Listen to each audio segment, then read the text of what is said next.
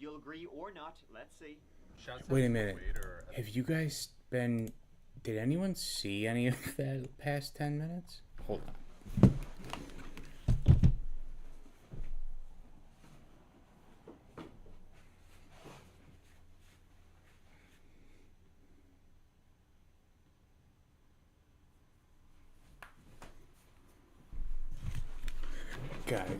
Guys, did anyone just see the past like 10 minutes? Is anyone out there? Did anyone see the past 10 minutes? I thought I was talking to myself, but then I realized I have to press this go live button.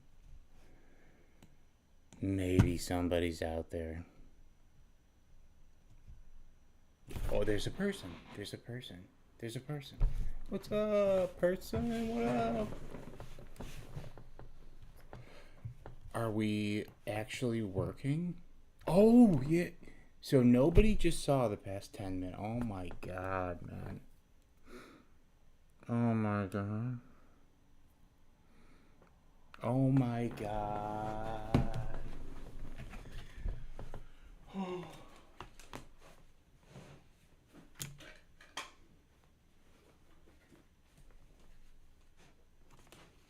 Guys, for the past 10, oh my god, guys, for the past 10 minutes, first of all, I thought we're done. I thought this stream's done. We were so bad last time that nobody wanted to come back. I thought it was over. I was seriously, this is what was going through my head. I was thinking to myself, man, I don't really want to stream to 0 people. That seems really lame and weird, honestly. But I almost don't even want the humiliation of pressing live, having nobody show up, and then saying, all right, I'm just going to go.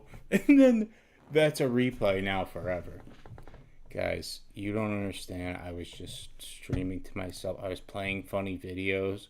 It's like, there was 2 people that chatted. That's why I thought it was live. There's 2 people that chatted. They chatted before the stream started. So I thought, oh, they're still here probably. I was like, hey guys, do you want to watch this? This is the thing. I was looking up the Anthony Cumia stuff. I was doing all this stuff and nobody was saying anything. I was so embarrassed. It's probably going to be on the replay. You can watch it.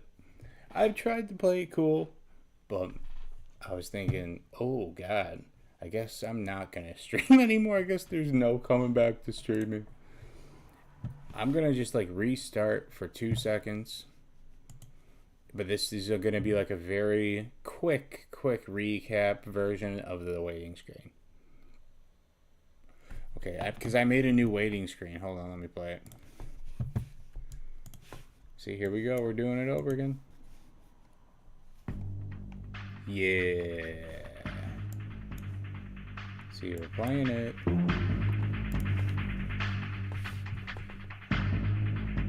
What up, guys? What up? And now...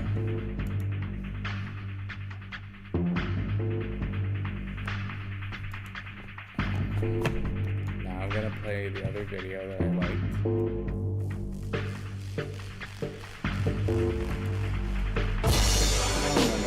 No, shut up.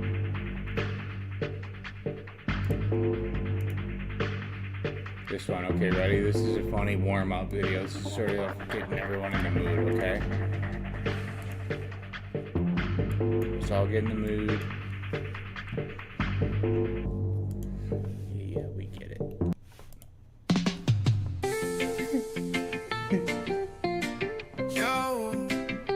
That's right, guys. Smoking if you got him. We're live. We're live from Middle Earth. Me live in the Shire, my life was small. Me plant me herbs, me smoke me stall. But bag a spliff pass me something deep. Say fro dread, this ring can't keep. I don't smoke anymore, but this kind of makes me bag me dreadlocks sway and leave me home at break of day. Ring in my pocket, fire in the spliff. Big eye up Babylon, watch me drift. Yeah. Step by step,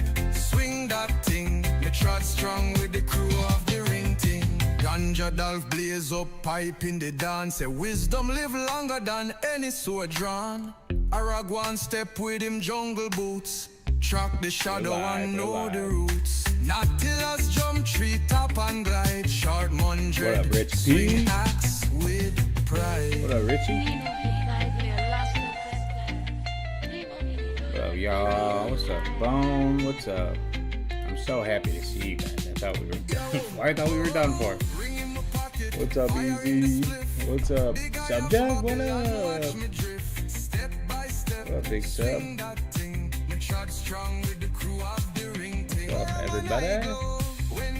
Anyway, so there's a couple things that we could do. First of all, I was trying to make an announcement for Anthony Cumia. Anthony Cumia is now back on terrestrial radio. If you guys didn't know that, Cumia is on real radio again, which is pretty crazy. I'll show you. Can you believe this? This is Anthony Cumia back on the radio.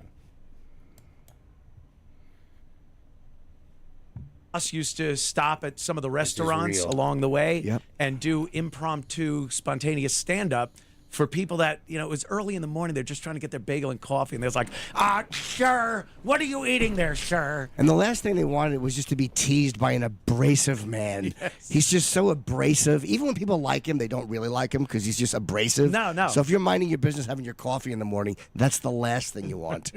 My But isn't that cool? Anthony Cumia is back on the air, but it's only like once a week or something like that. It's not very often. And Jim Norton is not always on with him. He's just visiting. He's a guest.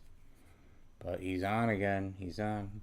And what I was saying when I thought the stream was dead was there is some happenings going on, but I want to see if I can get the lead investigator to come onto the stream and talk about it, because I don't know all the details, but we could go through the details. And basically what's happening is there might be some people who are saying that they're anonymous and they're nobody, but they're not nobody. They're actually Opie. They're actually Opie. On forums talking about Opie and Anthony and shitting on Anthony. And I guess he's got like a friend group too, and the friend group's hanging out with him. I don't know. I think the friend group knows it's Opie. Again, I don't know all the details. I was trying to keep up with it. It was pretty crazy, but it's happening. And I think even like she's getting like all these other people to talk about it. Like I think Who Are These Podcasts talk about it now. Yeah, Emily. Yup. She has broken a major case. Anyway, there's a couple different... I kind of want to watch a true crime thing tonight. There's a couple different options. Now, I'll show you the ones that maybe everyone already knows. Some options here. But the one that I would kind of want to see again is... Do you know... Raise your hand, you know... Just let me know if you know who Sherry Papini is, and if you ever have seen her full case.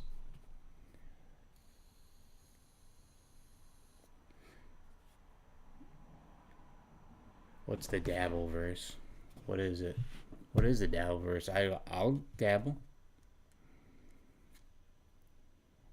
Anyway, Sherry Papini, she's kind of a famous case, but you might not have actually seen all the questionings that built up. But the other one that I like, but it's going to take a long time to do this one, is Carl Carlson. And this guy, basically years ago, nobody knew this. He killed his wife. But he got away with it. It was fine. But then 20 years later, a long time later, he killed his son. And he made them both look like accidents. So the police invite him in again because they want to talk about it. And the son one is a little more suspicious. And the police sort of like realize, well, you know, that case with his wife was kind of weird too. And he doesn't really realize that they're zoning in on him and they're going to get him. And over this 2 hours, it goes from he's just like the chillest guy. He's like, yeah, you know, I gotta talk about that. I'll talk about everything, no problem. To like, what? Why are you asking me that? And it gets really good, but it's long. Maybe we could do a chapter 1 today. And then here's another one that's really good. This guy's name is Sam Haskell. He is the son. I don't know if we're going to watch this version because it's... Actually, this is probably a good version to watch. But he's a son of a famous Hollywood executive. And he's kind of like on TikTok. He's kind of like a dork. His TikToks are actually kind of funny. Like, if he didn't kill somebody, I would kind of like him. But he did. Not only did he kill one person, he also killed her mom and dad. So...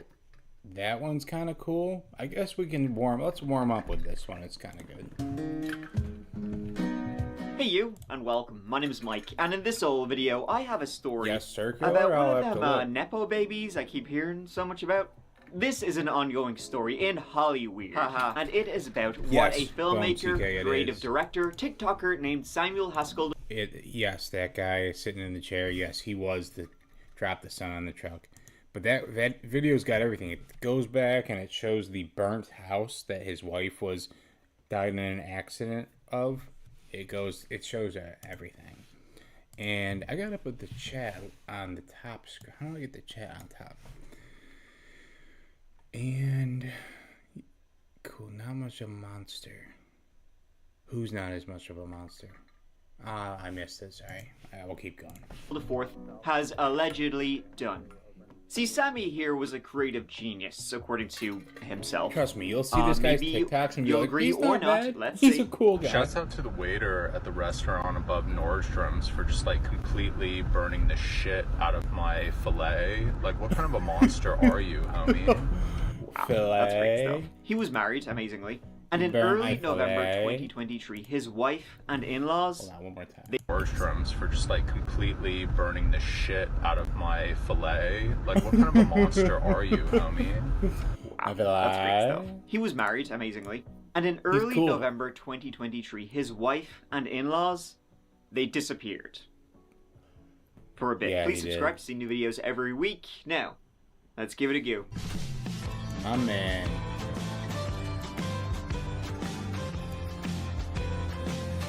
Now you're gonna see something about this guy. You're gonna see something, and at first it will seem endearing. It will seem cute and nice. If you watch 10 more of his videos, you're gonna want to punch the fucking screen. He does this thing where probably when he was brand new and he didn't have many followers, one of the things that people loved and they latched onto about him because he's Irish is he must have at one point said, instead of saying 3, he said 3 in his native language, which is tree. There was 3 of them. And I bet you they thought, I can't believe he said tree. Oh my god, say it again. That's so funny. I love this that chapter. I'm gonna share this video with my cousin because he said tree. So in every video now, and by the way, you're not fooling anybody, or at least you're not fooling me. You are writing scripts to get as many TH words as possible in there. You are writing that self-meme like a fucking, like as if the filet, guys. You're riding it like he rides at the Pacific Ocean where he has a surfboard probably, because he talks like that. You're not fooling me. I know about it, and it's not cute anymore. And I lost the video now because I clicked on it. Here we go. I have a story about one of them. We won't make it 2 minutes before he does some tree titty. Yeah, yep. We won't make it 2-3 minutes maybe. Nepo babies I keep hearing so much about. This is an ongoing story in Hollywood, and it is about what a filmmaker, creative director, TikToker Glad to be named back, Samuel guys. Haskell IV has allegedly done. Glad people See, came Sammy on, here was showed a up. creative genius, according to himself. Maybe you'll agree or not. Let's see. Shouts out to the waiter at the restaurant above Nordstrom. Wait, weren't we just about to watch a different? No, we were about to watch. For just like completely burning the shit out of my fillet. Like, what kind of a monster are you, homie?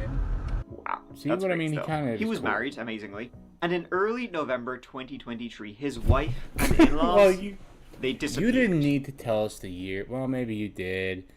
I don't know. I guess that one might be justified. But see, he's sneaky like that. But he's not tricking us.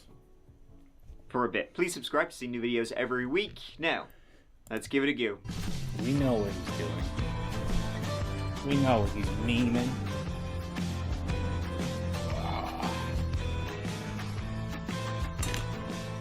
We will You know start you're- this you're story up in a to. little Your old place plots called and plans. Tarzana. Is it as cool as it sounds? Let's see. It's a suburban neighborhood on the northern side of Los Angeles. It's a place with good schools, amenities, and so it's a fairly wealthy place to live. If you're among the 25,000 people living there, you're probably doing alright. Oh. A quiet suburban family area with shopping centers, stores, and yes, it is named after Tarzan. Edgar Rice Burroughs used to own the land. Just as Tarzana edges its way up the mountains and into the Topanga State Park, well, on a street called Coldstream Terrace, That's why you LA find the is stupid. Haskell family, made up of Samuel Haskell IV, his wife May Lee, and their 3 children, Sam, James, and William. What a gang the Haskells were, specifically Samuel. He's a bit of a character, all right. But first I want to talk about his wife, May Lee, 37 years old and from China. 37. May Lee moved to the United States in the mid-2000s to study accounting at Cal State All right, Northridge, you might not get too away far with it from where this she would time. eventually live might in get away with Tarzana. It seems that her family were like fully supportive of her moving from China to the United States, because as you know, education ain't cheap, and it especially ain't cheap if you like come from outside the country too. And her family were so supportive that her mother and her stepfather, they actually sold their home in China to help pay for her tuition. Her uncle, who was already living in Los Angeles, he got a job at a local restaurant. Was giving her money all the time to help pay for her education. It seems like the entire family really viewed May Lee as like a bright spark. And by all accounts, she was. And so they all wanted to help and sacrifice to help her succeed in her dreams. May Lee ran her own business called the Haskell Consulting Group, where she would was help a foreign model? students with their Guy applications had to get a to second the job at a restaurant to pay for somebody to take pictures of her. Get real. top American universities. Other folk from China wanting to study at Harvard, MIT, That was all made up for the impact statement. I guarantee you. The uncle got on stage and he said, "I had to work a second job to help her with her dreams, and you did her in." You didn't have to. That's not. You were working it to buy extra cigarettes because you Chinese like to. Oh, I should be careful. Just whatever. kidding. She would Just help them kidding. through the entire process of enrolling. By all accounts, this business was quite successful and made the family a bit of cha-ching. Now, you might have noticed what her company He was just called. made a slur. And that's because while just said a studying, slur. that's when May Lee met Sam Haskell. What's up, Five? What's up, bro? And they hit it off. I'm They married alive. not long after I'm 5 and graduation. alive. May Lee had her first child in 2010 I'm good to when go. she was 24 years old. I would say that together they purchased the house in Tarzana, but that does not seem to be the case. It was in May's name and May's name alone. We're watching True The mortgage was Crime. $7,000 a month, and May was the one Oh paying. my god, Smokey, you join the stream and you say hello to Triple Crown, and you don't even say hello to me? Damn, man. Alright, well, hello, Smokey. How are you? Exclamation mark, exclamation mark. Oh my god, Smokey! And so, with 2 more kids coming along, things were hectic. And so May's mother, Yang Zhang Wang, and stepfather, Go Shan Li, Oh, I would meant move 5, in with them. not Triple Crown. And of course, move in with May's husband Sam too. Sam didn't speak any Chinese. May's parents didn't speak any English, but it seems like he didn't care because He Sam got- was all about So he got sick of them talking about him at the dinner table while he's eating his food. Are we not sure this was not in self-defense? his creative vision. Samuel Haskell the third, well, not the third, although maybe the third. The fourth. Do you see was what I born in mean, 19 guys? You are busted. So he writes in the script. He goes, "Well, I haven't said it in two minutes.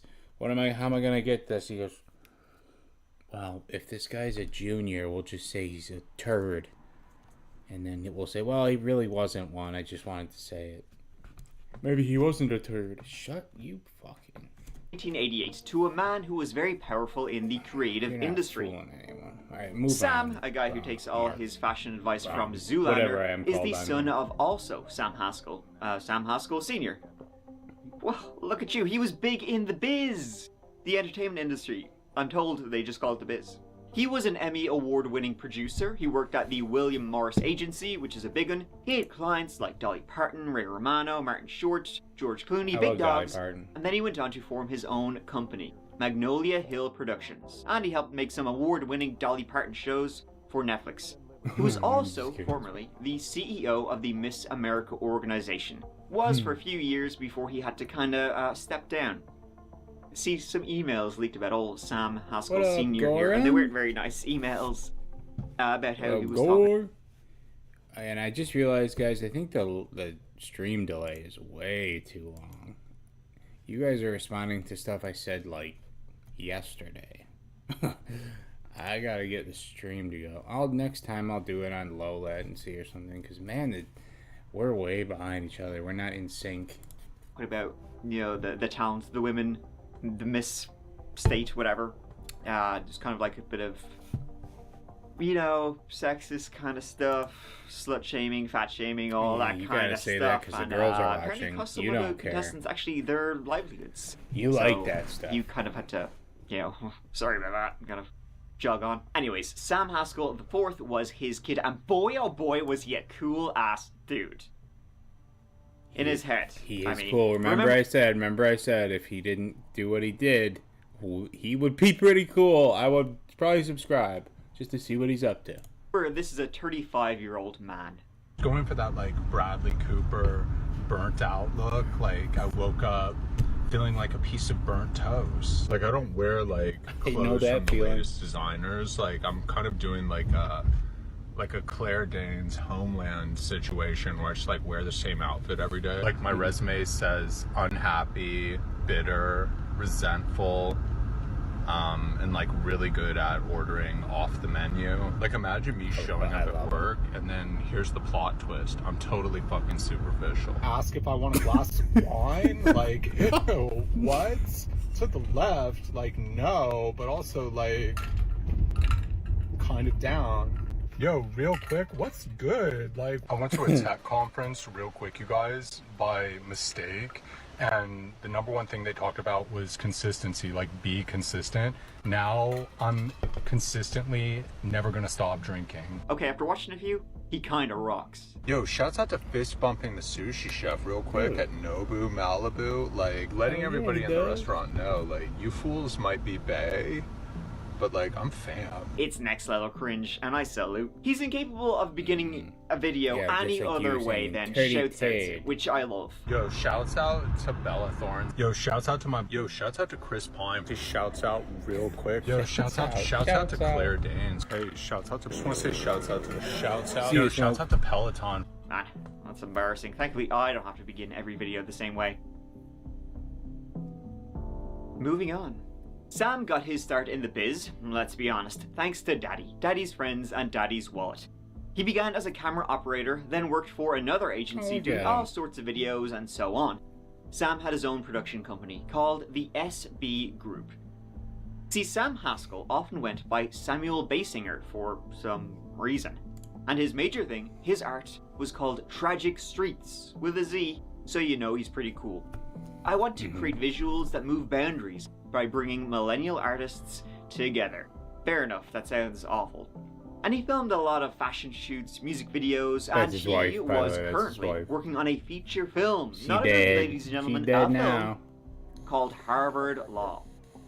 This is what happens when a drug dealer moves in with She's a a national victim of best-selling a fraudster in crime. the mansions So of Palos it's Verdes. not cool that she's dead. That is according to the blurb, and it looks awesome.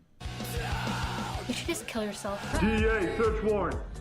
I had sex with that girl in the Abercrombie store. What more do you want from me? From the stellar acting and writing to a guy I think love is those trying kind to of OD movies. while wearing a backwards Randy Moss jersey, I'm locked in. Now, I know what you're thinking. I'm not really into this. You know, I want some action. I want some blood. And to that I say, oh hell yes, Samuel Haskell has got you covered. With this clip from #The Circle, #Demon Hills. Whoa, you got dudes, you got muscles, you got swords. It's cool.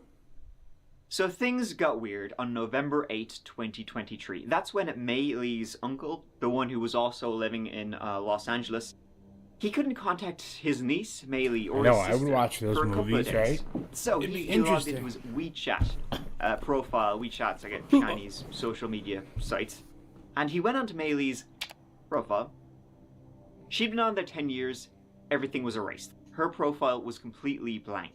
No friends, no pictures. Uh-oh. And he thought this was really, really weird. It was like somebody had logged in and just erased her entire account. But her account was still there. Erased everything from it. Very Right. weird. Yeah, That we was got odd. it. Maybe a glitch, right? After all, he didn't have any reason to suspect anything was that strange other than not hearing from them in a couple of days. He knew May, he knew, her mother, stepfather, and he knew Sam, right? He would always say Sam was standoffish, quiet, He's bae. reserved, Sam but is not bae. a bad guy, just a little bit odd, which is fair. But had he known what had happened Imagine the day I come before, into he work might and not have it's been plot twist. so I'm calm. totally superficial. See, on That was November funny. 7th, at about 5:30 p.m., a person went to the LAPD Topanga station to say that there was a bag outside the Haskell's home containing human remains. As possible, DD 4115 Coldstream Terrace, 4115 Coldstream Terrace. Monitor comments. PR standing by in front of Topanga.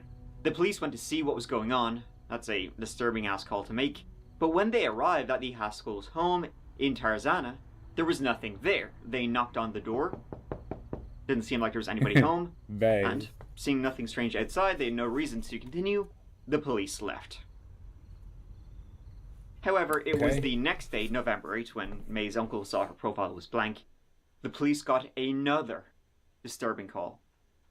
Next to Citibank on review. Possible body inside trash can. Uh-oh. Yeah, gruesome to say the least. Alex, let me just tell you that right now we don't have 100% confirmation from LAPD that this scene on the 4100 block of Coldstream Terrace in Tarzana is related to the scene in Encino, but it surely appears that way, although I just got done with The news at that time, they can't say out loud, well, they're both Chinese bodies, so there's probably something going on here. They can't say that on the air, so that's how they had to say it. It appears that there's a connection. related to the scene in Encino, but it surely appears that way, although I just got done with a neighbor who says that he hopes that is not the case at all. From Skyfox, a pop-up tent covers the remains of a woman wrapped in plastic. Detectives say they found only the torso, clad in a bra, and what was left of her pants after her legs were cut off. This was at around 6 a.m. A homeless man was rifling through a dumpster in Encino. That's the next neighborhood from Tarzana. As this fella was digging through the dumpster, he noticed one black bag that was close to the top of the Five dumpster. Iron, do you live in and it was LA, weirdly Five Iron? weirdly No, you shaped. live It was in like one New York, big I think. piece, long and flat. He noticed the flies buzzing, the smell of meat. Prying open the bag, he saw that sickly white color of blood-drained skin. It was then he realized, well, in there, he found a human torso. Oh, it was a Police Chinese soon arrived torso. and cordoned off the area. This was, Just kidding. curiously, Just on the kidding. same block as to where Sam Haskell's office Oh, was. shoot. Did I just hit something? No, we're good. Now there was a darker side to Sam Haskell. Now I know you're saying, shockingly, he seems so well adjusted. He loved weapons, especially swords, katanas. I was seriously, as I just read that, honorable, I was like, I feel like that name's familiar. And I don't know if anyone's ever done one on him. Did his child actually, like, no, he just got arrested with child in the, no. His child died, didn't it? Him, or didn't she, I don't know. Oh my god, he was shoplifting, and they knew him, so he got in his car and sped away, and something happened where he got in a crash, and didn't the kid, the kid did die, because I remember the memes now. Now I remember people making the memes where the kid was an angel, sitting next to a sound. Oh my god. I wonder if I still have that. It's probably on some hard drive somewhere. That was... Oh my god, what a place. What a fun place. I have more nostalgia for the LNA subreddit than I do for, like, high school. And I liked high school. I had a good time. His daggers. Allegedly, he had quite a few in his house, along with crossbows and other instruments of death. The neighbors wouldn't even let their kids play in the Haskell home. They were afraid of the swords he had. May apparently hated them. But there were also reports about Sam going back years, all the way to his college days. When this came out, there was a lot of people talking online. There's even a Reddit /Sam Haskell, and people began sharing their experiences of meeting Sam and knowing what it was like in college and in school, and none of it's good. Now this, again, it's just random. Anyway, he did it. Are missing, is now under arrest after a grim discovery. Yeah. There's no interrogation, so there's not much else to do here. He's a crazy guy, and he did it, and now he's in jail. The end. Now here's another one we can watch. This one, guys, did you hear about the Zizians? This one's got a little more something to it. No, wait a minute. I don't want to watch another video by that guy. But have you all heard about the Zizians? They're like a cult of, I think, like trans kind of people. And they committed like 3 of the big M's. We could watch. Let's see. I've never seen this one. Let's see if this is a good video. They're a cult. This story was always going to find you. You who always click deeper, through abandoned pages, through forgotten forums, through archives and chat logs, trying to imagine whoever is behind the keyboard, on the other side of a pixelated profile picture or randomized username. You felt it before, that strange pull, that electric hum of possibility. You imagine they could be anyone, capable of anything. It could be Opie before the murder. Anthony on a subreddit 10 years later. Did you hear about? Oh, I'm just telling for the people who just came in. Well, there might be some rumblings that Opie is on a forum talking about Anthony on an anonymous account, and Emily discovered it. And who are these podcasts talked about it, but they didn't do it justice. Where's my phone? I don't know where my phone is. Oh, there it is. Oh, fuck. That's why it hasn't made any sound. I think it died like an hour ago. Before the disappearances, Jack LaSoda was just another username that most people ignored until they couldn't. LaSoda transitioned into a woman and took the username Ziz. It wasn't a new alias. It was a severance, a reinvention. She had shed her old self like a molting snake, erasing the past and stepping into something else. And that's when the murder started. LaSoda drifted through the Bay Area, bouncing from job to job, house to house. She stumbled through fringe subcultures, collecting those sad or small enough to need collecting, the desperate, the isolated, the starved for purpose. She began to reshape them until they no longer thought of themselves as individuals. She gave them purpose, but purpose came at a cost. This is where it begins. 6 people are dead. Dang. A string of abrupt suicides, disappearances with no answers.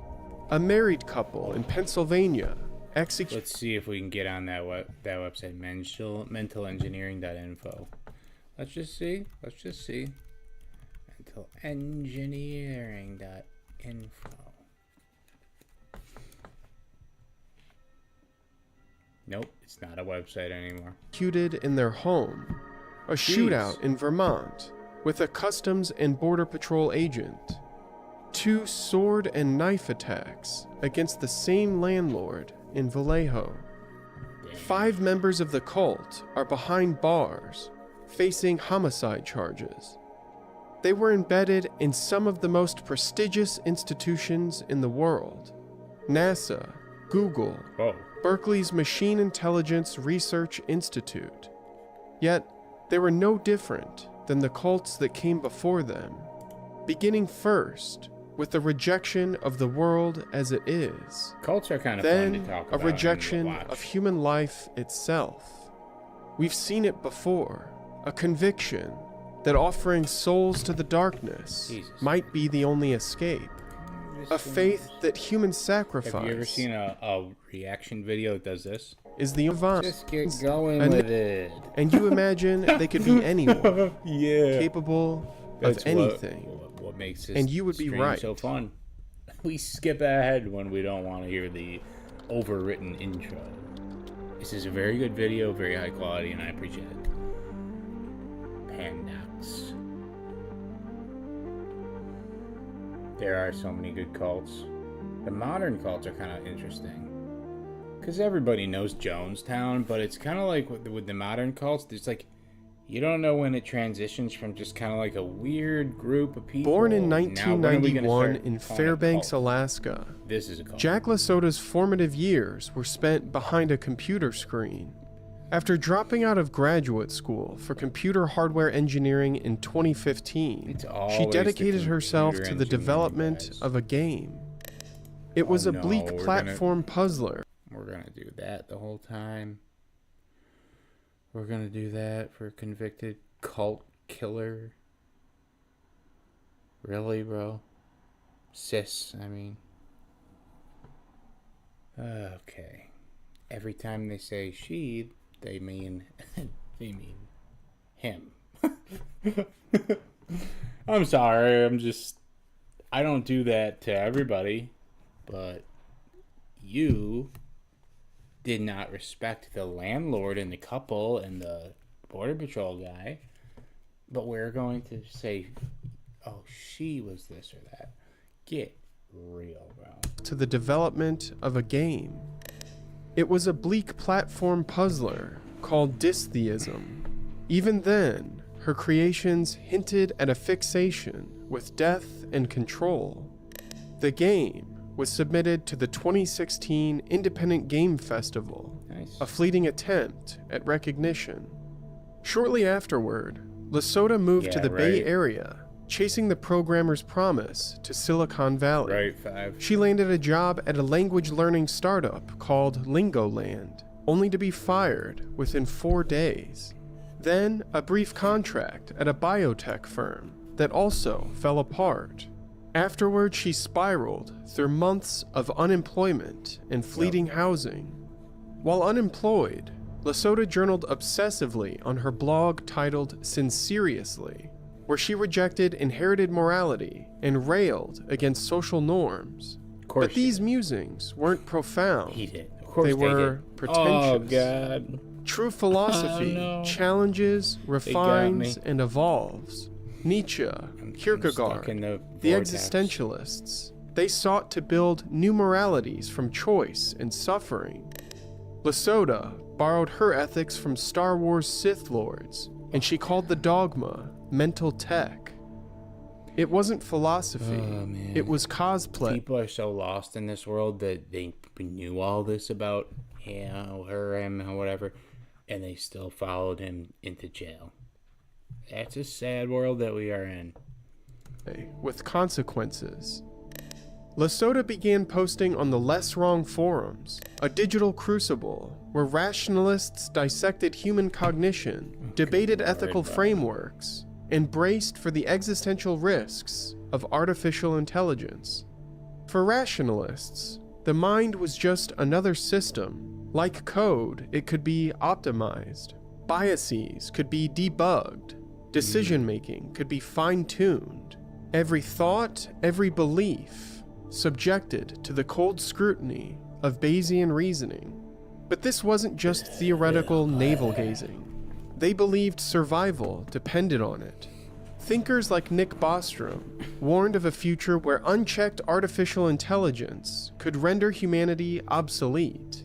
In the rationalist view, the only way to prevent catastrophe was to align artificial intelligence with human morality. Strangely, LaSota had two accounts, a rarity in a community that prizes transparency and intellectual honesty. The first account, under her birth name, Jack LaSota, it contained only a handful of posts, mostly about the game Dystheism. But in 2018, Lasota began posting under a new account name, Ziz. This was the beginning, the construction of a digital figurehead, a new mind, a new self, a new identity. And the transformation wasn't just digital. Just explain how She they began took the sword to experimenting the with landlord? hormone therapy, introducing estrogen and anti-androgens A into her digital body. playground A bitter full dispute with the of landlord rational left her minds. crashing in communal housing, Kill me followed by now. months I want of bouncing this between called Kill Me Airbnbs. after Still watching unemployed, she sought connection through less wrong meetups in the Bay Area. But among rationalists and employers, she struggled, often blaming her lack of social grace. But Lasota wouldn't be alone forever. Everything changed with the introduction of Gwen Danielson in 2016. They met at a rationalist meetup, drawn together by the same obsessive search for truth. Lasota was initially intrigued by the question of whether or not Danielson was transgender. That was but my question it turned too. into I gotta something get in else. this cult. A kindred bond, fueled by their belief that the world was broken. And then Danielson offered something more than just a shared ideology. A place to belong. A boat.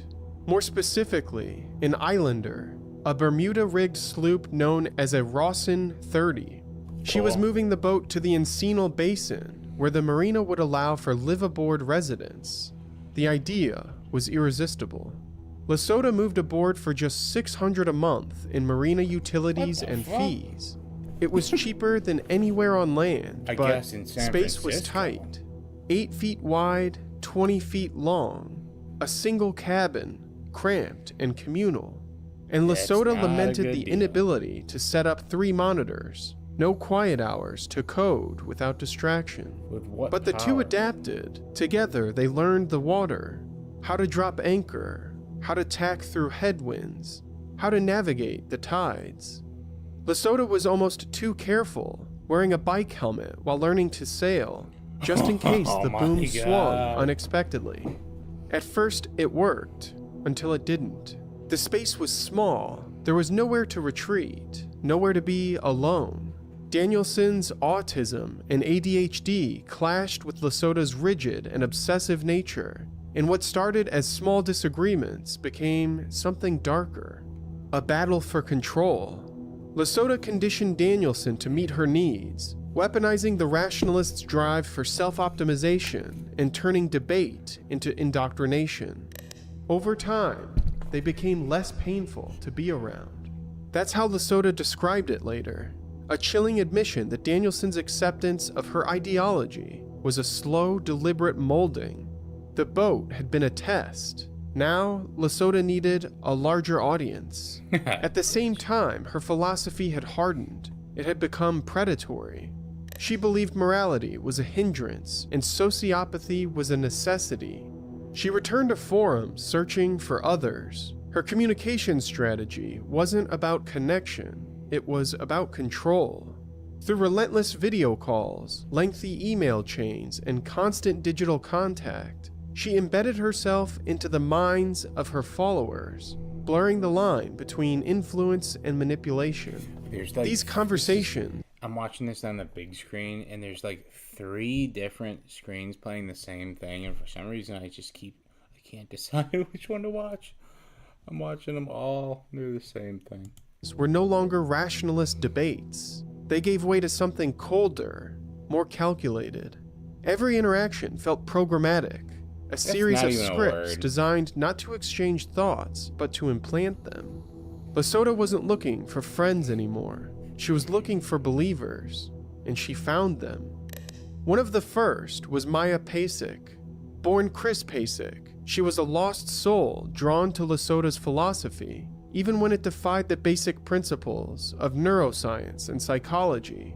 And Lasota's new theory did exactly that. She began to preach that the human mind wasn't a single unified consciousness. Instead, there was an individual consciousness in each hemisphere of the brain. She claimed that she could help followers break down the walls of the mind and unleash these alternate personas. Even worse, she claimed that this allowed followers to practice hemispheric sleep, where one hemisphere of the brain sleeps while the other remains awake. In theory, it was about optimization. In reality, it was about control. This practice amounted to severe sleep deprivation, a classic method of eroding critical thinking and heightening susceptibility to indoctrination. Maya Pasek became the first casualty of Lesoto's mental engineering. She adopted hemispheric sleep, and it quickly eroded her mental defenses. Sleep deprivation blurred reality, deepened emotional wounds, and left Pasek vulnerable. In late 2018, Pasek published her final post on the Less Wrong forums, titled Decision Theory and Suicide. It was a final farewell. Pasek wouldn't post online again, and one source claims to have found record of the death of Chris Pasek in Slasky, Poland. Lesota viewed this tragedy as an experimental failure, an acceptable loss. She later posted 7 unemotional words in response to the events. Pasek disappeared, presumed to have committed suicide. What had started as radical thought was becoming something darker, something dangerous. The impact and power of her control was clear, and Lesota sought to expand her reign with the creation of the Rationalist Fleet, a group that ostensibly offered affordable housing for other fringe thinkers. However, it's more likely that this venture sought to physically isolate members from external influences, fostering an environment where Lesota's control could intensify unchecked. In 2017, she sought to purchase the Caleb, a 94-foot World War II-era tugboat located in Ketchikan, Alaska. The vessel was reasonably priced, so Lesota and Danielson assembled a crew to navigate the Caleb approximately 1,500 miles down the Pacific coast to the San Francisco Bay Area. They made it to Pillar Point Harbor, but the problem started almost immediately. The Caleb was unstable. It dragged anchor, drifting unpredictably. The vessel struck an unoccupied mooring ball, and other boat owners reported the vessel, worried for their safety. But Lesota didn't care. She had her experiment. The group lived on the ship for several years. I think Triple Crown, I think so. Anyway, we know that's what they did as a cult. Now let's go to the happenings of the case. Personal deconstruction and dark philosophy from the Zizians. In late 2020, Jay Winterford committed suicide, another echo of Maya Pasek. For Lesota, it wasn't a tragedy, it was an inevitability. After abandoning the Caleb, the Zizians drifted. They needed land, shelter, and Oh, I'm sorry, Five. You were engaged in the topic and making like good insight and good points, and I'm over here changing my color temperature to warm and skipping forward. What an asshole I am. Yo, what up, Zanhead? What up, Big Zan? Privacy. That's when they turned to Curtis Lind. We're just watching some cults, some killers, some fakers, some crime. We might watch Sherry Papini. Do you guys know that case, Sherry Papini? I like that case because, you know, like, there's a lot of, like, and by the way, I've never dated a woman like that. There's a lot of women that are like Sherry Papini. And there's probably a lot of guys too, but I think maybe they do it in a different way. There's a lot of women like that, and most of them, 95%, go their whole lives, and nobody ever has that smoking gun that just shuts it all down. But the Sherry Papini one's good because, like, finally, like, and everyone knows one. I'm not trying to do some, like, red pill, gay stuff. I'm just saying, it's nice to see one of those types of people finally get backed into a corner and there's nowhere left for them to go. That one is pretty good. The boater they had befriended back in Pillar Point Harbor. Lind had recently sold his boat and moved to a trailer yard in Vallejo, California. He turned the space into an area where artists and craftspeople could set up shipping containers or RVs as makeshift. Once we watch like 5 seconds of the Papini one, you'll all remember hearing about it. It was on the news. You'll all remember it. Studio spaces. He offered the Zizians a temporary space to fix up their vehicles. They said they would leave when they finished, but they lied. They stayed for 3 years, and the encampment grew. They brought vehicles retrofitted with refrigeration units and solar panels. The group included Lesota, Danielson, Borhanian, Leatham, and Suri Dow. They had a cordial relationship with Lind at first. He admired that they were rugged and capable. He even drove one of them to Walmart to buy their first bra. But by March 2020, things had changed. Businesses shuttered, streets emptied, laws shifted, and with those changes came opportunities. In response to the stay-at-home mandates and frozen economy, California enacted a moratorium on evictions. At first, the Zizians paid rent. Then they stopped. Over time, they expanded their occupation of Lind's property. They took over trailers meant for other tenants and installed unauthorized locks, growing increasingly confrontational. Meanwhile, the criminal charges from their protest had not yet been resolved. By 2022, legal records indicate that Lasota had employed several delaying tactics by demanding vegan attorneys, accusing judges of prejudice, and more, just to stall proceedings. Then the eviction protections ended in 2022, and Lind wanted them gone. Lind filed civil action to remove them from his property and collect $60,000 in back rent. Lasota was cornered. Then she vanished. On August 19th, 2022, Lasota's sister reported to authorities that her sister had fallen off a sailboat into the San Francisco Bay. The U.S. Coast Guard launched a 30-hour search. 3 fire departments combed the waters, but despite calm seas and clear visibility, no body was found. The official explanation was instinctive drowning response, a phenomenon where true drowning victims don't flail or scream, they just slip underwater. But something was off. The conditions should have made the recovery of the body inevitable. Instead, Lasota simply disappeared, and in the wake of her vanishing, the Zizians were left behind, alone, leaderless, directionless, and that's when the violence truly began.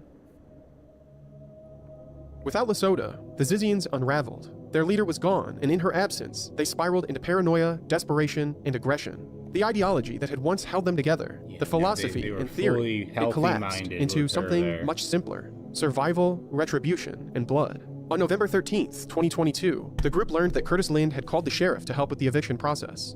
What happened next was premeditated. Lind was lured from his trailer under the pretense of a water leak. Then they attacked him with knives and a samurai sword. They later admitted the plan was to dismember him and dissolve his body in acid. Lind was stabbed over 50 times, impaled through the chest with a samurai sword. He lost his right eye in the struggle, but he was armed and he fought back. He drew his weapon and fired on his attackers, injuring Alexander Latham and killing Emma Borhanian. Her story may have ended in violence, but it didn't start that way. Born in South Carolina in 1991, she was recognized early on for her exceptional intelligence. She was diagnosed with Asperger's at a young age, and by 6th grade she had turned to programming. As a teenager, she was already scrutinizing Google's code base, identifying errors. Noticed earlier when they showed the 4 pictures, they put the one that was up that looked like obviously a girl, and he said, I didn't comment on it, but he said he even drove them to buy their first bra. So the one is now him. These people. Collecting monetary rewards from the tech giant. It was an obsession, a skill that propelled her to the Bay Area in 2013, where she secured a position at Google, first as an apprentice, then as a full-fledged programmer. She was brilliant, but restless. At 21, she transitioned to female, navigating the complexities of her identity alongside the pressures of Silicon Valley. Over time, she grew disillusioned. She saw Google as corrupt and artificial intelligence as a threat. Then, she found the Zizians, and once she entered that world, she never left. Borhanian had been at the Westminster Woods protest in 2019. She had been there when the Zizians stormed the retreat. By 2022, she was living at the Vallejo encampment, fully immersed in the cult. The neighbors whispered about the compound. The group exhibited bizarre behavior, like walking around nude, talking to themselves, and wearing gas masks. Then, after Lasota vanished into the San Francisco Bay, the group fractured. And for Borhanian, that fracture was fatal. Curtis Lind survived the altercation. So did Alexander Latham, who was immediately taken into custody. The other Zizians were arrested on site after a brief standoff. All 3 were charged with attempted murder, conspiracy, and assault with a deadly weapon. Borhanian's death was ruled as a justifiable homicide. Once again, the Zizians turned the legal process into a spectacle. They leveled allegations of police brutality. The public was beginning to see them for what they had become: a dangerous cult. A network of radicals willing to kill. And despite the arrests, the story was far from over, because the Zizians weren't just fighting in court. They were still out there, and soon the violence would spread. Well, I don't get Maximilian Snyder had every advantage. Born into academic privilege in Kirkland, Washington, Snyder excelled early. He graduated from a prestigious high school, earned a position as a National Merit Scholarship semifinalist, and attended the University of Oxford in 2020 to study computer science and philosophy, with a fixation on artificial general intelligence. Snyder was the perfect target for the Zizians. He was immersed in rationalism and artificial intelligence, and he was vulnerable due to social isolation. Then in 2022, Snyder reconnected with an old classmate, Teresa Youngblood, a familiar face from his past, a reconnection with a former high school classmate. By November 2024, Snyder and Youngblood were married. It wasn't just a relationship, it was an ideological merger. Yet Youngblood relocated to North Carolina to live with another Zizian member. Forensic analysis of conversations between the married couple revealed a shared obsession with Lasota's writings. It suggested mutual radicalization through curated content exchange, but it hardly explained what came next. The Zizians were scheduled to go on trial in April 2025 for the attack on Curtis Lind. Lind would be the prosecution's key witness, but he never made it to trial. On January 17th, 2025, months before he was scheduled to testify, Curtis Lind was found dead outside his Vallejo property. He had been executed in broad daylight. Witnesses and surveillance footage portrayed a man dressed in all black. Then, when Lind emerged from his home, the man put him in a chokehold, stabbed him multiple times, and cut his throat. It was premeditated. The killer knew where to wait and when to strike. Someone had been watching, studying, and within just over a week, investigators had a name. Through a combination of digital forensics, ideological linkages, and interjurisdictional coordination, investigators identified Snyder as the perpetrator. They recovered tactical gear matching witness descriptions from Snyder's residence, including a black beanie and knife sheath. Cell tower data placed Snyder's phone near the Lemon Street property in the time frame of the attack. Snyder was arrested in Redding, California. As of February 2025, he awaits trial in Solano County without bail, facing a potential death sentence. And his wife was already behind bars, indicted on federal firearms charges related to an earlier murder. Because this wasn't just one killing. It was part of a chain reaction, and the worst was still to come. Teresa Youngblood didn't have to end up where she did. She had a privileged background, a stable family, and a future carved for academic excellence. She attended Lakeside School, an elite private high school in Washington State, the same school that produced Bill Gates. Like Maximilian Snyder, she was scholastically driven but socially withdrawn. She was fixated on computer science, veganism, and artificial intelligence. She enrolled at the University of Washington, pursuing a degree in computer science, and she rekindled a friendship with her high school classmate, Snyder. But he wasn't the one that led her to the Zizians. That was Ophelia Bockholt. Bockholt was a German mathematician, a top-tier quantitative trader who was making nearly $500,000 in New York City. Bockholt was transitioning from male to female. Despite her accomplishments and seeming success, she chose to walk away from her life entirely in November 2023. She departed from Newark Liberty International Airport and severed all communication with her friends. No one knew where she went. Similarly, Youngblood made the same leap in May 2024. She packed a duffel bag, passport, and medical records, and she severed ties. She ended old friendships, changed her phone number, and sent a final email to her mother to say goodbye. Her parents discovered her journal, filled with ciphered text and accounts that she had been experimenting with psychedelic drugs. They reported her missing, and in a sense, she was. She had been erased. Her descent into the Zizian movement had been almost immediate. She absorbed the ideology, parroted its mantras, and let it consume her. In November 2024, she had moved in with Bockholt in Chapel Hill, North Carolina. It was here that Snyder visited them multiple times, further solidifying their connection to the Zizian network. Neighbors reported strange nighttime rituals in the nearby woods, figures dressed in black tactical gear, moving in complete silence, performing rehearsed maneuvers with no clear purpose, preparing for something. Then everything escalated. On January 20th, 2025, U.S. Border Patrol agents stopped the Toyota Prius carrying Youngblood and Bockholt during a routine immigration check on Interstate 91 in Coventry, Vermont. It was supposed to be a simple stop. Instead, it turned into a bloodbath. Records indicated that Bockholt's visa had expired, prompting agents to question her status. Youngblood exited the vehicle with a .40 caliber Glock handgun and opened fire without provocation, striking Border Patrol agent David Mayland, who was a 15-year veteran and canine handler. He died almost instantly. The ensuing firefight was brief but violent. Imagine your the last thing you see is that getting out of the car, and you're like, that is what put me down. That. Attempted to reach for a .380 caliber handgun before being fatally shot by return fire. Youngblood, too, was wounded in the exchange and shortly captured. As of February 2025, Youngblood has been indicted on charges related to the death of David Mayland, and she is awaiting trial. The FBI later revealed that they had been watching Youngblood and Bockholt for over a week. Nearby hotel staff had reported that the pair were seen moving through Vermont in tactical gear, visibly armed, and engaging in behaviors that raised red flags. After the shootout, authorities searched the retrofitted Prius and recovered survival gear, ballistic helmets, night vision goggles, respirators, and a stockpile of ammunition. The recovered weapons were traced back to Michelle Zyko, another Zizian who was a person of interest in a Pennsylvania double homicide. This wasn't random. This wasn't isolated. The Zizians appeared to be a network of violent radicals, and they weren't finished yet. It started with a welfare check. A concerned neighbors called to the police. On January 2nd, 2023, officers arrived at a quiet home in Chester Heights, Pennsylvania, but there was no one left to save. Inside, they found Richard and Rita Zyko, lifeless in their own home. Their bodies told the story of what had happened. Executed at close range, no sign of struggle. One gunshot wound to the back of Rita's head, one bullet through Richard's right temple, his hand shattered from a failed attempt to defend himself. Surveillance footage from a neighbor's Ring camera captured a vehicle arriving at 11:29 a.m. on December 31st. Two figures, who would remain unidentified in the footage, would enter and exit the home in less than 20 minutes. While inside, the footage captured a voice shouting, "Mom," and "Oh my God," then silence. Ballistic evidence pointed to a Smith & Wesson M&P pistol, a model owned by Michelle Zyko, the couple's own daughter. But ownership wasn't proof, at least not in a court of law. And yet the deeper investigators looked, the more tangled her story became. Zyko had been circling the periphery of Lesota's network for years. Their connection traced back to at least February 2022, and it was bizarre from the start. On Tumblr, Zyko admitted to using fake identities to investigate Lesota. Her post claims that Lesota threatened to kill her if she did not murder one of their former friends. Lesota allegedly demanded that Alice be shot in the head with a potato silencer. If Zyko refused, Lesota warned that she would be the target instead. Zyko didn't follow through, but she stayed, and the Zizians accepted her. She was one of them. Zyko claimed that she had an alibi. She was in Vermont with her roommate, Daniel Blank, at the time of the murders. However, investigators became suspicious when she claimed to have had no contact with her parents. But there were messages between the two just days prior. The timing was suspect, and so was the motive. She was the sole heir to their estate.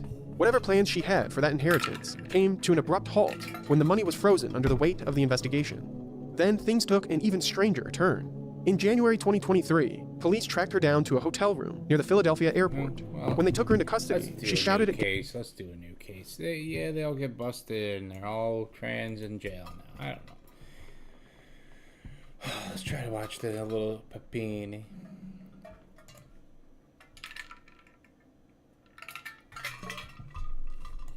Right? And also, like, aren't you supposed to be, like, waking us up and making us interested in a crazy case? Like, you're not supposed to be, like, I'm over here fucking trying to stay awake. A Papini. I can't remember which one was really good. Might have been this one. No, I know what one it was, but it was called something. It didn't even have her name in the title. Oh, this is it. Hi, I have an emergency. There's a lady on the side of the road. She's chained up. You need the name. You guys are all gonna remember her when you see her. Do you know where you are? Are you chained up? And then I saw the small revolver. Take a deep breath, sweetie. Who chained you up? You know the person, or were you kidnapped? When a young mother goes missing while out for a run, the news of her kidnapping makes national headlines. After 22 days of searching with no sign of her anywhere, her loved ones were beginning to lose hope. That is, until she miraculously reappeared, starved and beaten, but alive. However, the relief was short-lived. Her kidnapping was only the tip of the iceberg. It would take over 4 years to unravel the unbelievable and carefully organized lies. Nothing was at all as it seemed to be. Not much is conclusively known about the events of Sherry's morning on November 2nd, 2016, except for a few things. The 34-year-old mother woke up early inside her Redding, California home. Her husband Keith left for work around 7 o'clock. Sherry got her 2 young kids ready, fed them breakfast, and dropped them off at Pandora's daycare like she did every day. Seeing as her husband was at work and her kids were at school, these are the only few aspects of Sherry's morning that could be verified. But it's what happened next that would turn the lives of Sherry and her family upside down and leave the nation stunned. Supposedly, after doing some chores around the house, Sherry changed into some athletic wear and set out for a run. She stepped outside her front door, did some light stretching, then skipped off the porch and began jogging down the road. When Keith returned home from work around 5 p.m., his wife's car was in the driveway. He expected to walk in and find Sherry and the kids running around just like any other day. He stepped inside, and there was silence. This was extremely strange. Sherry was a stay-at-home mom, and she'd usually pick their children up from daycare by the time he got home from work. Still, Keith sat down, turned the TV on, and tried to relax. Sherry had probably taken the kids for a walk, nothing too out of the ordinary. He sent his wife a text inquiring about her location, but got no reply. He called his mother, but she hadn't heard from Sherry either. He then used the Find My iPhone app on his phone in an attempt to locate Sherry's phone, and was relieved when it pinged at the nearby intersection of Sunrise Drive and Old Oregon Trail. However, his relief was short-lived when it appeared that nothing had been taken from... Do you want to go back to regular speed? At least during the interrogations, we got to do regular speed. We'll speed it up for this part. ...the house to carry their 2 small children in. He called the children's daycare at 5:45 and learned they had never been picked up. As worry set in, he drove to find Sherry at the intersection where her phone had pinged. However, she was nowhere to be found. He pinged Sherry's phone a second time and located it nearby in the grass, abandoned. Not long after that, he made this 911 call. Hello, can I help you? So I just got home from work, and my wife wasn't there, which is unusual, and my kids should have been there by now from, like, daycare. I found her phone, and it's got, like, hair ripped out of it, like, in the headphones. So I'm, like, totally freaking out, thinking, like, somebody, like, grabbed her. Is her vehicle there? Does she not have a vehicle? She has a vehicle at the house. Okay, the vehicle is at the house? She's running. How? Okay. Yes, I'm in it right now driving, and I took a picture of her phone on the So ground. do you guys remember the woman that was out running and she disappeared, but then everyone was like, wait, what's going on with this? And you'll see. When's the last time you heard from her? She sent me at 10:47 asking me if I was coming home from lunch from work. Something happened to her, is the way I'm looking at it. I understand you're freaking out a little bit. We want to make sure we get your kids. make sure they're okay. Do you want me to wait right here for somebody, or? If you want to head back to your residence, they can contact you there, and in case she What's does up, return. 13? Okay. What's up, J Police didn't arrive to talk to Keith, but according to him, he knew nothing about what could have happened to his wife. The immediate area was looked over, and after coming up with nothing, they organized a formal that was search. too much. In the following days and weeks, the search area would grow, and so would the number of people searching. Neighbors, friends, family, and volunteers from all over California would join what ended up growing into a widespread manhunt for Sherry. All the while, Keith was at the forefront of the campaign to find his wife. While it's true that people go missing every day whose faces aren't plastered on the news, the rally to bring Sherry home garnered more media attention than anyone could have predicted. Before long, Sherry's picture was underneath headlines across the country. The story quickly caught fire, and Keith, as well as the police, were getting calls from media outlets left and right for intel on the case. But truthfully, there weren't many updates to give them. Investigators weren't able to lift anything useful from Sherry's cell phone. With that being the only piece of evidence they had, detectives found themselves with no real direction to go in. They quickly turned their attention to Sherry's husband to see what he knew about his wife's disappearance. What detectives would end up uncovering through their conversation with Keith were unsettling details pertaining to an unhealthy side of his and Sherry's relationship, or what some might call motive. What you're about to see is newly released footage of one of the police's earliest conversations with Keith, which took place shortly after Sherry went missing. The footage has been analyzed by a qualified team, including a licensed attorney, a licensed clinical psychologist, a former licensed professional counselor, and a licensed professional counselor. A bunch of people he paid for on Fiverr. Can you guys watch my video, please? But like a normal route for her road, would she run on Oregon Trail, Paracast back? She would normally go to the mailboxes and back. Now, she's been running more and more. She wanted to get ready for the Casa run. We're all gonna go to it's like the Casa where everybody jumps up superheroes. Okay. You know, now, when I used to run, I'm not gonna mailbox and back is nothing, you know. So I would make a big loop and go down Oregon Trail and then come back. Now, I'd go Paracast and I'd come home Sunday. Excuse me, I should mute it. There's a possibility that she was like, hey, I'm gonna step up my running. I'm gonna go this way. I'm gonna walk the older and then I'm gonna run again or something. Yep. And I keep going back to something like that because the way the phone is, I mean, I'm sure you guys have seen, I know I showed a picture. It's weird to me, and I've got all my ideas, but my latest idea is I don't think it happened there. I think where the T is, where you can go Paracast or Sunrise, I think it happened somewhere in there because there's no houses except that crack house. So I think two guys or something in a car, they drive, the phone gets cell phone range again. It doesn't have cell phone range right there. It makes a sound or something, and they go, oh, and they grab, and they give it a little chuck so it bounces and it kind of stays, but it's still pretty intact. So that's why I don't get that part. There's a few random stories I've been getting. Obviously, you got tips. I was hoping maybe you could see if you did get some good tips before I talk about that. But one of the girls was like, oh, I saw her run by at 11:30, and I heard a scream over my radio at 2, and the cops never talked to me. And I'm like, well, what do you mean they came to your house at like 1 a.m. because it was that weird house with the shady people? So I'm like, so then everybody wants to talk to all these people now, and I feel like there should be a dog going to the house knock just to see if it smells anything around their house, because I still feel it's somebody, I don't think that lives near me, but I think it's an acquaintance of somebody down my street. We're just gonna get through this because it's not that important. She faked all this, but we're gonna get to when she gets in. Well, we won't even call it interrogation. We'll call it questioning. That becomes interrogation, and sort of the way they do it. It's almost disappointing because by the end of this, you're gonna be like, somebody needs to just tell this bitch, you know, you better tell us everything. But because of the personality this person has, they have to be fragile with her and just say, now, Sherry, you know, there's some stuff we gotta talk about that's like that, but we'll slow it down for that. That's my theory. Because some guy driving on the road, like, hey, hop on, pull in, let me throw it in. I mean, that seems totally not logical, but not ruling it out. And another part of our day yesterday was to see if this was voluntary or involuntary, like missing. Mm-hmm. And we ran that stuff out, and we're still back to where we are. Yeah. We know where she's at. We know where the phone is. We have a rough time estimate of that. As far as the screen over the radio, we have talked to her. Mm-hmm. Just like talking, it's hard to verify certain things. The 11 o'clock fits lots of other stories and people talking to us. I'm saying 11 to 12 she left, and I think 11:10 she started running. Based on text message, based on the guys that were cutting the tree right there, that's on her. Just He's one clearly more been brainstorming a lot concerning his wife's so everybody knows. Does everybody know? A husband finds his... Does everybody know about who's back on the air?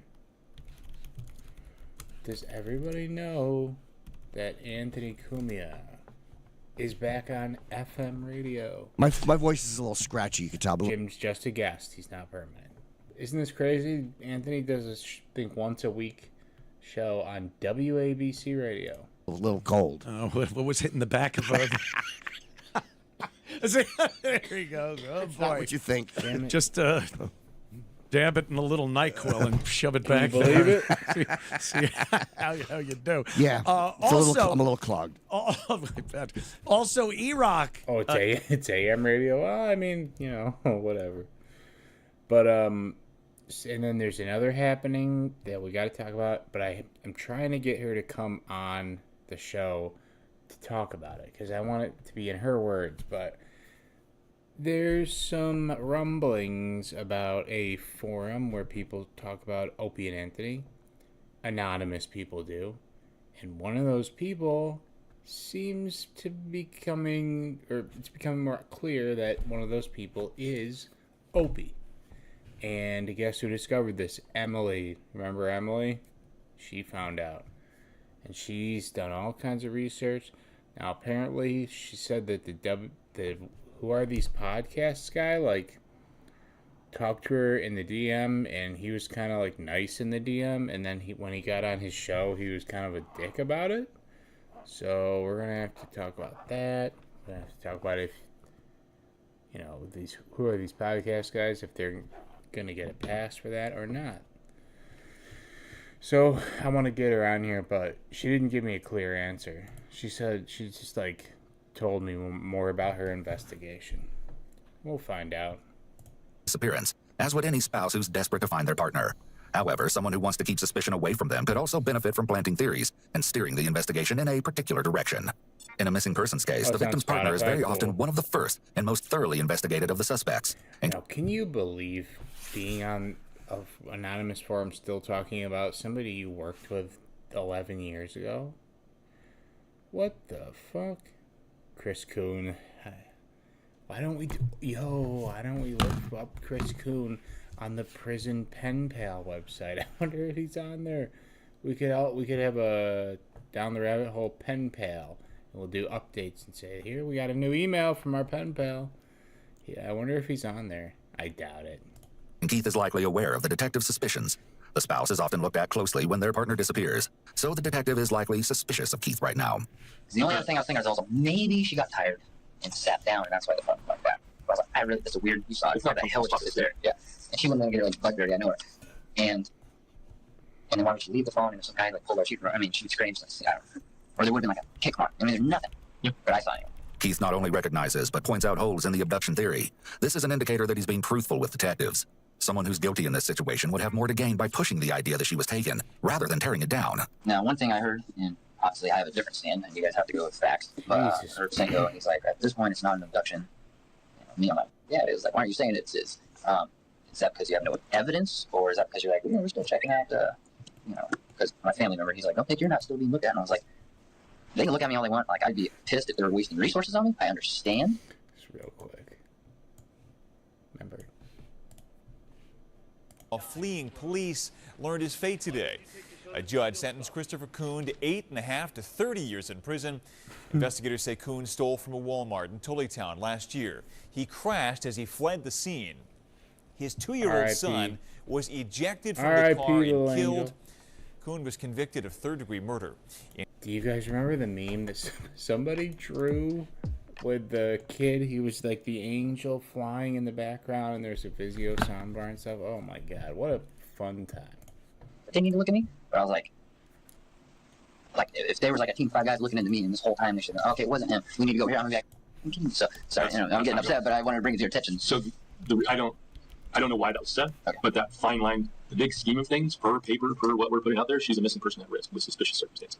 That's the legal mumbo jumbo. Okay. That's not to believe that we're not investigating this like it's an abduction. Okay. The legal term is missing person at risk under suspicious circumstances. All right. That's why that was said. Right. So it's not suspicious circumstances for us, for paper, whatever, for that type of stuff is the abduction, for what we believe possibly is an abduction.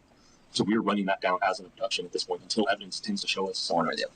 Most innocent individuals will be cooperative with an investigation, but they may express anger or dismay at being wrongfully accused. Given that this is a missing persons case, there's an even greater sense of urgency to find Sherry before it's too late. It's justified that Keith would be frustrated by the idea of police possibly wasting time looking into him. In the meantime, I think should have questions. Yeah. Go ahead. So, based on that, we're looking at you? Yes, we are looking at you. I told you that from the very beginning. Yeah. We're not wasting resources on it, but to get to the... You have to cancel me out. To fully get to the next step, not saying that there's not detectives on that next step. To fully get to that next step, we have to let you, because if we don't, it's irresponsible. When the detective definitively informs Keith that he's a suspect, Keith leans forward and puts his hands on the table, a gesture that indicates that he's being open and has nothing to hide. Though his mannerism suggests that he'd have no reason to be involved, the troubling undertones of their relationship might suggest otherwise. What was going on in your guys' relationship in February of this year? I would have no idea. I mean, I'm assuming it'd be related to maybe a text message, and then we go back and forth and we say mean things when we get in arguments. Seeing as the detective is asking about something that occurred 9 months prior, it's not too concerning that Keith can't seem to remember, but his response does provide us with some key information concerning the extent of their relationship troubles. If someone rarely gets into fights with their spouse... Did Christopher Kuhn, did you guys know about... I'm sure somebody else found this because it was not hard to find. He was barred from being in schools or something. He was trying to get a teacher's certificate, and the board decided that his teacher's certificate is canceled or something like that. I don't know. This happened in 2016, so it was actually before the incident. But it basically says he cannot get an education certificate. They reviewed it, and he's a no-no. It's more likely that they'd remember a fight from months ago. It would be such an unusual event that it would stand out in their memory. However, if a couple's relationship dynamic involves frequent screaming matches, it would be more difficult to remember each one because it's such a regular occurrence that they start to blend together. You concentrate more like recently everything's fine. Recently things been fine. Definitely. And which it all appears that way. Oh, yeah. I understand you need to go back because you're asking, you guys are good, you guys have your arguments. Sherry is definitely very, she wants the, I don't know, try to figure out how to do this here. We get in arguments and she blows up, not Facebook or anything, but she'll definitely make a big scene and get very mad. And she's kind of a slam door type of a person. Me, I'm like, don't, you're gonna break. I'm more of, I want to leave and go and leave the situation really cool, but then I get in trouble for that because that makes her upset. So I don't leave now. I sit there and I go, calm down, calm down, calm down. Then she'll like want to, verbally kind of attack, if you will. And then she'll say some mean things. And then after so much, I'll say some mean things. Then we are upset. And then within like a day, hey, that was pretty wild last night, right? And then we're all good because we have kids. I don't like when she yells and gets mad in front of the kids. It's like, I remember when I was a kid, my parents just started to hate it. So it could have been something where we thought about, yes, but you can't do that around the kids. So I am willing, if you want me to, I'll go and read, or you can tell me what the exact fight was, and I'll tell you everything about it. What Keith is describing could qualify as an emotionally abusive relationship, with Sherry being the abuser and himself being the victim. Her alleged explosive temper could be seen as a manipulation tactic to get Keith to do what she wants. However, without Sherry here to give her side, it's difficult to know what's actually true. When a partner is abusive, especially in the form of emotional abuse, it's not uncommon for them to try to twist the situation to make the victim seem somehow responsible for the abuse. One way they do this is to gaslight the victim and make them feel that their feelings are invalid. This can cause the victim to feel crazy and question their own feelings, and sometimes even leads to extreme cases of the victim acting out. In that case, it makes it even easier for the abuser to flip the script, since the victim outwardly appears as the unstable one in the relationship, when really they're being driven to that behavior by the abuser's manipulation. Regardless of who's fueling the fire in their relationship, the conditions Keith is describing are very unhealthy.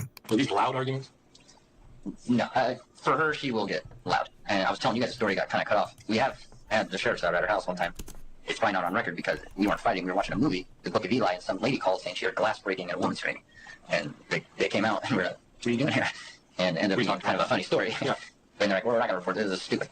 But we've never had, like a domestic ever in history reported, not reported or even think. We have a funny, weird relationship where we joke about that stuff because we were at Halloween at our friend's house and we were playing this Ninja Fruit Slice with the Wii, and I went to slice the thing and I hit her like right in the eye, and she had like a black eye, and we were at a friend's house and we were, oh my god, it's like Halloween 2000. So then, because we don't live that lifestyle, like, oh, what happened? And I'd be like, she didn't put the dishes away. Like, I'm making jokes like that. So everybody knows us as being like, jokers or something like that, but we were never in the history. All right, so back in 2011-ish, is that when that incident happened? With the Wii? Yeah. Give me a second. Like, I didn't have kids yet, so I'm trying to remember. Yeah, pre-kids situation. Pre-kids, and I can't tell you the people of the house I was at. Because there's noise. I've heard about this incident. That's funny. But it wasn't the Wii game. I heard the Wii game was like the cover for it. Those are the people that were actually there. Okay. And that works. And I talked to one of it. Oh, okay. The fact that Keith is making light of the incident, given the circumstances, will likely stand out to the detective as concerning behavior. It's no laughing matter that someone he knows is claiming that he's covering up abusive behavior.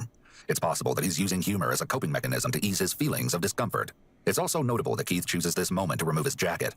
When someone encounters something they deem a threat, such as the abuse accusation, they may begin to feel hot and exhibit physical symptoms such as clamminess or sweating. An innocent person might demand to know who would make such an accusation and insist that the accuser is lying. Keith, however, doesn't seem interested in where the accusation is coming from, which is a possible red flag. But he may not appear concerned. Oh wait, guys, he is not showing up on the New Jersey records, on the New Jersey prison records. He's not showing up.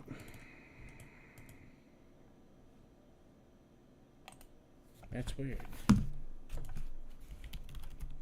Hang on 1 second.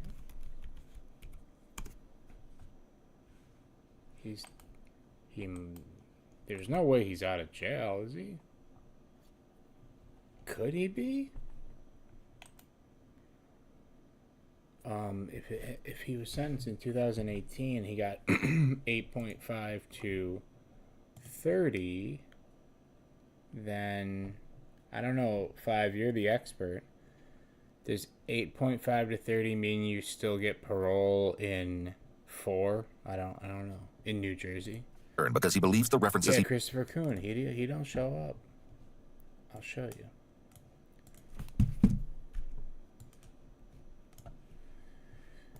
Let's see here. Wait, this is not the same thing that I was just on. Neither is this. Where did the one I just got go? Oh, there it is. New Jersey Department of Corrections.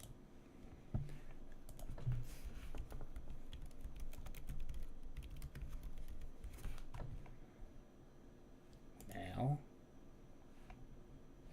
I'm not gonna mess with ethnicity or anything. We don't even know what he's on yet. Nothing.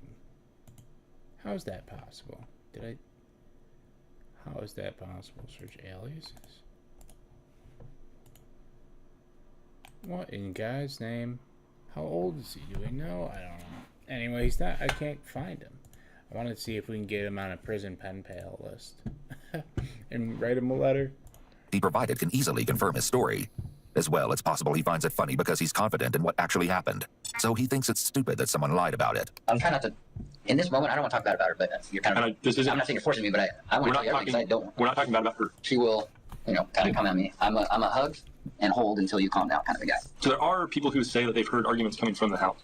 I'm not saying on a regular basis, just that they've heard actual arguments. I would agree with that. Okay. Yeah, she gets very vocal loud. I'm like, come in the house. It's not. Don't get yelling because I hate more than anything bringing attention to stuff like that. And she's very loud when she gets upset. Okay. And I'm more of like, calm down, just calm down, calm down. The other thing we heard was the voicemail from Richard. Oh yeah, that was horrible. I just got on my phone. Yeah, because he called you individually and then her individually. Wait. Are you talking about the horrible one from him? Yeah. Richard is Sherry's father. Sherry is said to have had a poor relationship with her parents most of her life, especially with her mother, Loretta. Following Keith's interrogation, we'll dive deeper into her childhood by hearing from people who witnessed it, a few lifelong friends of hers. When Sherry was growing up, her parents did horrible things. When they were kids, they would give them presents on Christmas and let them open them all and then take them all back and say that's what your punishment is for not mowing the lawn. Like, they're horrible when it comes to that. But for whatever reason, even all they put them through, she feels the need to keep them in their life. And I'm like, it's your call on it. That's fine. I'll back you up. Police records dating back to 2000 and 2003 suggest a rocky relationship between Sherry and her family. It never gives me an option to do a middle name. See, first, last. Let's see if there's an exact match. Dang. I wonder if it's possible that he's out. See, what's even the point of narrowing it down if it can't find a single one named that? Let's just try it all. Maybe they haven't marked him in right. That sucks. Damn. You guys know there's a prison pen pals site, and you can become a pen pal with a prisoner. It's a real site. Let's see. Let me go on it, and then we'll get back to that. We'll just kind of get to the part where they start messing with Sherry.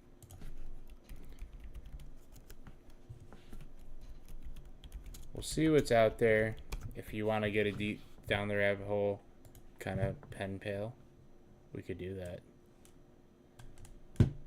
And every now and then we'll just sort of be like, hey, look what our pen pal said. Here it is. See? You know what's funny about this site too? So you read, what up, Parallax? So you read their little bio, right? Let's try to find, where are all these girls coming from? There didn't used to be girls. So you can get a girlfriend. You can get a girlfriend in prison. She'll probably love you genuinely and truly. So we want a straight male. Well, actually, we don't. We can try female, but there's going to be like 2 of them that come up. Watch. This guy lists himself. What are you doing? Whoa, yeah, she ain't bad. Dang. Damn. None of that. I would marry all of them. She's a year older than I am. She'll correspond outside of the... Oh, she's divorced. So let's see about her bio. Nope, she doesn't even write a bio. Let's see about Danielle's bio.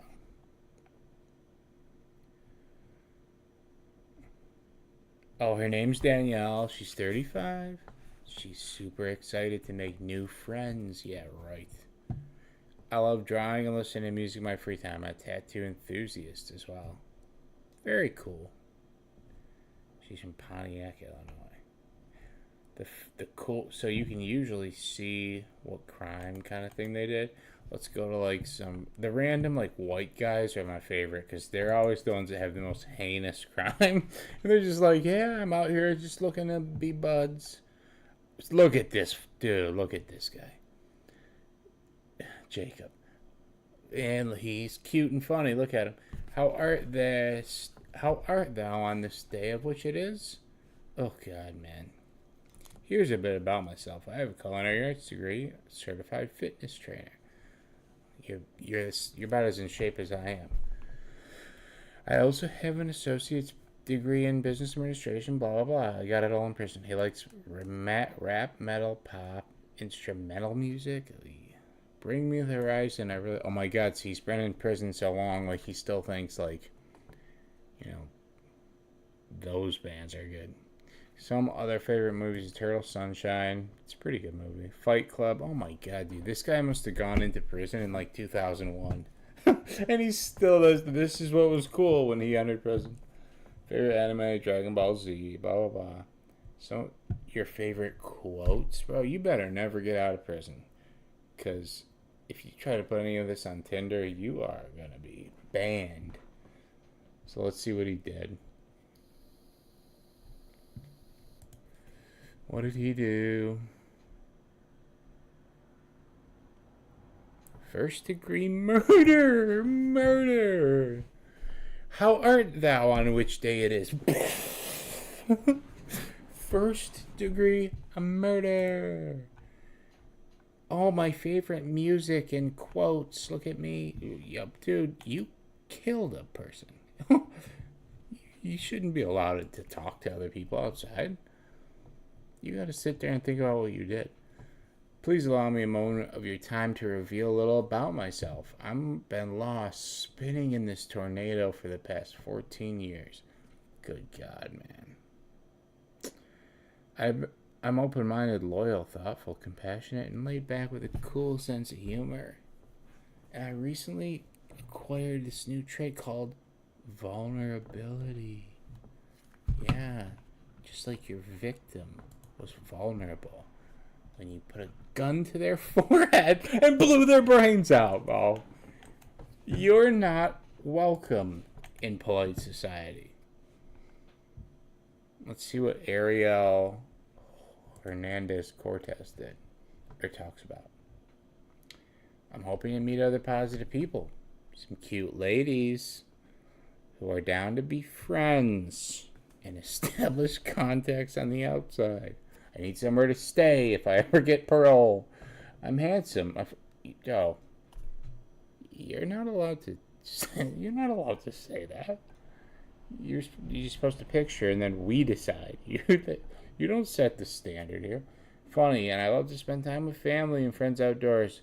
My past mistakes do not define who. Well, let's see what your past mistakes are. Let's see what you did.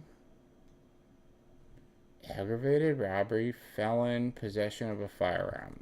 Yeah, right. When do you get out of jail? It ain't so bad. He gets out in 2029. When was he put in jail? Wow, 10 years for that? Damn. What state is that? Texas. Yeah, Texas. Let's see some more. See, I think this is fun. I was on this website for like 2 hours one night. Uh-oh. Big Anthony over here. Big fucking Anthony. Oh, let's see what he did. My name is Anthony. I'm 6 foot fucking tall and 270 pounds. I'm witty, confident, spontaneous, and open-minded. I spend my time reading, writing, and doing my assigned job. I like to watch sports, but I would so much rather turn the TV off and write to you. So here you are. Tired of the same old lies? Or people who are lacking honesty, sincerity, and respect? Well, I promise to shower you with attention, affection, appreciation. To always lend a helping hand and deliver prompt reply to all your letters and time devoted to you all alone. I can't wait to get you all alone when you're back home. You okay, bud? Lansing, Michigan. I've actually been there before. My ex's brother went to law school in Lansing. It's a city that is full of construction barrels everywhere. Home invasion, felony assault, fleeing police, felony firearms. Wow. Yeah, you know what? Forgivable. It's forgivable. I've seen a lot worse. Oh God, what did this guy do? I'm black. My name is Johnny, but everybody calls me Rich. Well, yeah, that's stupid. I don't want to know you. Raw smell? Carrasco? Latino American. Oh, let's see what this guy did. My friends call me Romy. I'm creative. I have goals. Okay, we got it. Let's see. Aggravated DUI. See, this is kind of, these are not that. Aggravated DUI? He was drunk and he flicked off the car next to him at the red light. That's what it's aggravated DUI. I have fun on this website. Alright, let's see what Crystal did. I've known a girl named Crystal before. And I am surprised that I wouldn't be surprised if she was in person. Dangerous drug. What kind of crime? Dangerous drug? What kind of fucking crime is that, bro? What a system. The system's rigged against my brothers and sisters like us. Oh, let's see what you did. It's always the clean cut guys. Always the clean cut guys that did something really screwy with a kid. Oh, manslaughter. Yeah. I was convicted for manslaughter. I found something really funny and they didn't like that. Everyone, I'm Chris. Who cares? Your crime's not even that bad. We want to make pen pals for somebody who's really, truly evil. My name is Nudie. Ladies, send me a nudie. I'm hoping to meet some folks to help me establish positive contacts on the outside. Love to read, continue to work diligently, and blah, blah, blah. I'm not even interested enough to look at your crime. Uh-oh, this guy. Oh, Rudy. What was this? I was a rock star and I killed somebody with my awesome... I don't know, I'm stupid and gay and I don't have funny jokes. Theft of means transportation. Dangerous drug violation. What is this dangerous drug violation? I don't like that. You either had a drug or you didn't. Okay, are you, bro? This is picture made with AI. Wow, that's a real person. That's a real person. My name is Jesse. I'm 6'4", 265 pounds, long brown hair, and eyes to match. First degree possession? I mean, come on, guys. Where's the real villains of society? Oh, God, what did he do? Oh, look at this guy. You know what this guy did. I promise you, I guarantee you, this guy was a openly, liked guys on the outside. And he did something really bad that there's a trend of in that. Oh, shoot. See, that's what I was finding, though, when I was using this site. Like, the guys who were like, well, he's obviously probably gay. It was always the same crime. It was always the same thing.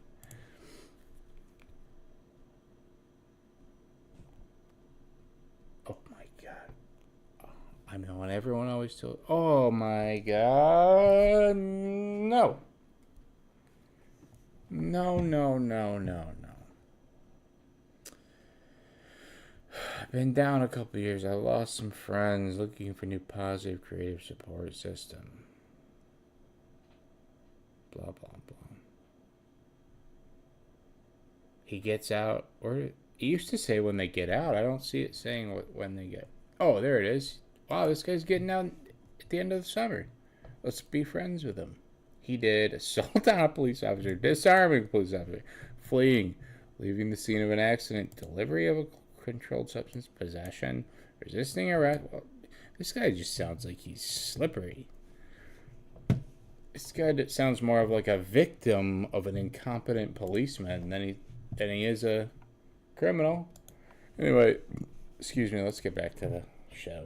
Alleged altercations include claims that Sherry kicked in a It's door. a really fun website, though. It's a cool website. At the Grave home, that she made an unauthorized withdrawal from her parents' bank account.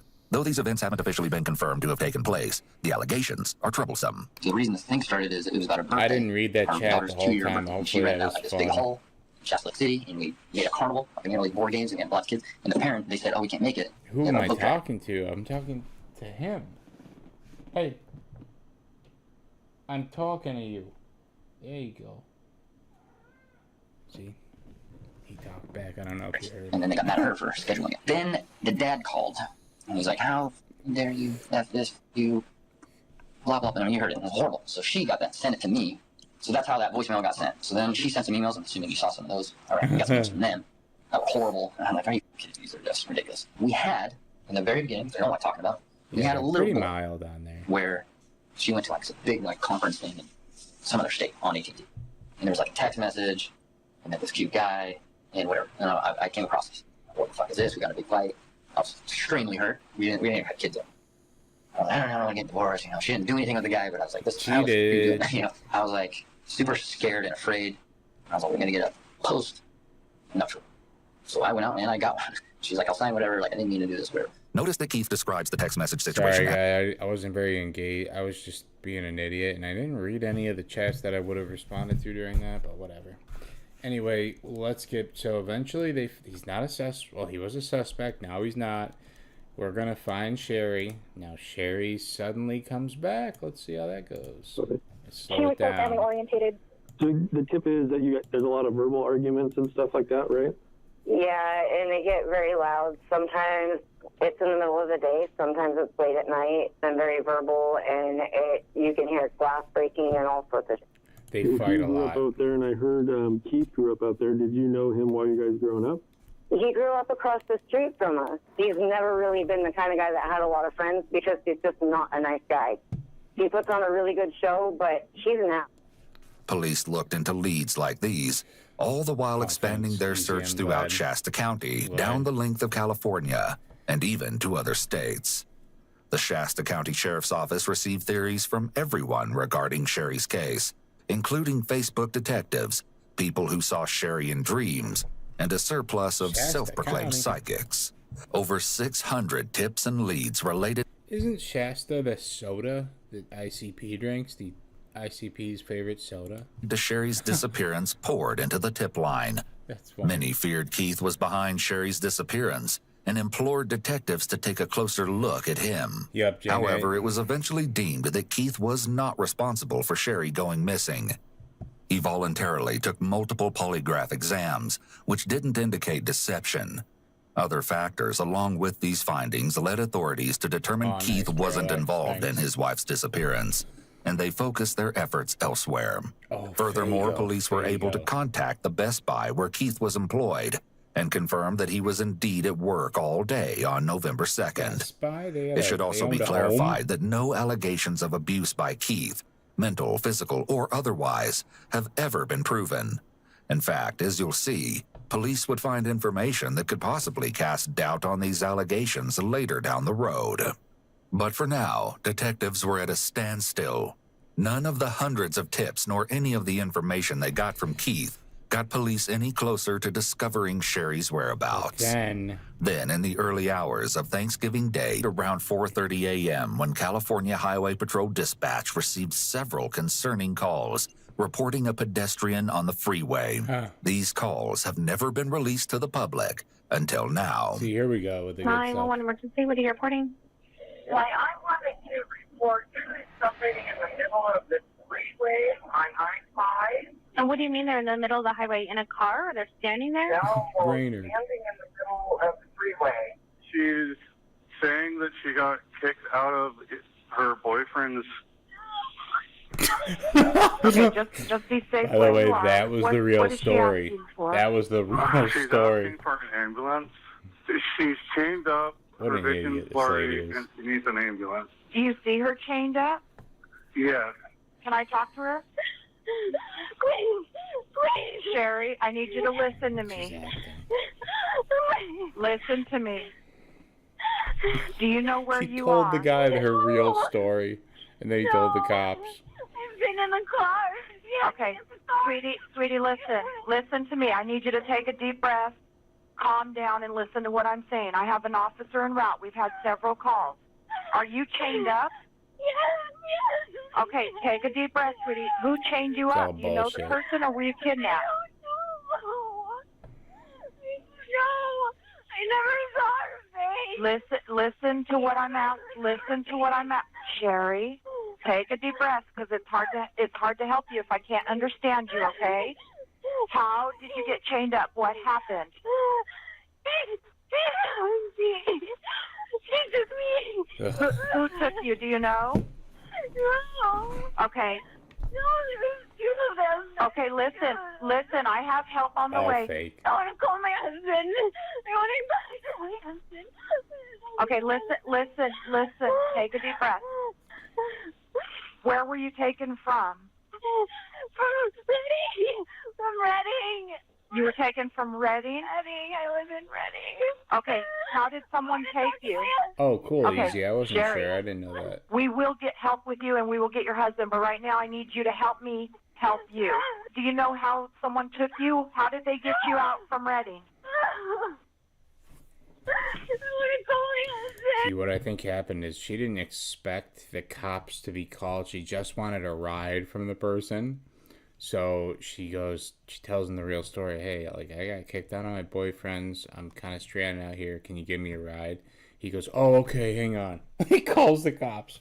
He goes, I'm with this woman, Sherry, her name is, remember, from the news? And he goes, yeah, she got kicked out of her. And she's like, no. Don't tell him that. Ma'am, right now I need you to get me information so I can help you. We will get in touch with your husband as well. But right okay, I have officers and I have ambulance on the way. Right now I need you to talk to me. I want to call my husband. I remember. The young wife and mother who'd vanished 22 days earlier seemed to appear Oh, out of that's thin you, air Parallax? onto the Oh, shoulder cool, of nice. Interstate 5. When she was found, she looked malnourished and her wrists and ankles were bound with a mix of zip ties and what appeared to be hose clamps. Around her waist was a thick metal chain held together by a padlock. Police arrived and she was transported from the side of the highway to a nearby hospital to be medically assessed. Official police records indicate that Sherry was reluctant to speak Academy with Award authorities winner at the over time here. of her rescue. One detective stated that she seemed irritated by the questions he presented to her. However, Keith encouraged her to provide what information she could in order to aid in the investigation. It was also noted that Sherry told a responding officer she'd managed to escape, while she claimed to investigators that her captors had released her. To add further confusion, Sherry stated to Keith that she should have... So we'll watch the follow-ups. We'll do a Where Are They Now. We'll see all that stuff. But it's a lot of content, so I don't know. There might be some skips here and there. ...just ran. If she had, in fact, been chained up, however, this clearly wouldn't have been an option. In addition, Sherry told Keith that initially the truck driver who'd pulled over to provide her with assistance had frightened her. She feared she was about to have to fight him off. Perhaps her strangest comments were in regards to the outcomes of the recent presidential election and World Series championship. After all she'd been through, it seems these items should have been the least of her concerns. By the way, Jimmy still does the stream on Sunday nights, too. His is like regular Sunday night. I'm not sure if I'm going to have a regular time. I might just have to do it when I have a day off the next day. Here we have a first look at the real photos of Sherry's injuries taken by police, some of which are stomach-churning and may be disturbing to some viewers. When she arrived at the hospital, doctors found a large hive-like rash covering her left arm.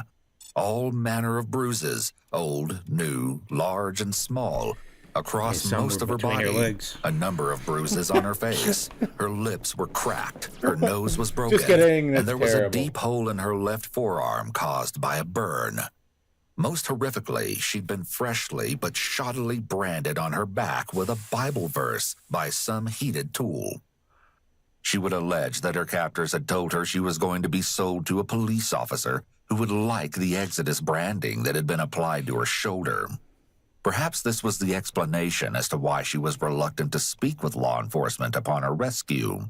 Overall, though disturbing, her injuries weren't life-threatening. It's fun to be Police, of course, had to ask her the question that everyone wanted to know.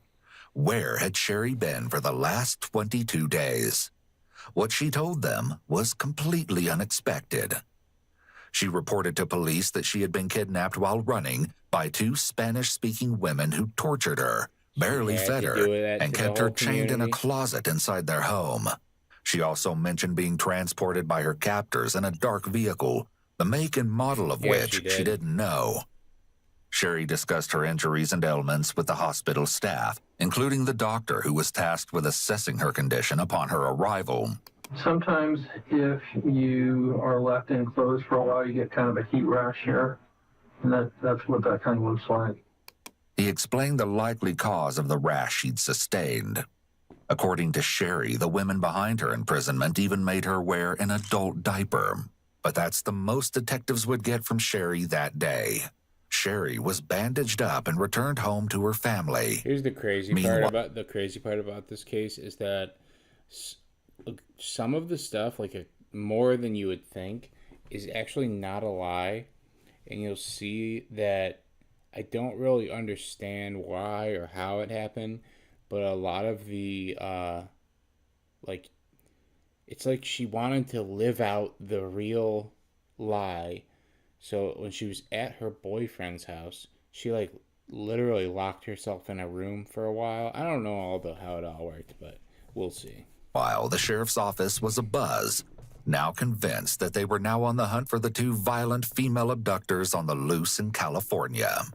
4 days later, detectives visited Sherry's residence to gather more from her about exactly where she'd been for the last 3 weeks. Curled up. Just ask you to tell us your information whenever we get going, and you just tell us everything as you want, and as we go, we'll ask some questions, clarify some stuff, and hopefully by the end of today we have a very good idea of what's going on. We don't really know yet. Like I said, you're in control. You need to take a break.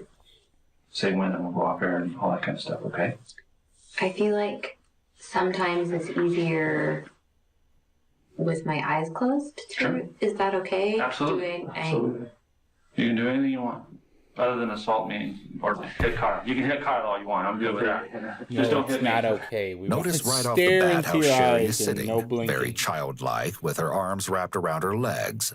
she's exhibiting a lot of self-soothing yet juvenile behavior. It's very interesting that Sherry would ask to give her account with her eyes shut when someone shields their face or eyes during a conversation, as Sherry has just requested permission to do.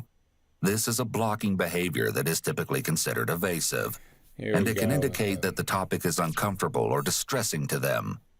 Alternatively, it can also be a sign that they aren't confident in what they're saying, or even that they're lying. However, everyone handles trauma differently, and detectives must be mindful that a victim's individual needs are considered. Also, my skin is still very itchy everywhere, so I apologize. Everything is itchy all everywhere.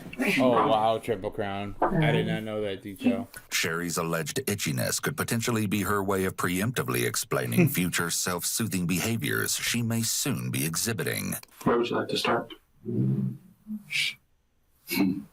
Meditating. I have no. Okay, so on November 2nd, 2016, what happened? Did my usual routine, fed the chickens. In case you guys didn't know. Clean the house. In case you didn't know, but I won't pause it too much, but this was on like ABC Good Morning America and stuff. The whole country knew about this woman. And she was gone for like 2 months, so yeah, people forgot about it and stuff. But she was like, this is like not just like a little local unknown thing happening here. Clean everything, just the usual. Note her repetition of the word usual. She uses it to describe everything that was going on that day. By repeating that everything was usual, it keeps her from having to come up with details about what she actually did that morning. Nothing, yeah. I thought about talking about that one. That'd be a good one, Triple Crown. To come home for lunch, which, looking back, is quite embarrassing. He's like, thanks for, that last text message. Honey, will you please come home to have sex with your wife for lunch? So you went to daycare that morning, right? Do you remember that? Yeah. Tell me about your drive to daycare. No, ordinary, just the normal day. Yeah, absolutely, just the normal. Fed the kids breakfast. Dropped them off at Pandora's. Nothing unusual. It wasn't even a hard goodbye. Sometimes they're like, "No, don't leave me." And then when you left daycare, tell me about what you did after daycare. Drove back home. Okay. Did my usual. Put on my boot shoes. Went out to the chicken coop. Cleaned the coop. And then just started my usual cleaning, everything. Wrapped up present, got frustrated, changed into running clothes. Okay. I love so much that my husband knows my clothing so well. Have you guys ever noticed now, to my knowledge, I haven't been like cheated on that I know of. I mean, who knows, it's possible. But I never had this happen to myself. But have you ever seen like, I don't know if guys do it, I've never paid attention. I'm just saying girls.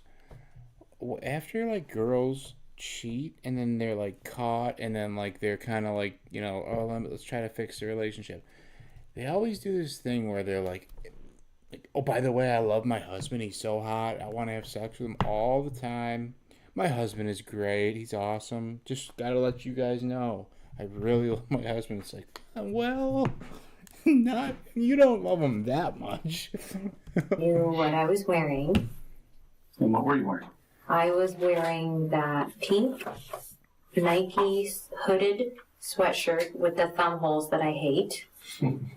And the black tight, I don't want to say they're leggings because they're a little thicker than that. The black tight, stripy. Not really stripy. My husband loves them, but he takes them off me for during lunch hour. Speckled, we'll say. I want to be a better runner. I like to run, but it's difficult for me. So like getting back in the swing of it, I had an app that I would use that does, run this far, walk, run this far, walk, and it amps you up to like a 5K. Started running. I wish one of them turned to say, who gives a fuck? Talk about the van. Tell us about the van, lady. Guys cutting the tree at what's his name's house? The guy that did our Toby. Thank you. Toby's house. Okay, so down Casa, turned right onto Sunrise. Yeah, Jen, got to the mailboxes. I've had a couple. Or when I was in my 20s, I've had a couple like ruined workplaces. I had one. My assistant manager at one point straight up asked me, "Do you want to have an affair with me?" And if that had ever happened now, I wouldn't do it. I wouldn't. I don't want to be involved in that because I feel like it's gonna be karma if I do get married someday. But when I was 25 and I had just been dumped from a 3-year relationship and I was down and out, yeah, sure. And it's I've had all kinds of stuff happen. Not all of them have been like full-on affairs, but I've just I don't know what it is, if it's bad luck, if it's a certain thing about my personality, but I don't know. Because it's not that I'm like the super cool, smooth guy that's like the one she tells you not to worry about. That's not me. I think it's usually they're like frustrated and stuff, and the guy that they're dating is more like the, tough to crack. He's quiet and he's kind of an asshole and all this stuff, and they get sick of it, and then I come along being goofy and stupid, and they're like, "Oh, this is what I've always wanted." It's not what they don't know what they want. They don't know. They just want to screw everything up in their life. I don't know.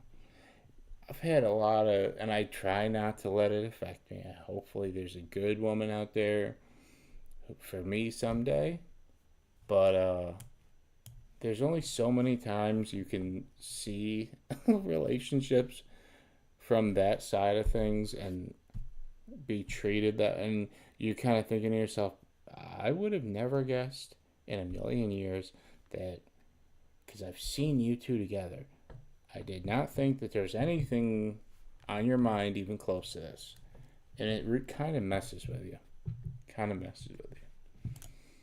Just before the mailboxes started to slow down, I was just about to transition into walk. So it's run, walk, run, walk. This assistant manager was Puerto Rican, so I don't know if that's a trend, but yeah, I don't know. Right when I got towards the mailboxes was right before it was going to say, now slow down. That's what the app does. We've listened to the app. It's pretty powerful. Now, walk. Yeah. Now, slow down. You're halfway through. Right? You're doing good. Yeah. So it's a funny app. Sherry appears to want to be liked by the officers and seems to be trying to form a connection with them, which isn't necessarily unusual. She keeps her eyes locked on one of the detectives as she gives a dramatic replay of her running app. However, she's showing signs of classic rapport-building techniques done by narcissistic individuals. She presents herself as likable and someone in need of protection by highlighting her imperfections, along with a lot of sustained eye contact and dramatic focus. Yeah, you're right. So you get almost to the mailboxes and you think. Sorry, my lips are like cracking and. Do you need some water? No, everything's like this. So you're painful right here. Sorry. You're good. You're about to the mailboxes. About to the mailboxes. And these are the mailboxes near. At the end of the Sunrise Drive. My mailbox. Sherry is exhibiting an array of grooming behaviors, further indicating the anxiety she's feeling, or the affectation of a model Vehicle go past. I see a vehicle go past Sunrise Drive to maybe like the front 2 tires are past the actual street sign, and then it backs up. And I immediately have that feeling of, that was weird.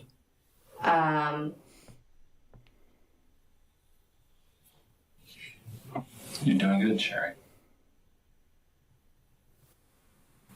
The window goes down, but it was a woman. Oh, she is. And they back up. She is. And she'll get Traumatic more crazy memories are often stuff. difficult to recall and talk about. This is sometimes a result of dissociative amnesia, or the brain's proclivity to block out certain memories that it deems too distressing. This occurrence is a product of survival instinct and serves as a protective mechanism that can help the individual cope after a traumatic event. Now, by this time, she's probably seen all the news coverage on her and stuff, and I think one of the things, because, you know, people are looking at her, one of the things I think there was a trend of saying is that, like, oh, she's, like, hot or whatever, she probably ran off with somebody, look at her. Maybe that got to her head. She's like, oh, However, note that as Sherry started to talk about being kidnapped, her lips disappeared. This indicates that someone is experiencing a negative emotion. Disappearing lips does not always mean someone is being deceptive. It just suggests that they're likely feeling anxious. It's frustrating because I know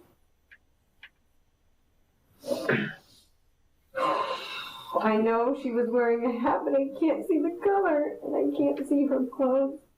Once again, we see Sherry exhibiting blocking behavior, and she buries her face in her knees. Let's talk about the big details. I'll make a note. She asked for help. I want to say it's maybe like a hey or something to get my attention. Rich. Is that the passenger or the driver? Okay. Is the car on Sunrise right now, or is it still on Old Oregon Trail? It's on Old Oregon Trail.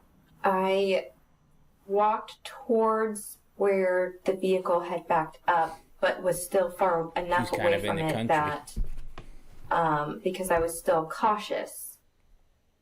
I had my phone in my right hand and my earbuds on, and I took out my left to hear her. And then she opened the door. And then I saw the small revolver. And I immediately ducked down. I crouched down. Like in a ducking, crouching. It was, Hell yeah. Okay, I love so Oregon. across the road, phone's in my hand, earbud out. You guys both thought of the same thing. As she describes her story, Sherry acts out certain details wrong. She's repeatedly said it was her left earbud she pulled out, but consistently acts out reaching for her right ear.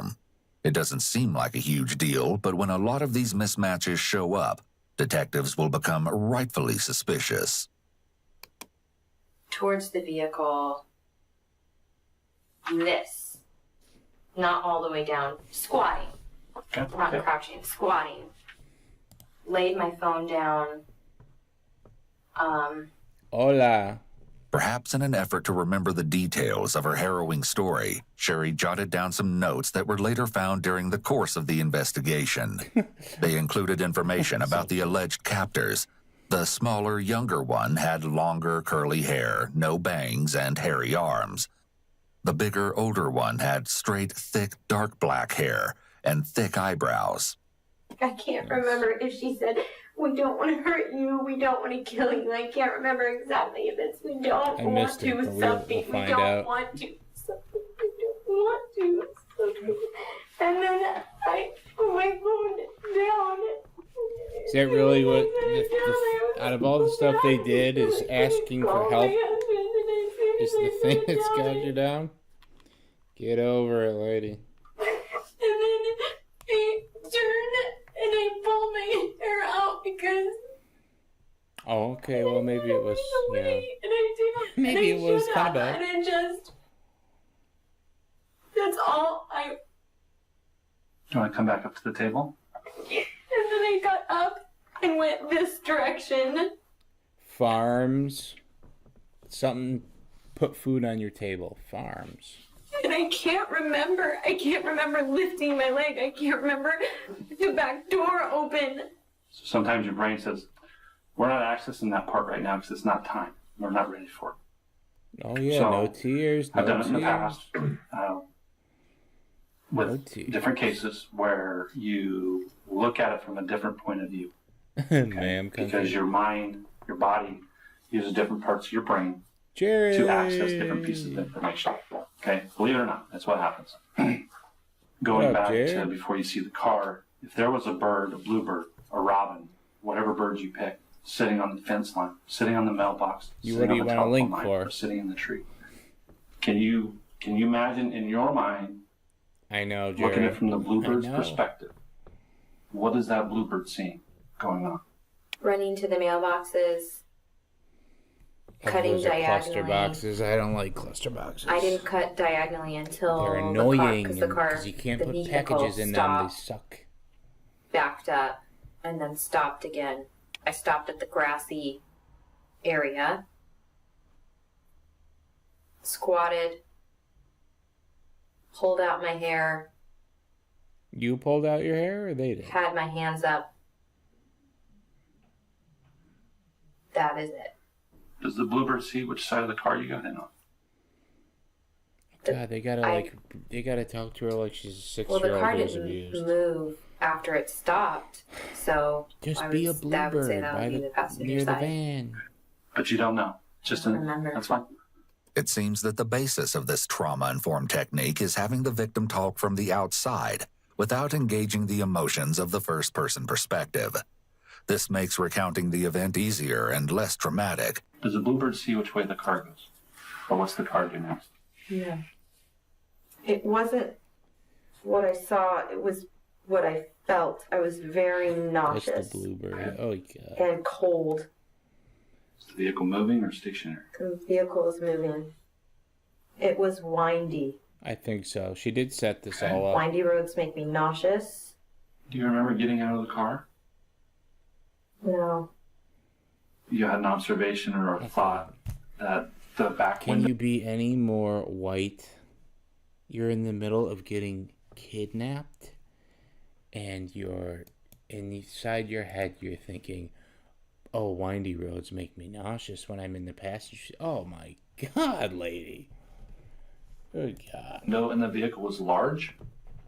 Long. Long? Yes. Okay. Describe. What do you mean by that? I mean, it's one of those, duh, Brian. Describe that for me. Not like a truck bed that's covered, like a SUV. Okay. But some SUVs are like shorter. Right. It was longer. You're talking about from side to side? Yes. You're talking about the back where... Not the passenger door window. There's another window past the passenger door window. You and I are looking out Sunrise to Old Oregon Trail. Was the vehicle going this way? Yep. Okay. And then backed up. And then it backed up. So right now I'm pointing, that's northbound, and it backed up a little bit, then that's when you encounter. Northbound. Do you mean to come, Andre? I don't have Discord or anything. Like, I don't have Skype, and I guess they actually shut Skype down. Side that's closest to Sunrise Drive, correct? Correct. Yes, then that's it. I'm very frustrated because if you're laying down in the vehicle, you would feel a U-turn, a acceleration, a braking. And I just can't find that.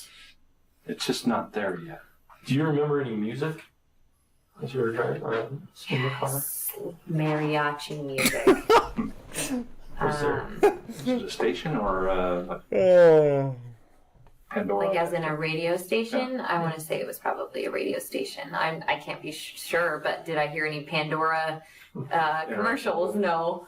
Did you hear any? That was the only thing she could think of. If we're listening to a radio, she thinks they listen. No, I didn't hear commercials. Like I didn't really hear, and I don't think I ever heard a complete song from start to finish. Music, that's awesome.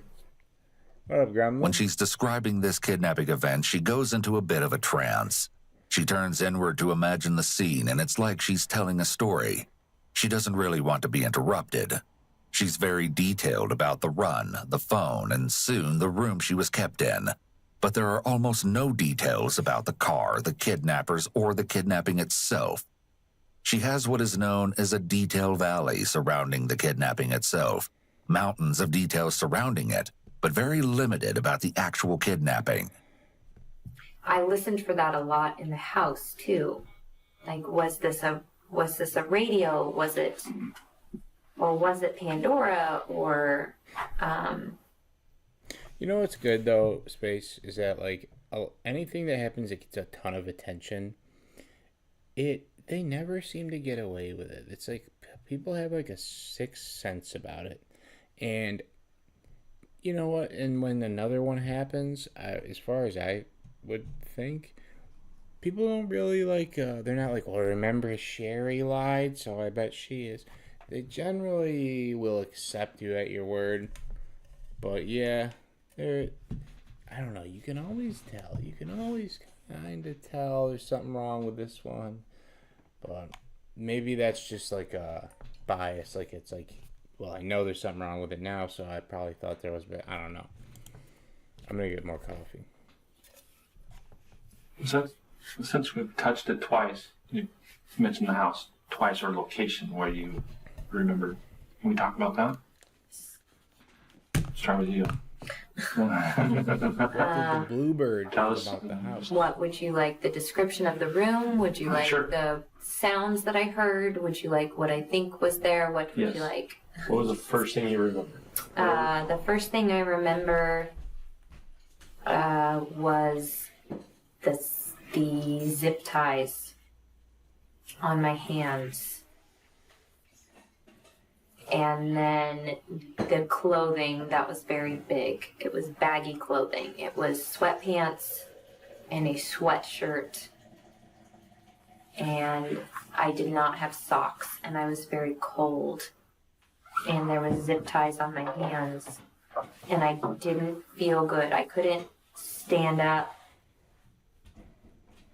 I was very dizzy. When you first had this in the sweatshirt stuff, is that the same stuff that you were found in the other day? No. How so? Because they would change me. Okay. This conflicts with Sherry's story upon arrival at the hospital. You likely recall the recorded conversation between Sherry and the attending doctor. Sometimes if you are left enclosed for a while, you get kind of a heat rash here.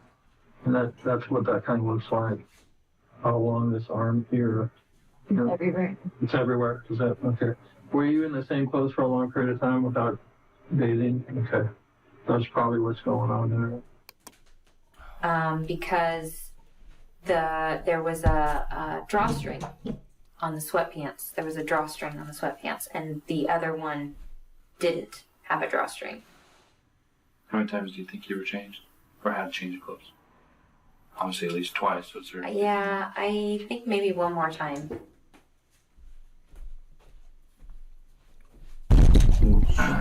Did it seem like the clothes were new? Or old? Wait a minute. Okay. The sweatshirt, the top. I took the top was changed more because I was trying to manipulate her. My skin was like on fire. It was really itchy everywhere, and I started this. We should probably use Teams, or Google Hangouts. And actually, you're right, Jerry. I do have Discord installed, I think. I just forgot about that. Let me crack my back. Rash I got that's up in here. It was starting to like swell, starting to swell so bad that it was like putting pressure on my arms. So I was trying to you adorable little gremlin, manipulate them. I need some kind of medicine. Like, look at my skin. You need to wash me. You need to give me medicine. You need to get me something. And I was using that, and it was so itchy. So they would argue about washing my clothes. And I was able to take two showers. I like the extracts, but I just get them once in a while because they're expensive if I get them all the time. Call them a shower. Was get in, rinse water down your back, and get out. It's hard. I have bad but days. she let me wash my I feel like I need in the shower. Were you able to see at that time? A lot of times I'm just taking it. No, I could see. I don't really. And that was when I was trying. It was always look down. Don't look at us. Look down. I was never allowed to look up. The first day with the zip ties, getting out of them because they were behind my back. So I pulled them. I did one of these moves. And that's what this scar right there is from, is the very beginning when I got them off. And I bit them because I couldn't, because Keith and I have even tried this move before, the whole, you know, like power through it and bust it. And I tried that and was unsuccessful. And it cut right here. And I was like, I remember doing this with Keith. How the F do I get these off? And I tried that several times, and I tried the power bust it down, and that's where it cut in right there. And then it gets more and more obvious too. Just wait till the best one where they know for a fact she's lying, and they're just like, Sherry, like, tell us what the Bluebird said about your ex-boyfriend you were hanging out with. I was like, I can't bust through them, so then I just chewed it off, and I cut my lip right here, and then I busted them. And then it was like I tried the door. I could tell that the door had a deadbolt at the top, so I couldn't open the door. What the fuck? And then they came in, and that's all I remember from that experience. I'm still here, there's Jerry. something else. There's Still something here, else still before clear. I tried the door. There was Get something used else to it. before I tried the door. The windows? Sherry appears to remember some details vividly, such as how exactly she got a scar on her wrist from the zip ties. However, she's unable to recall other details, like any physical description of her kidnappers. When the person being interviewed appears to have a memory of extremes, meaning they either have an unusually good memory of events that happened months ago, or they can't remember recent events, it can be a possible red flag for deception. After I broke the zip ties, there was boards on the windows, and I yanked that fucker out of the wall super quick, and that's what got her in the room, was that noise. She came in, and then it was lights out. What do you mean it was lights out? I can't remember if I was hit with something, if I was stuck with something, and that's what I was asking too. If I was tased, wouldn't I remember? Or would there be a scar? Would there be a mark? Would there be a mark? It just depends if the probes made skin contact. How about the bathroom? What'd that look like? There's something wheels gotta be rolling now. I tried to hit her with something in the bathroom, and then the next time I went in the bathroom, everything was gone. The mirror was gone, the towel rack was gone.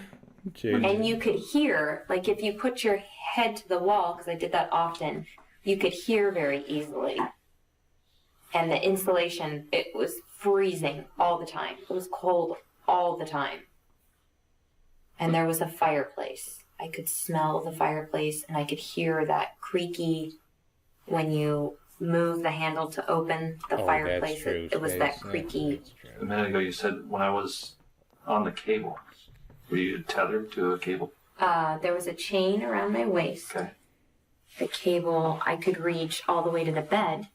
Couldn't reach the door. Couldn't reach the window. At all times there was a bucket in the closet. That's what I used to go to the bathroom in.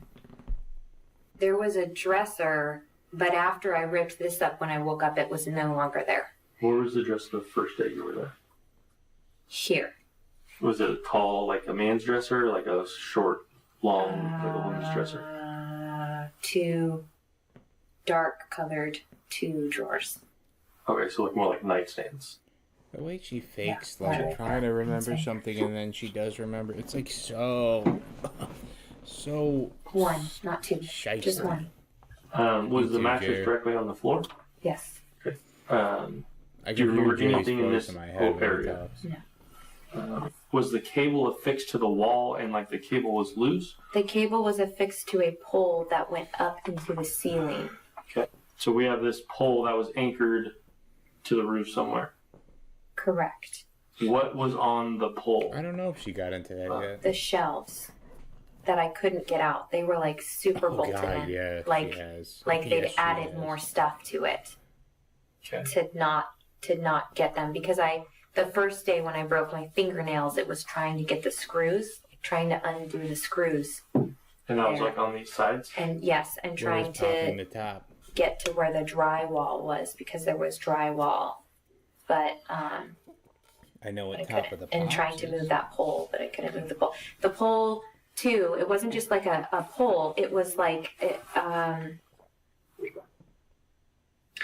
almost. It's not quite rebar. It was okay. So think of if you had a screw that was big and long, and you tried to grab it, it would like cut your fingers almost. Is that making any sense? Like lag bolt. I don't know. So it's a big screw. Yeah, you described the lag bolt. It's a large wood screw that kind of similar to like rebar, but it's for. Yeah, it wasn't very thick. It wasn't like I could grab it with both hands. It wasn't thick enough that I had to do this. It was. You put it in your hands. Yes, but I couldn't grab it. Like those were some of the first injuries that I had, was trying to rip the stupid thing out, and I made my hands bleed a lot. That there was just it wouldn't give. It wouldn't give at all. Does it go through the shelf? Yes. Okay, so if this is the shelf. If I could have gotten the shelf off, I could have gotten out, because I could have pulled the cable just straight off of it. When Sherry slams her hands down on the table for emphasis, the emphasis is severely delayed, indicating a mismatch between her thoughts and her speech. It's possible that she has so many things going on in her mind as she's remembering this traumatic event that she can't keep up. However, it's also possible that Sherry is being deceptive about her attempts to escape. It was the shelf that I couldn't get off. Since the interview had been going on for a few hours at that point, it was agreed that they would call it a day and let Sherry rest. Detectives returned to her residence the following morning to continue the questioning. But as far as getting started today, I don't know if yesterday jogged some more memories or if there's things you want to add. As a matter of fact, but basically, we can just start with. I don't know here that we never touched the topic of your hair being cut. I almost feel better than when I had. I'm not sure what led up to it. Curly black hair. But I don't know. It's cable that was where the cable was attached at the top. Anytime you decided this is cool. Or moved this it, is mature, it made a really seasoned, loud peppery, or salty. So when very salty. would make noise, I don't know, they man, would rush it's working. in to the room. Oh. I think that's why. I don't think there was anything else. You Because can't hear there wasn't anything No, in I the was trash saying, can. see, it's So it wasn't- I receding, don't feel but like it's it was just time like for that, receding in the maybe. most manly, kind of nice I want to say it was just way because there was a possible. noise. It's working. They said something in Spanish to each other. It the other feels one like was it's outside working. the room. Better. I was hit here than on the when I had a shoulder. bunch of curly black afro hair. And then it God. was a Like, you just gotta just yank decide, backwards. nope, this is Yank still cool, backwards. this is still awesome, and this is me. This is, I feel like it happened really fast, you know, but you can get your Not. rest in I any don't bed know. that you lay down. That's fine. I heard that in a song once. One thing to keep in mind while you listen to Find your Sherry's rest in story any is bed that you lay down. deceptive statements tend to contain fewer unique words and more repeating words than truthful statements. yank backwards. Gotcha. Yank backwards. You know? When you lie well, you tend to rely on prefabricated statements that are Nah, it's a borrowed little from heavy. previous stories of your experiences or things you've seen. That way, you sound more natural and believable. Thank you. I was down. Elise. She was over me, had it in her hand, and then I felt that's it what you guys here. gotta realize Like I in felt like girls, that it's not that really blunt about edge because she exactly had, what she I had mean, cut it like, above my hair tie. It's not really about, Felt it like, here, you know, and she they're not said, that picky. They just "I'm gonna pretend that send they're it picky to when your they're mother, talking to or their I'm going to girlfriend. send this to your mother. I'm going to send They're this not to your that mother. I picky. can't remember exactly, but I'm going to. What do you mean? To your mother. When she was cutting it, it was very upsetting. Is that better? Is that loud now? And then she said that, and I kind of went. And it was one of those moments where it was emotional for me that she was cutting my hair. And I feel like her saying that almost pulled me back into survival mode, I You know, guess. girls are like guys. Listen, girls are like guys. When you're all talking with your guy friends, you're like, I would never date a girl that's like over 140 pounds. Like, yeah, no, never do that. A year later, you're like, I'm thinking about marrying her, man. And she's like 250 pounds.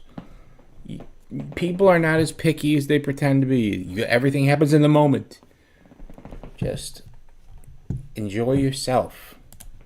Be yourself. Have fun in life. It's too short. You might die tomorrow. So say all the things that you're thinking. I probably shouldn't tell some of you that. It also made me feel like she didn't. I'm gonna get some. I'm gonna end. Some of you are gonna end up on the prison pen pals list if you do that. Referred to as facial distortion, then keeps his hand over his face for a second. These are typically maybe not signs of 250, but you discomfort. know what I mean. Perhaps he's feeling unsettled at the description of his wife's torture, but there is an alternative theory that maybe he's caught onto something peculiar in his wife's story. That's true. There's some stuff that's Sherry a goes no. from having a hard time There's no remembering bargaining the on that. circumstances of having her hair cut to suddenly reciting nearly word for word what was said to her. She described having her hair forcibly chopped as a highly memorable event, as it might be for anyone. Thus, it's quite unusual that Sherry would have difficulties recounting it. These mental blackouts seem to be following a particular pattern that'll be of interest to detectives later down the road. As well, she's steepling her hands as she speaks here, which is an indication that talking about this part of cutting her hair makes her feel in control, perhaps because it's something she's comfortable sharing the details about. Do you recall what they used to cut your hair?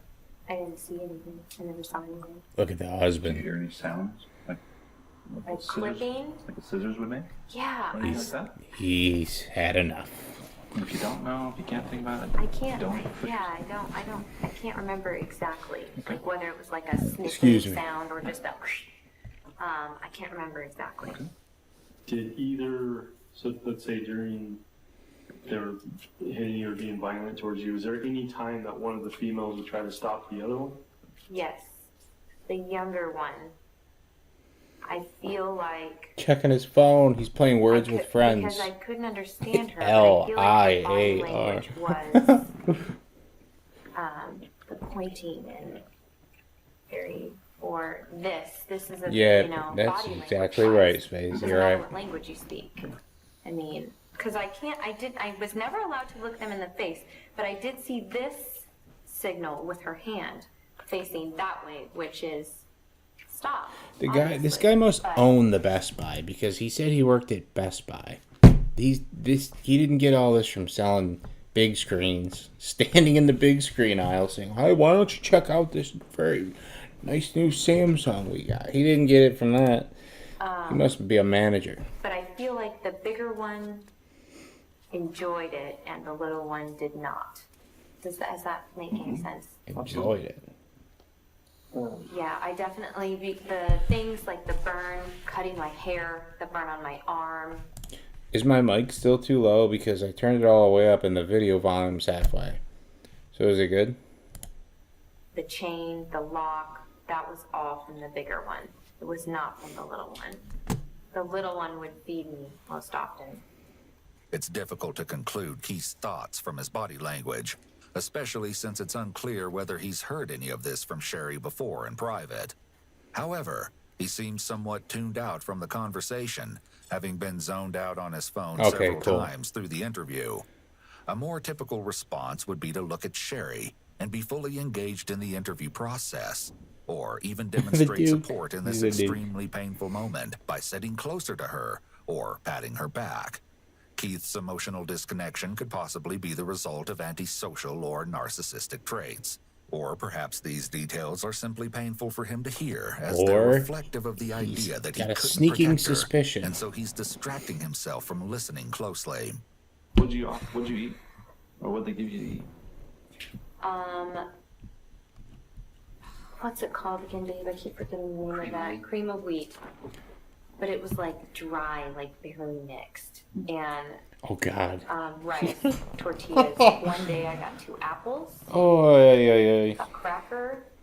And sometimes it was like scraps, like the fat off of a piece of meat or something, like they had just scraped it She's off. thinking of everything Mexican she can think Regularly of. or just sporadic? Or did they bring you food? Was it?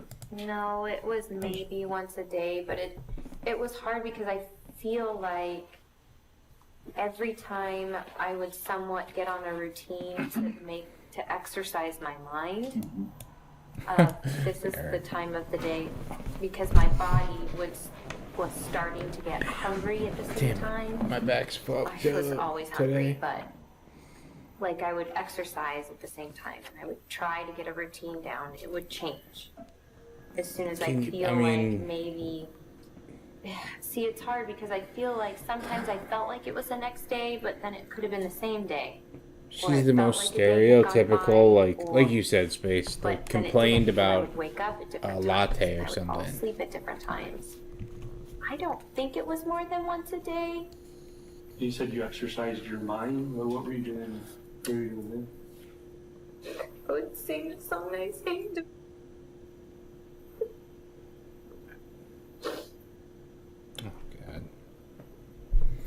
I would read the. I don't think I can get that read curled. the book No. and read to my children. She's too curled. Do not step on the keyboard, please. Husband, I would mouth things he would sing Christmas carols and the random jingles he would sing in our kitchen. Bored of sleeping? Don't. No. A lot of times it was, if Keith was here, what would Keith do? If Keith was here, what would Keith do? Do you know how you received most of those injuries on your legs? No, but even originally before then, I bruise really easily. Mm-hmm. So it could have even been something that I possibly could have done. There's a lot of hitting with something. I didn't like being in the closet. It was a lot of shoving around the closet area. Do you remember specifically being hit? I'm sorry, the fire popped in there. Yeah, Jane, he's tired of it. Yes. This is a good example of Keith's remarkable reactions, or lack thereof. The entire time he's listening to his wife describe being assaulted, are you kidding, he lady? shows no change of facial expression, no shifting in his seat to indicate discomfort, nothing at all. In fact, throughout the majority of her story, Keith comes across as almost bored. Again, it's possible he's been desensitized to this information after hearing it multiple times, though that theory is unlikely. Hell, Even he if that knows. were the He case, knows. it's still unusual that he doesn't show any sort of response to what he's hearing. A profound lack of empathy on his part, or a healthy bit of skepticism. I don't remember if we didn't talk about issue about your nose and how that occurred. I was woken up by it, and I can't remember if it was like this or if it was like that, but I was woken up by it. Not like being in the closet. So you were sleeping? Correct. Pretty On the good. bed. I was told to change. There was already clothing on the bed. I felt so dizzy. My ears were ringing. When I tried to put the sweatpants on, I fell over. Well, obviously, I'm assuming it was bleeding. How did you clean that up? It didn't bleed very much. Didn't bleed. Yeah, it really didn't bleed very much. Did any of that end up on the walls or on the floor? Or, I would assume so. It had to have been on the floor No, because no. I set the sweater down. It wasn't profusely bleeding, so I wouldn't say that it was dripping onto That's the probably floor. making a sound. I'm going to go through a list of some things, and it's going to require hearing. So however you want to access that part of your brain. Usually when I try to hear something, I close my eyes. Okay. Yes, no's, I don't knows are all fine answers. Oh my god, 13th. Farm animals, No. equipment, farm equipment, No. buses, No. train. No. Sombreros. Oh, I saw one Now of that you're those. listening, do you recall any other sounds that I haven't? The fireplace, the creak, the flushing of a toilet, the TV. Yeah, the It's interesting cat. to note here that Sherry only uses larger illustrators as she's briefly I describing the can't do area much where for she you, was but you released. have treats over there. People Believe it. typically use illustrators while they're talking, So it's actually a red flag that Sherry is so reserved with her body Oh, language. you're getting too close. She remains balled up and with her hands in most of the time.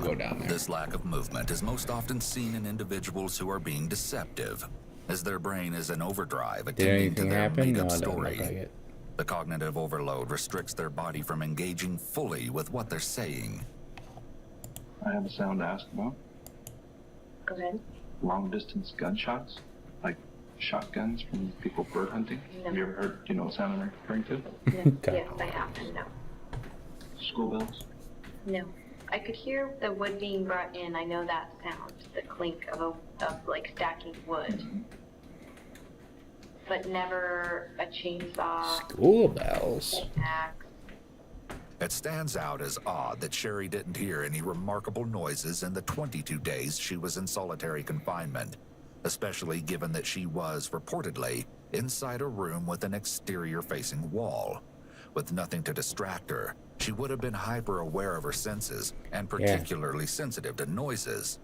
Also, the speed with which she's declining each prompt has an air of dismissiveness. She's taking little to no time to think back on the proposed sounds. Up to this point, Sherry realistically has revealed little to no information that can narrow down the search for her kidnappers. But the detectives there's very nobody to patiently find. carry on. You're in barking dog. No. I did on the last day. That's scary. What do you mean? On the road. Near when I was trying to go to the. Talk about it. I'm sorry. Let's talk about I interrupted you and talked over you and didn't hear you. Sorry. Let's talk about that. Just since it's there in your mind. The barking dog was when I was trying to figure out how to get into. Can I ask you what was that? Was it a She's always shipping trying to yard? Was it a delay junkyard? What was and that? Fenced-in area she's up to no next good. to the freeway. They must Well, know there's it two. by There's now, like at least a lumber little yard bit. and like a propane yard. Okay, there was a. I want to say like a modular type of house. Hey, my or chat like an disappeared. office That's what within, you like, did, an office dumbass building. cat.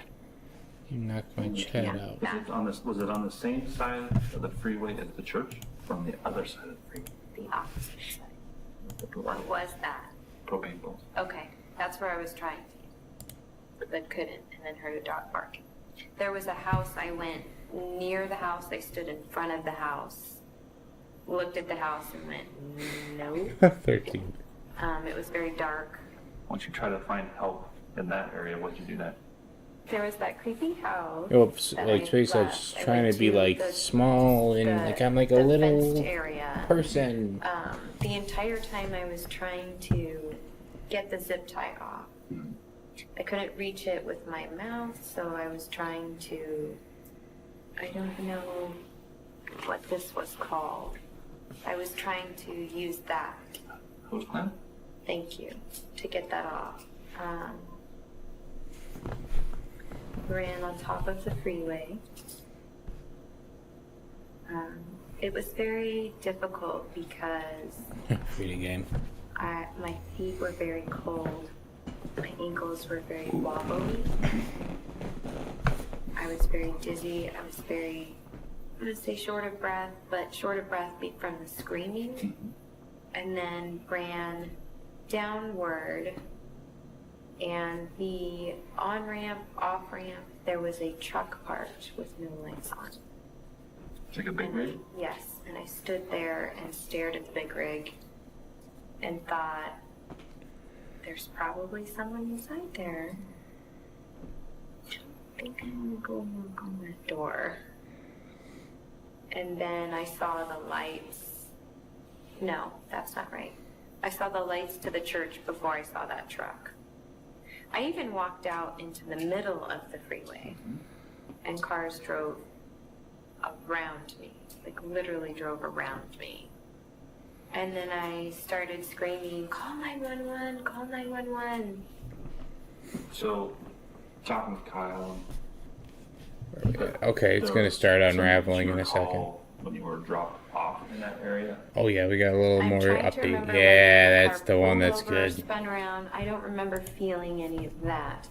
I remember the one. feeling and hearing the click, the clipping. After this, And maybe we'll then, just do some quick gossip bites. get We'll do out. some bite-sized gossips. And falling out of the vehicle. I don't remember if she touched me, if she grabbed me, if she pulled me. I remember falling. It didn't feel great. So one of your hands is free, and if I remember, it's your right hand. But, Correct. How did that become free? There was a clipping noise. I'm not sure. I'm trying to think if there was the cable. I didn't hear like the clicking noise that like handcuffs would make, certainly. I feel like it may have been another cable here. Yeah, because they're all cleaning ladies that kidnapped her. So how long was your hands to your waist? Was that something new? Oh, that was new. Oh. Oh, you mean the zip tie? Yeah, so zip tie to This your- was new. I don't remember this being put on. I've been searching my brain for that. I don't remember the metal pieces being put on, and that is very frustrating because that's something that I should remember. So I have a picture of your legs that I want to show you. I want to see if you recall being kicked or stomped. I'm looking at your right shin area.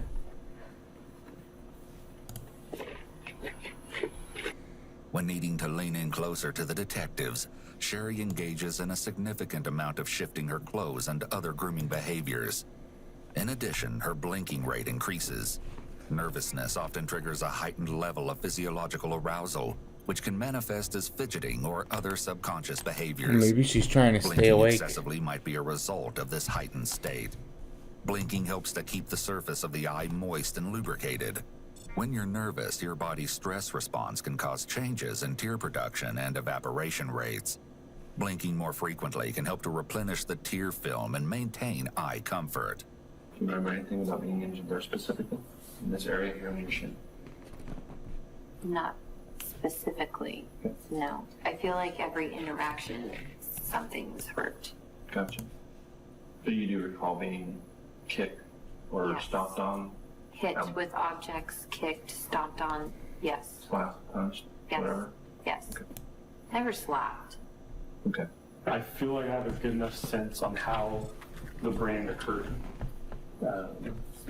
So I don't need the play-by-play. I just have a couple of questions if you're okay with that. Yes. Let's get it over with. So obviously there's each lettering to it. Was it all at once or was it several different? It was separate. It was a long page. And was that in one extended time period or was it over multiple days or? All done in one extended time period. And I know that the older one did it essentially. What was the younger one doing specifically at that time? She was to the right. I feel like she was the one touching I want to say tools or something. She was the one handling. Could you hear it or could you see the tool? I couldn't see it because it was behind me. I almost just want to Where see my head was on the table. I you may. You don't recall. He's using an unnecessary memory modifier, which effectively weakens the inquiry.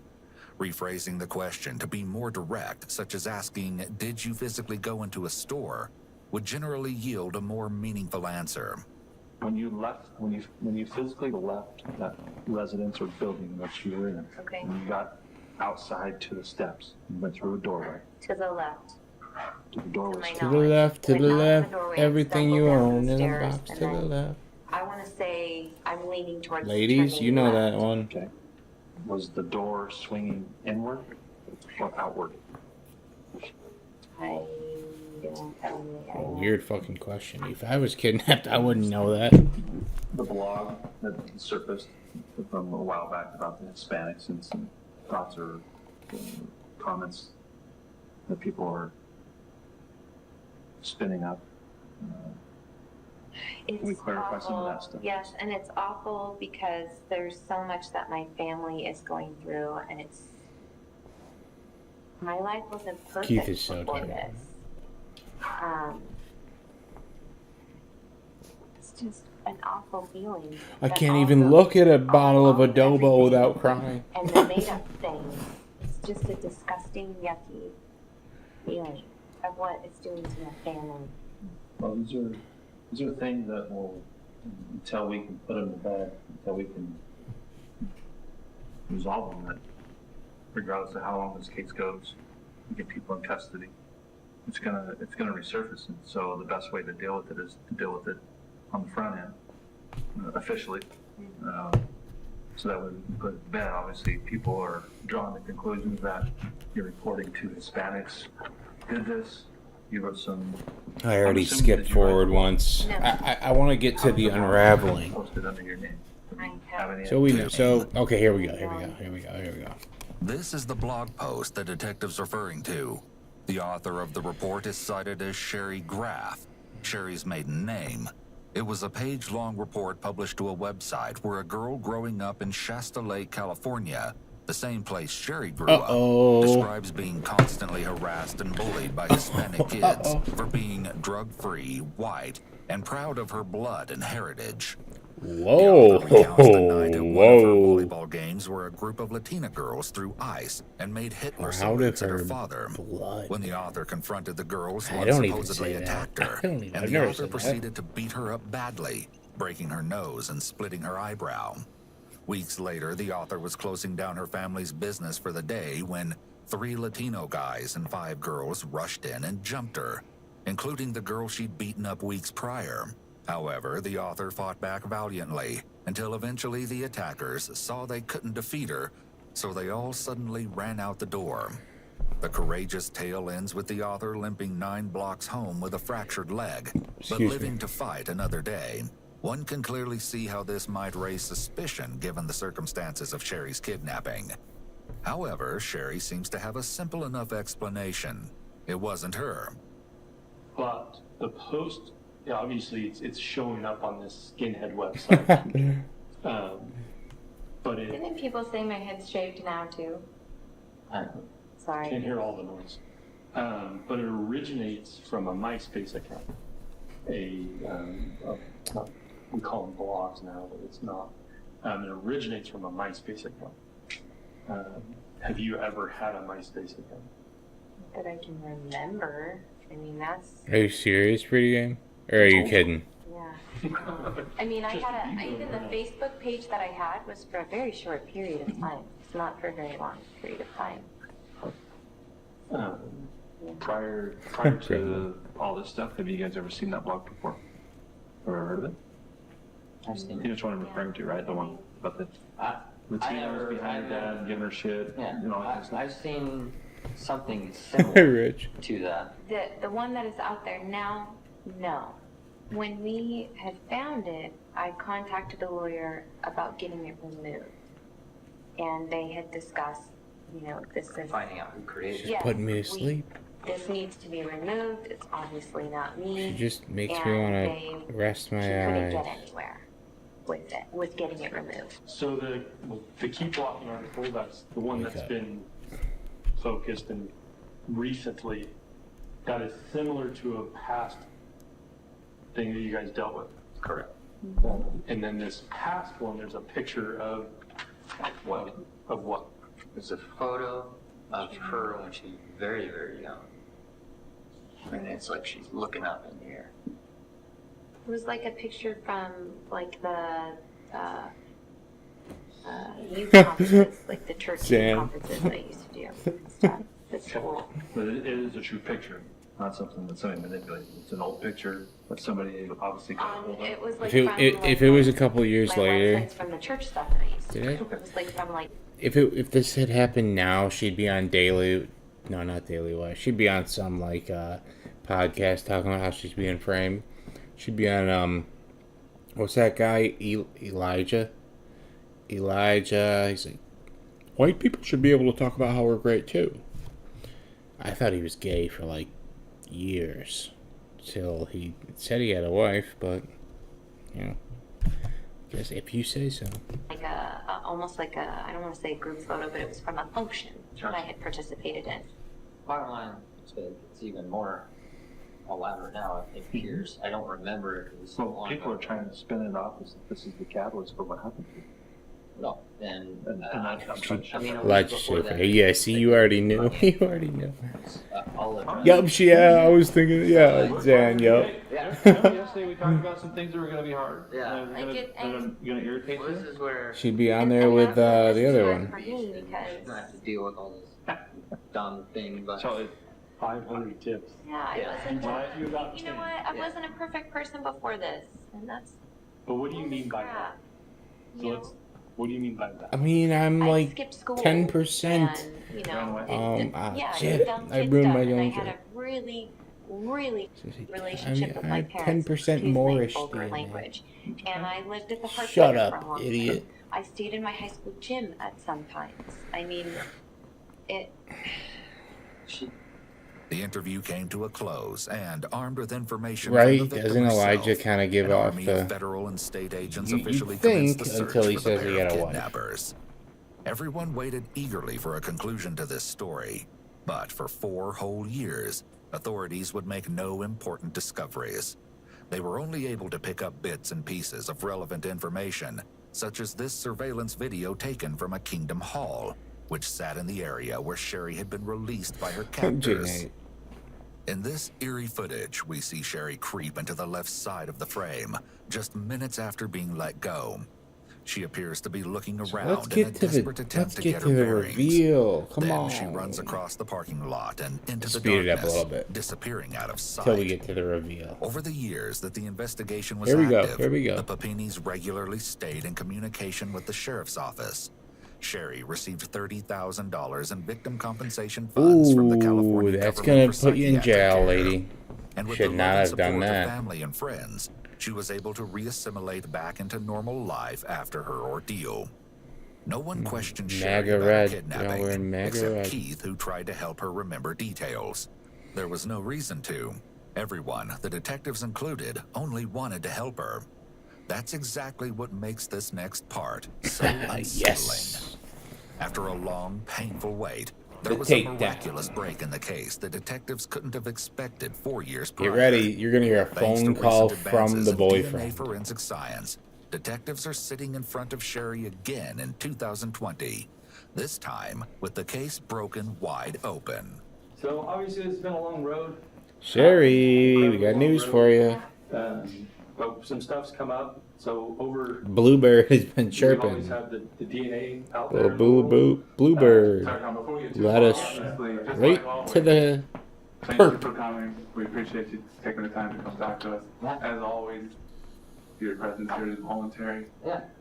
You can go at any time, and all we want is truthful statements because it's a crime to lie to federal officers. Oh, So there's always been DNA out there. bitch. You done for. We've done testing. after You're testing. done. We've gone out to like the Paramount, which is a private company that does all like the genetics, and we've just hit wall after wall after wall. But recently, we found a familia DNA hit.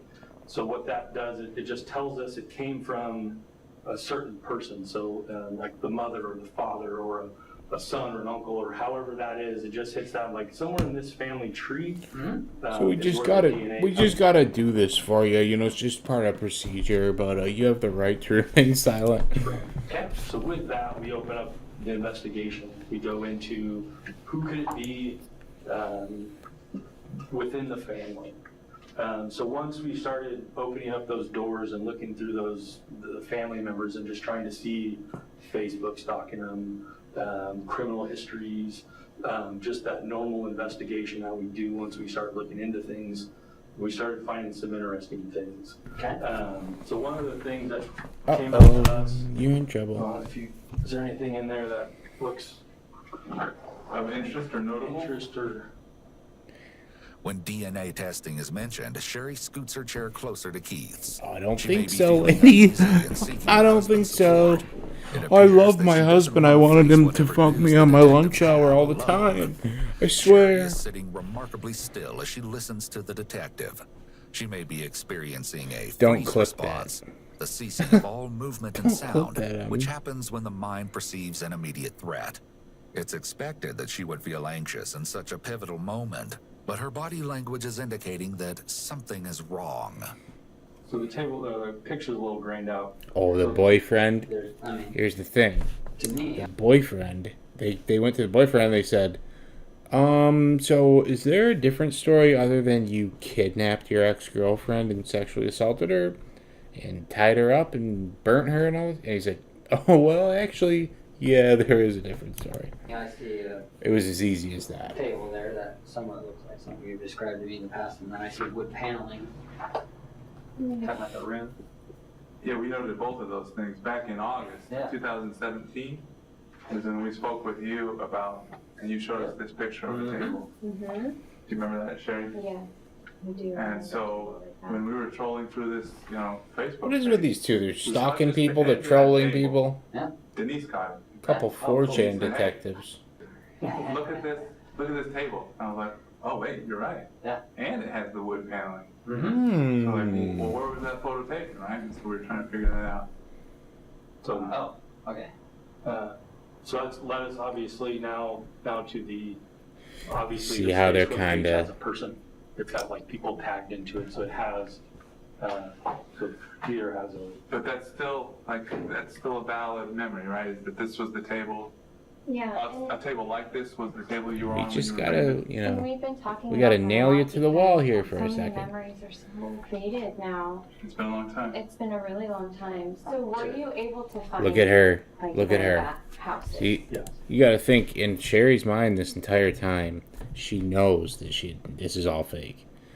So when she walks into this room and gets these talks, and she feels this energy, and she sees this, oh, we went down the path and we found something. She's thinking, oh fuck, I'm done.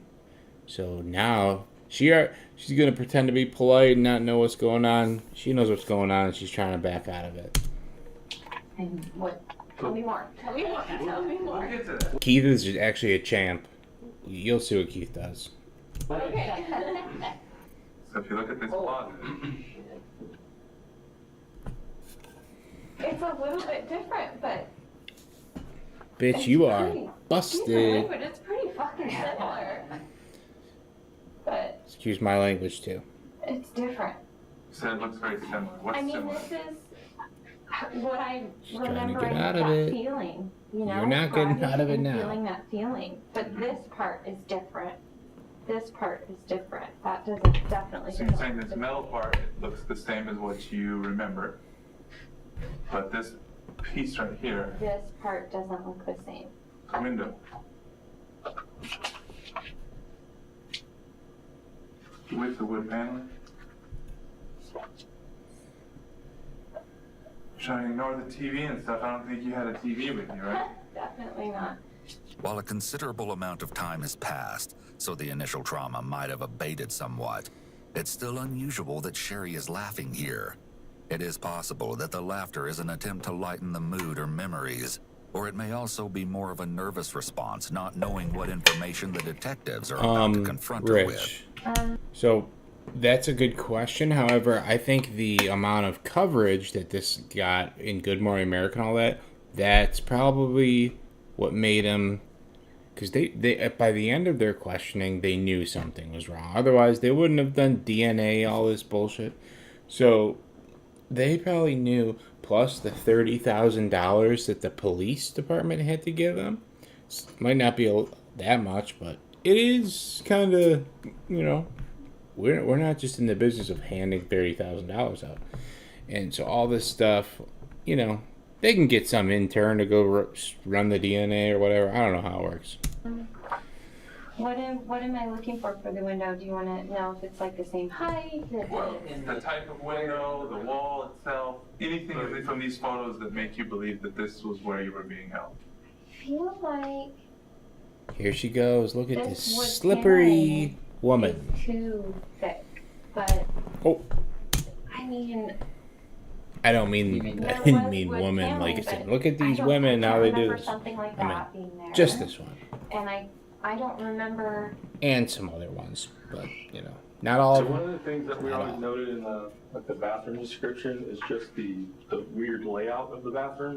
If you remember the layout. We'll of the watch a bathroom. little thing about where she is Let's now. talk about the description, best description, and then we'll start showing some. But there's door, toilet, She's doing exactly what these types will do. Yeah, you know, docu-series, all this stuff. Well, you'll see where she's at now. Tub. Is that what you mean? Yeah. You walk in the door. First, there's a toilet. Yes. On the right or which side? If I'm. Shit, the word world with just in general. I don't know. But whatever, you walk in the door, on one left or right, you have a toilet, then... I want to say, what? I'm sorry. That's fine. I want to say toilet on the left. Okay. If we could go back to the closet really quick, though, I remember when you were talking about being chained into the closet and trying to figure out a way to get loose. You talked about working on a screw, right? Uh-huh. And what happened to that screw when you were done with it? I dug a hole in the wall and poked it into the wall. Okay. Because this is an interesting photo as well. Is this in the closet? That's in the closet. No, it's so surprising. It was drywall. It was into the drywall. It was into drywall, but. By the electric plug. Yeah. Okay. So maybe not that one. So, her story, like, We're showing you all of this so dramatic. because ultimately this is the house. Yeah, here we go, lady. Thank you for that. Time to sing like the bluebird that you are. Sorry. We found the house. We found who was involved. We talked to who was involved. We talked to family who knows that you were there. I talked to a couple people or talked to one guy who did see you. I think you know who it is. I think you know. Unfortunately, there's a lot of truths. There's a lot of things that were said that we have always finally. That we've always said. There's a lot of truths, and then there's some unknowns. Like one of the simple ones, like, well, this description of the bathroom is just weird. Like that was like an argument in all of our offices where we were sitting there like this part's weird. But then we find a house with it. Then the all thread through the thing, that's just weird. Keith appears to be outwardly celebrating their victory, ecstatic that his wife's captors have finally been caught after so many years. Sherry, on the other hand, seems significantly less thrilled by the news. She remains motionless and fixed on the officer for a few seconds. Likely another freeze response. It's amazing how she appears to motion for her husband to calm down. The fact that he felt the need to apologize for reacting appropriately may be another important look into their relationship dynamic. It's so amazing how in this room right now there are 3 people who know exactly what conversation is happening. But, you know, 2 of them on this side, 1 of them on this side, they don't know, you know what I mean? But then there's Keith, who has no clue what's happening. But they all know. And they probably know that he doesn't know. To the idea that he isn't confident in the validity of his feelings. I'm sorry, and Jimmy. neither of them are considering the trauma and It's pain awesome, he also though. went through when she disappeared. Oh, you're talking about Keith. So I think with that being said, some choices and some decisions ultimately changed the original path of what happened. So we'd like to talk to you more about those things, and we can do it with Keith here, or we can ask Keith Look at this. Look at this. to whatever you're comfortable with, so we can break down some of the problems. If you want Keith here, They know. See, all they we know, want and she knows. is to have the truth. All we want is to be able to tell the truth. That's all we've ever wanted from day one. Keith's ears are already perking up. Like, wait, For what? hours we've been there. We've done all these different things, waiting for something, waiting for it to break, waiting for us to leak something to hear. Because the DNA came back, like I said, to a specific person. That specific person told us very specific things. His family then told us specific things. The tension is so thick, you could cut it. What must Sherry be feeling right now? Fear, desperation, despair. Certainly, Keith's stomach is in knots as he registers that his wife had actually been with a man during the time she was gone. Had Sherry run away with another guy? Had someone forced themselves on his wife? Was this another repressed memory that she'd forgotten to mention?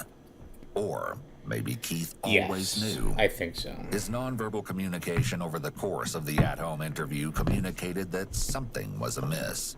Perhaps he'd had an inkling early on that the circumstances were suspicious. Notice also that she's leaning towards Keith here to get support and encouragement. This nonverbal language is very different from the initial interviews. Keith presumably knows his wife better than most, and likely could tell where her story became fishy. So we can step out of the room, let you guys talk. I love this. Because I don't know what information I'm going to do, if it's life-changing news, or if it's, oh yeah, everything's fine. I just don't know what it is. Yeah. We'll be right back. Does Keith know you've been lying this whole time? The truth is fast approaching.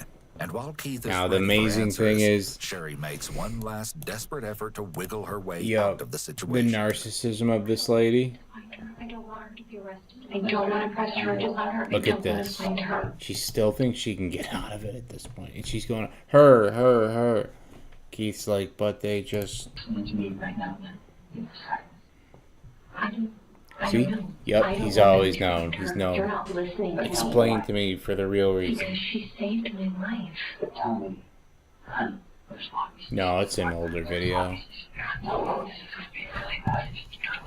Look at how you're being right now. He's always known. He's always wanted to ask this. I don't want them to find her. I don't want to press charges, and I don't want to go down that road. But you tell her? It's not a her. That we just know it. We know that. Look at her. Look at this lady. Because she saved my life, and she's the reason why I get to hold my children every single day. Oh. So you don't press her. You still need to find out who it is. What are you talking about, lady? Yeah, you're not making any sense.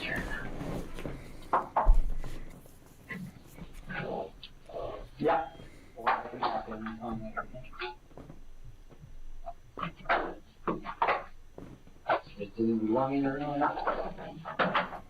Hopefully you've had a chance to chat briefly. The fears later, maybe. She tells him not to leave because, again, the narcissism, she thinks she can somehow find a way out of this. And she also knows, see, I think she knows that Keith doesn't believe her. So keeping Keith in the room is better than saying, yeah, honey, can you leave? Because that means, oh, so there is a lie and you want to discuss it openly without me being here. And I've always known there was a lie, so that just confirmed it for me. I think Keith's always known. She's always felt like Keith's known. He can never really say it like out loud because the off chance that he's wrong. But you just, the energy was there. I don't know. You're in the driver's seat right now. I think it's easier to control things once you know what the information is. We're just still at the talking stage. We're at the control stage. So again, do you want Keith here? What is it? I don't want you to find her. We're not going to find her. She's the reason why I get to see my children every day. I agree, but we're not going to find her. We can skip to the rock into the water and rub up the pond if we want to now. This is the last time if you want to do this alone or with Keith. Keith's been through this also on a different level. I'm ready to move on and one more chance. Throw the rock and see what happens to the water. So, Sherry, look at me. What do you want? I don't want her to get in trouble. She's not going to get in trouble. The DNA came back to James Reyes. The DNA that was on you belongs to James Reyes. The picture in the, can I get the picture? The picture of the table is James Reyes' little brother. She looks at Keith. We talked to him. He's been on a polygraph. We talked to everybody around him. We have the rental agreements, phone rental, the car rental agreements. We have everything that says that he said he told the truth. That's James' brother. She's trying to act like this is a surprise. Everything you told us so many truths in this situation. The reason why you can describe the rooms is because you stayed in the room in the dark for hours, for days on end. The reason why you lost so much weight is because you stopped eating. The reason why you got a rash on your arm is because you cleaned his house. The reason why the brand is because he went to the store, bought the branding tools, and branded you. The reason why your nose was broke is because of a hockey stick. I know all of those things, and I know there was no... You're done. I know all of that because he passed a polygraph test. That said, it's not an abduction. Ooh. She asked me to come get her. No. I rented a car. Now she goes into complete denial mode. He passed the polygraph test. This isn't happening. This is not because happening. Polygraphs Yeah, rely it heavily is. on the skill of the administrator. They're not always accurate at detecting whether or not someone is telling the truth. That doesn't The matter. detectives know this, but are taking a very direct approach to confronting Sherry with all the evidence they have that contradicts her story, and are using the polygraph results to try to encourage her to finally drop the charade. Yeah. Despite her verbal refusals, her body language shows that she knows the game is Yeah. over. She completely covers her face and bends forward, closing herself off from the detectives. Meanwhile, Keith is leaning away from her with his arms crossed, likely experiencing an unfathomable slew of emotions. Excuse me, sir. What's that? We were friends. There's no way. Lady, this is not a surprise to you. Stop acting like it is. She's still trying to wiggle out of it, and you know why? Because she's probably gotten out of everything in her life. There's probably been a whole body count of people who have dealt with this and who eventually they got to this point with her, and they're just like, you know what, Sherry, just forget about it. And she's out of it. What's the last time Not you had this contact time, Cher. Brother died. Brother died in 2017? Is that right? I don't remember. Was it before or after the abduction? Fess up, Sherry. Tell us the truth. When was the last time you saw James?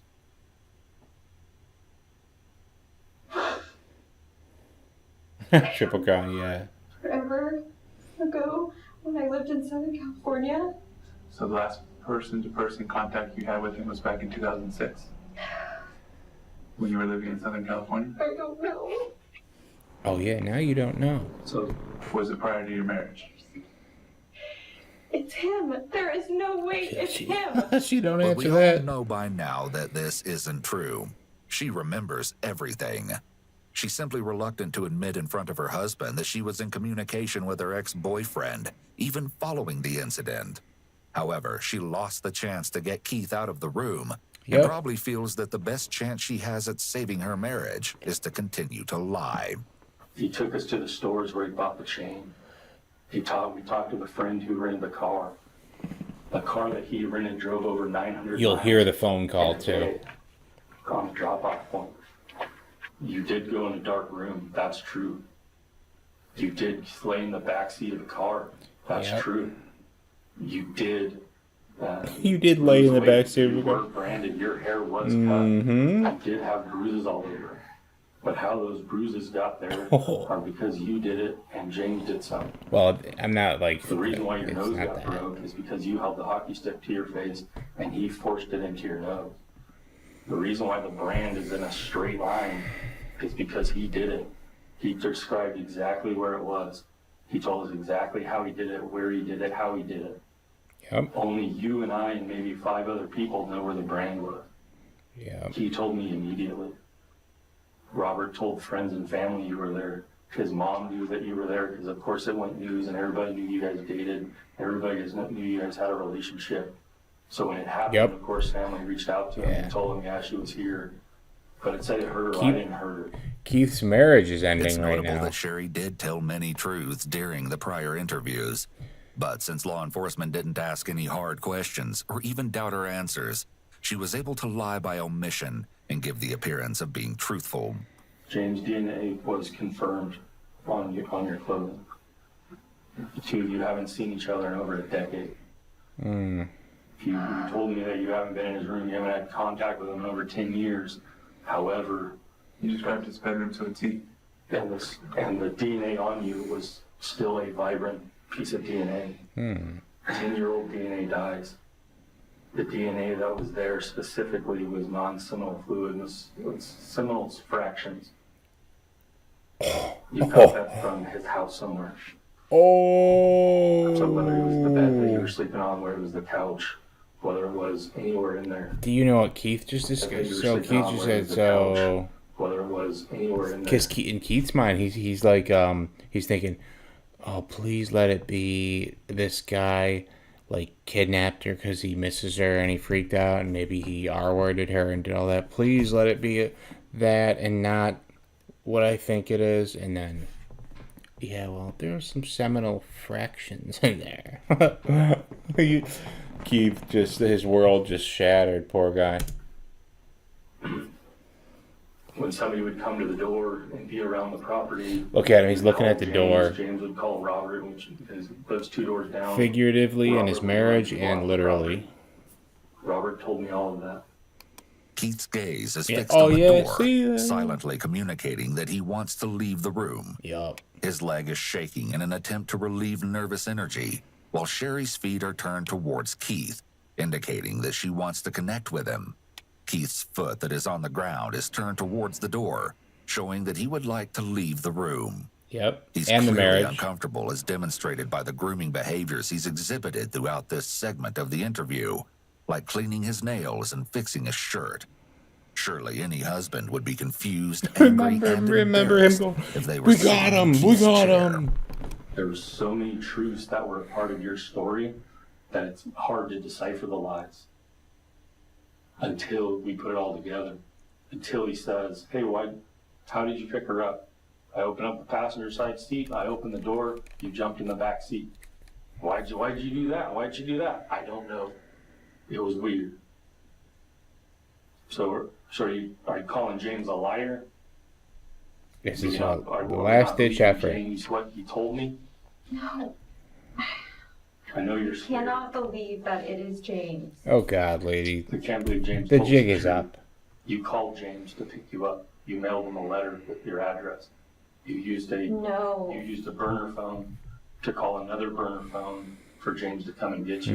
You're saying since you're married you haven't called James? No, I have called James. Because phone records show that you do. You Keep poor Keith here, oh my God. Phones don't lie, the DNA doesn't lie, Sherry. His polygraph doesn't lie. So you can go a couple different directions now. His story. I've already told you lying to me is a crime. So you walk out the store with telling lies, and that's a crime. I think we need my lawyer. Oh, This isn't really? making any sense. Yes, it That's not is. making sense, Sherry. The parts that That don't it's make sense. James. No, He looks the right parts at the that don't door. make sense are that you're accusing 2 females who abducted you when it was James. The part that you were branded, James did it. He told me he did. No. Who would sit there and say? In Keith's mind, he's thinking, was that like some S&M kind of stuff? Like, what the hell? Brandon Sherry on her right shoulder's like, who does that? Sherry clearly doesn't understand the importance of the officer's warning against lying. In the face of a federal agent, the consequence for being dishonest increases dramatically. Title 18 U.S.C. Section 1001 states that to knowingly and willingly make a materially false or fraudulent statement to a federal agent is a felony, punishable by up to 5 years in jail. Even a basic denial of wrongdoing, commonly known as an exculpatory no, is unlawful. The only safe alternative for a suspect would be to request an attorney and say nothing more. Sherry eventually has this realization and tries to align herself with Keith by saying, "We need my lawyer."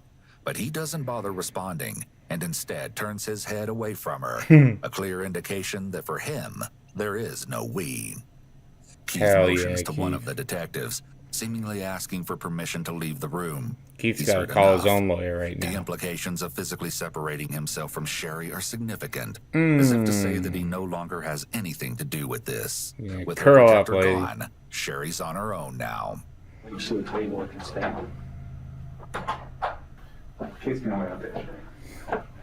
Were there issues between you and Keith? Is that why you needed to leave?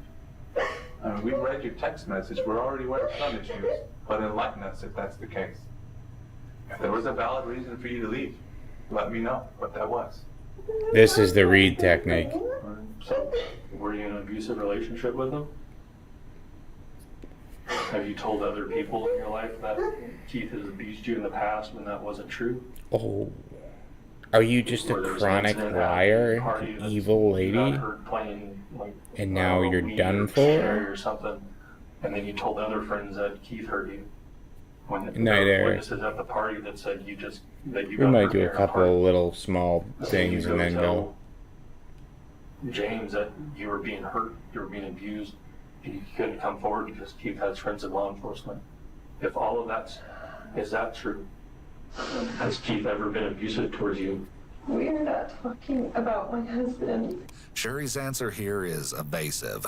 Although this can be a sign of deception, it's also common for victims of abuse to protect and love their abuser. However, considering how much trouble Sherry is in, if she were abused, it would make more sense for her to report that now. Perhaps Sherry still hasn't fully registered the severity of the consequences she's facing. Or she may think she can still cry her way out of trouble with the police and her husband, so she's refraining from throwing him under the bus. If she gave him up, that would surely ruin any chances of her saving her marriage. Then there's the obvious possibility that she was lying about the abuse all along, something she's proven to be very skilled at. It's important to note that Keith's story of the Wii remote was corroborated. Thus, Sherry has just essentially been caught making at least one false report of abuse on her husband. Who knows what other tall tales she has floating around. Has Keith ever been abusive towards you? We are not talking about my husband. I love my husband. So why leave? Is James lying to us? I want to leave my husband. I want to be with my children. I would never leave my children. But you did leave them permanently. You came back to them. Ultimately. No. You left them every day at daycare. So it's not like James talked about that decision when you were driving down, how hard that was. You left at 10 o'clock knowing that Keith was going to get home late, knowing you were going to leave the kids at daycare, and how much that tore you up on the drive down. You told us that. Like when you were in Eureka, you give him a call. You just start chatting with him. Told him some of your problems. When did it turn from just chatting to his plan to get away? To branding. No. No. No. Oh, yeah. Before. Why did I do that? We're trying to understand why you did that too. We're trying to understand all of it. I don't know how this is happening because I was doing that. This is an awful choice. Talking to other guys and it's got me scared. Other guys. Guys. You asked Donovan the night before to come meet up with you. Everything happened at once. What a You were asking him to. Stupid thing to do. Why did you ask him to come pick you up? Was that an I don't know?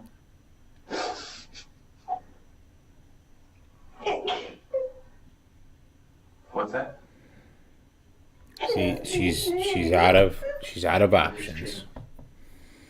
He understood that the DNA didn't lie, so he came clean.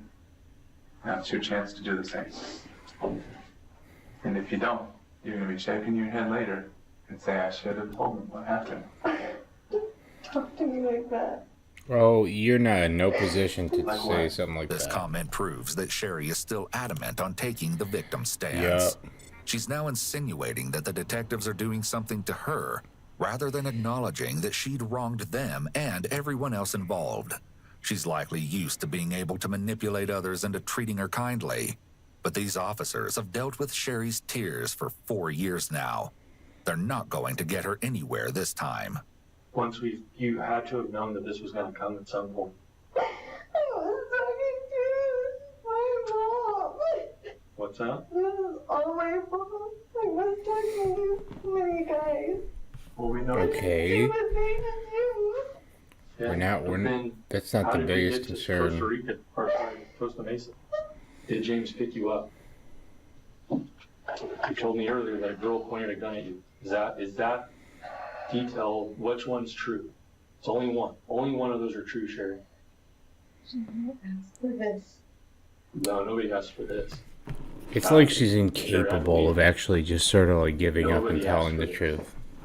And nobody asked for ABC News to park out in your driveway. There was no way you could have predicted that this was going to blow up and to be as big as it was. Who picked you up? Was it James or was it a female that pointed a gun at you? Can you please answer that?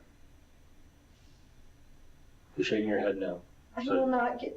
I'm not talking to you about that. This is I her, don't like, get anybody in trouble. I told she's you before, I do she's- not want anyone to get in trouble. oh, someone's getting in Yourself trouble. at this point. That's where we're at. So either James. I didn't do anything wrong. I know you didn't do anything wrong. Right now, you're not telling the truth, which is doing something wrong. That's where we're at. So, but the one. You're saying that it's James. No, We're saying James's DNA was on you. We know you were in that room at his house.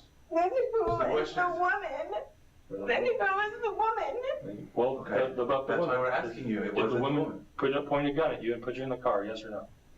Is that where we're at? Don't remember. She You can't don't do remember it. if a female pointed a gun at you and put you in the car? Is that what you're saying, Sherry? I've always told you I don't remember getting in the car. I've always told you I don't remember getting in the car. But did a female point a gun at you? Yes or no? I know you know who she is. I'm not We're on the saying wrong- it. I don't want her to get in trouble. She's not I know getting in you know who she is. You're getting in trouble. Sherry, we're not doing that. Anything. We're not. Right now, We're not doing the answer this story. question. Did a female point a gun at you? Yes or no? I am done speaking to you until I talk to a lawyer. I will not arrest her. I am with my Lady. children because of her. At this Oh, point, Sherry. God. I don't understand. Yes, you do. There's no way that it's just he loves me. You did love me. I agree. This is a classic example of an exculpatory no statement, which isn't protected under the Fifth Amendment. As the situation stands, Sherry could possibly be facing time for her lack of cooperation. Sherry, if you want to talk to your attorney, that's fine. We can wrap this up. If you want to keep talking to us, that's a separate story. But you said you wanted to talk to your attorney, so like I said, from the beginning, you're free to go, and you can go. I would ask you one more question, just for your own welfare. Do you feel like harming yourself? Oh, welfare. Do you feel like harming yourself? No, I just knock my children and go home. Okay. Seeing as Sherry has now clearly requested an attorney, detectives wrap up their conversation with her, then briefly touch base with Keith separately. Alright. I'm the idiot husband that stayed around the whole time. Some of the details, some of the stuff don't know. To me, I mean, from my side, I feel like my whole world's gonna flip upside down again. Why is that? Why am I always getting held out of things? Like, why can't you just hit me with it? I did. I told you. I know, yeah. Because this happened Monday. No, you're saying you can't tell me all this stuff. It's still an ongoing investigation. So From my side, but now you're telling me, okay, you guys can go home now. Well, do you think I want her anywhere around my kids or around me at all at this point? There you go. And again, we've talked a lot. I don't know what the next stages of this are. That's why. It's not that's us together, I did that one. Whatever those decisions are, I don't know. But we can all agree that she's not over there, then obviously if somebody can do something like that to There their you body go. and try to trick everybody that they're probably not fit to. It was 4 years ago. Keith has a valid point here, given this was 4 years prior now, but for a person to engage in severe self-harm and bodily injury, there is typically a serious mental health crisis going on. Sherry was likely desperate when she asked James to assist her in harming herself, but the question still remains. Why was Sherry so desperate to disappear that she faked a kidnapping? Unfortunately for Sherry, the investigators were being honest with her about every piece of evidence they had. They'd even traveled over 8 hours to speak with James Here we personally. go. We hear the call. At the start of the interview, James attempted to Or lie the to the detectives. He told them that he hadn't seen Sherry and didn't know anything about her disappearance. However, after being presented with the DNA evidence and the possibility of it being used against him, he came clean. So what did she have planned out? She was trying to get away from her husband, and I don't know their deal. But that was just a friend calling me, and I'm like, well, I'm But your good. understanding was that that's what she was saying, is she was That's what wanting I'm to get away going from him. Yeah. She was And having a hard that's- time. What I know very little about them. I knew she got married when she got married. So We'll watch some Where Are They Now. I went and got her. In what car? A little rental follow up. car. Just my car's not. Do you know what kind of rental? I'm not. We'll hear honestly, from I Keith, can't even too. remember what it was. Probably it was an SUV of some type. But I just don't remember what brand it was. Like, it was just the cheapest rental I could get. Do you remember the color?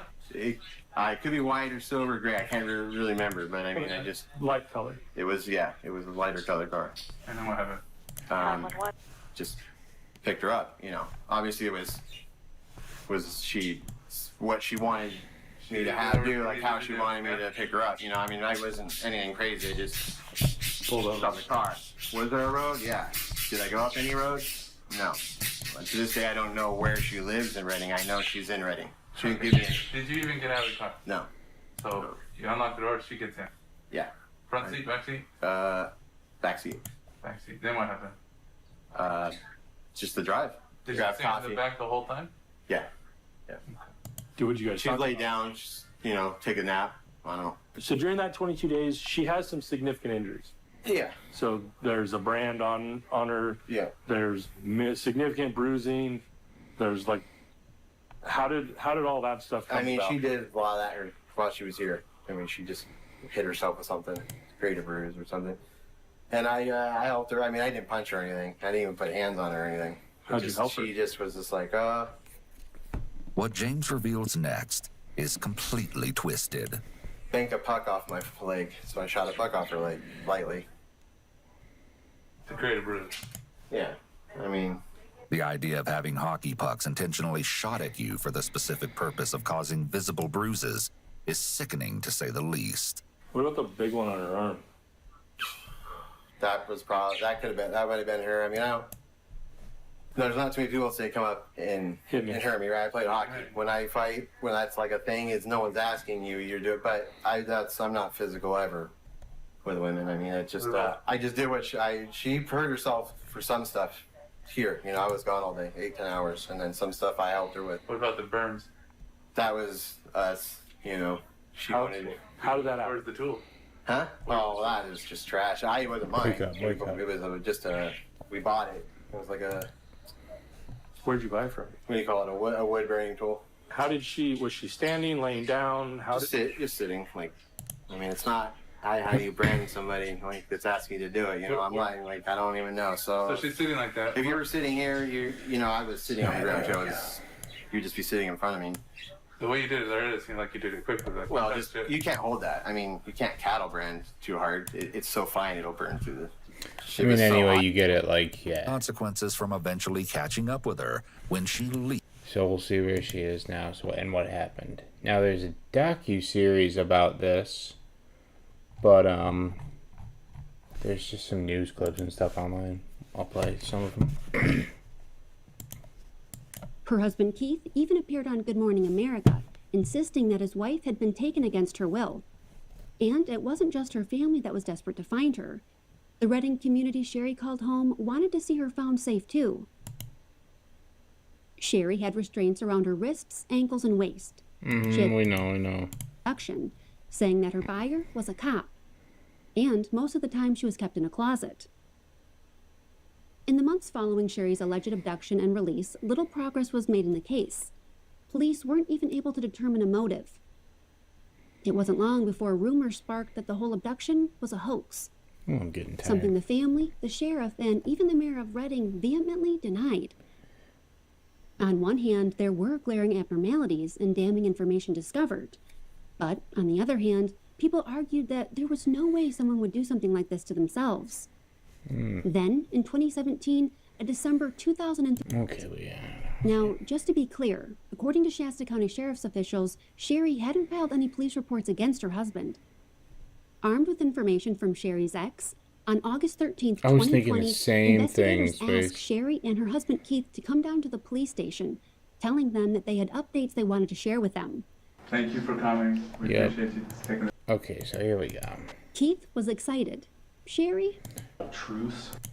It's estimated that Sherry cost Shasta County, state and federal taxpayers, and donors more than $200,000 in time and resources. Resources that could have went to real victims. More and more people from Sherry's past began speaking out about her, describing her as a serial liar, with another ex saying that she was a compulsive liar who would regularly make up bizarre stories and lie about the most menial things. In 2022, the U.S. Attorney's Office in Sacramento sentenced Sherry to 18 months in jail for wire fraud and lying to authorities. In a statement, Sherry said, "I'm so sorry for the pain I've caused my family, my friends, all the good people who needlessly suffered because of my story, and those who worked so hard to try to help me. I will work the rest of my life to make amends for what I have done."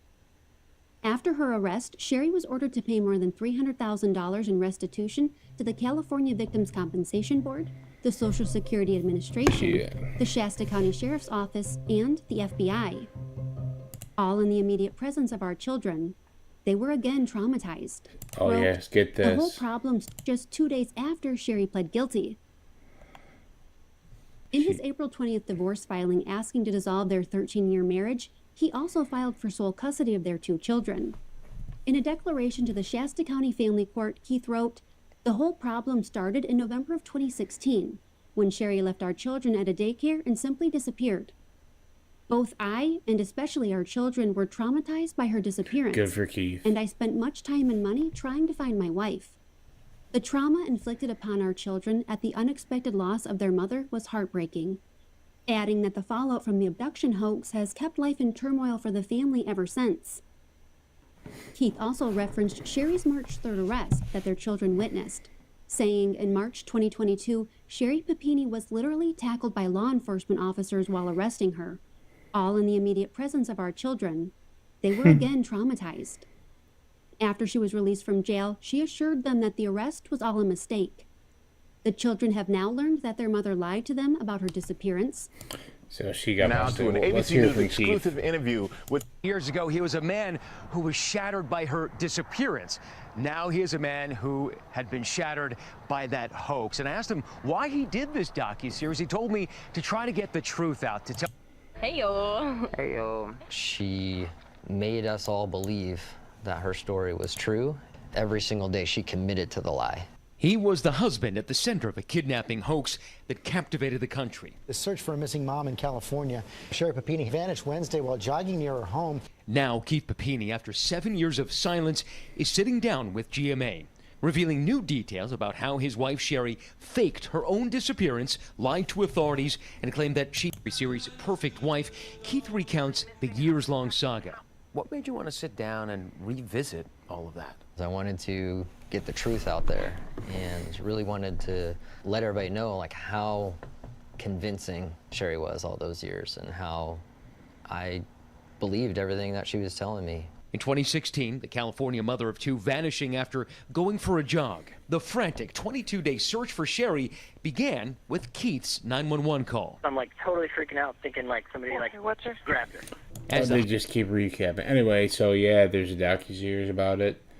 Let's see. I think she's opening up too, and you can probably predict what that's gonna sound like.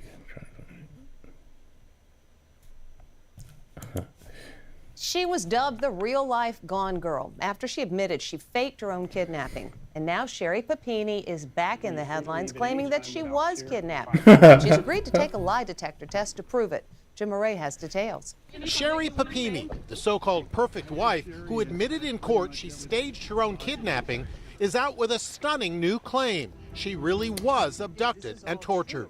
I'm Sherry Papini. I was abducted and I was tortured, and the FBI said I made it all up.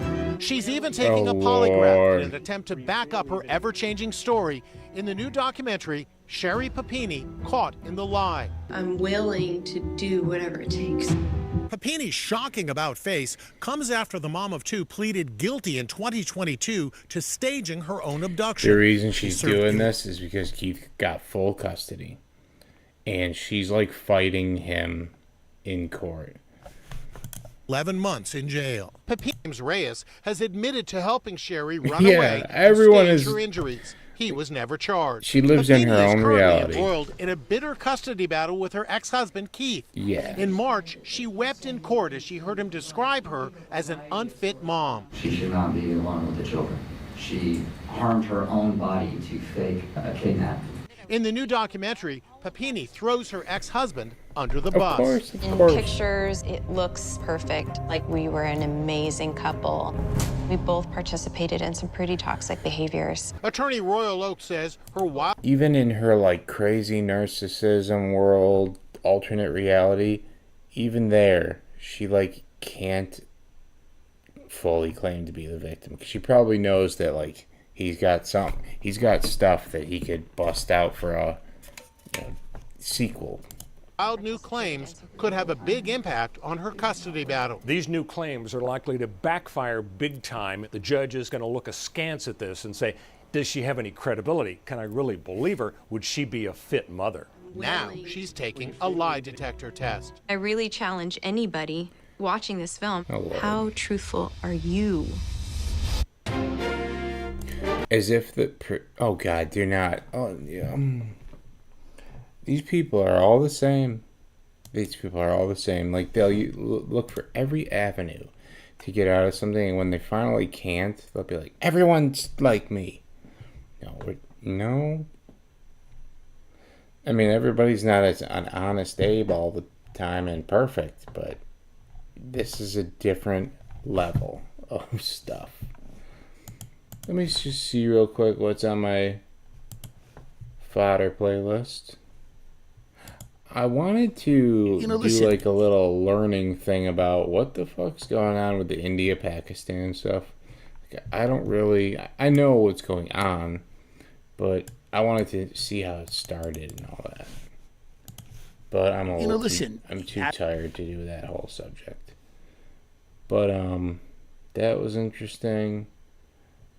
Let me see if there's a short one. Have you ever seen this guy? Have you seen this guy? This one's kind of crazy. I don't have the energy for that. He's just like a guy who killed like a girl that he liked, and he pre-recorded a live stream like we're doing now, and he scheduled it and had it premiere or whatever, so that it would look like he couldn't have done the crime. He's live right now. That's what it was. Let's just see if we can see quick what is going on. So I know that it all started with this. I don't know if you guys saw this, but also the how do you spell it? Pahalgam zipline. So this video is insane. This guy right here has no clue that he is ziplining into a terror attack where people are being like picked out of the crowd and executed and all this other stuff. He has no clue. He records the whole thing.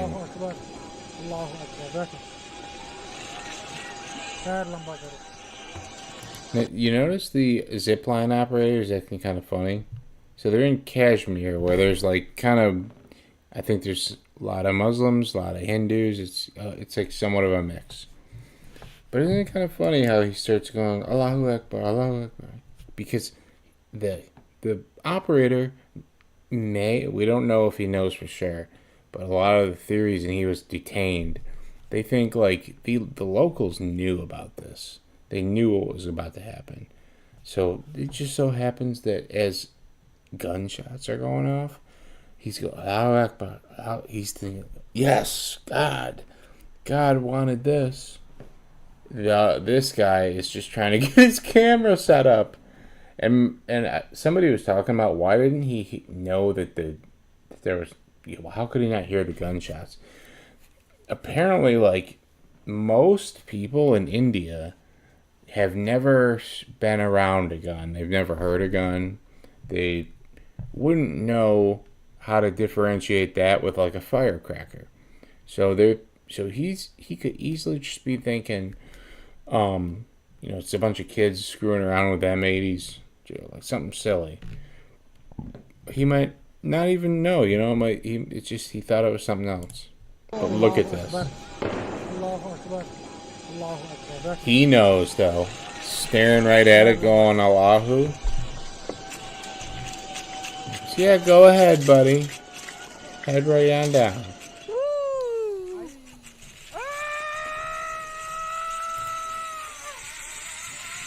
Now look at closely.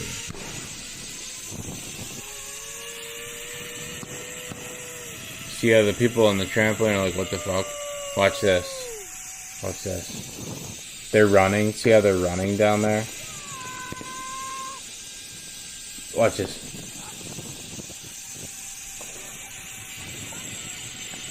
Oh, they don't.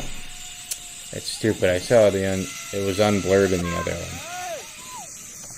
He ended up not being harmed, but that guy that they blurred out like falls. Now I don't even know if that was a real victim or if he was just sort of like if he tripped. You couldn't really tell, but they apparently detained this guy. He's a tourist, and he is. I'm going to play the video later. I'm speaking over this. So this is what got everything started. So what if you didn't know that. Video, and I'll play full audio. There is a zipline operator behind him. The zipline operator is looking ahead. And there are shots and people are getting killed. There's one more man with him who comes out from somewhere behind. This man, the zipline operator, is looking at people being killed. Yeah, 100, 200 yards away. People being killed. He can hear the gunshots. It's clearly visible. People are dying, falling. He kept saying, Allahu Akbar, Allahu Akbar, Allahu Akbar. And then he lets Rushi go down the zipline. Rushi, who's seen there in the dark glasses, has no idea what's going on. But it's quite clear from the body language of this man behind the zipline operator that he knows. He knows. Not casting an immediate aspersion. He's been picked up by the National Investigating Agency some time back, and he's going to be interrogated. Without passing a clear comment that he was part of the plan. I'm not saying that yet, but it must be investigated. Yeah. So anyway, yeah, that's what kind of kicked everything off. Now, what confuses me is if that's the case, and there is this group and all this kind of stuff, right? What is Pakistan even mad about? Are they really like? Is the plan here to say, "Oh, we're not associated with this group. We have nothing to do with them. We don't like them," and then then India bombs them because they literally like attacked. And I'll show you this. This is like a 3D animation of what happened. It's pretty bad what happened. All right, in this it was video pretty we're sick. Is that the United States has imposed So these are obviously Islamists kind of guys. So they had this whole crowd of people, and it's a mixed population. So what do? They got to figure out which ones are not the Muslims so that they can execute them.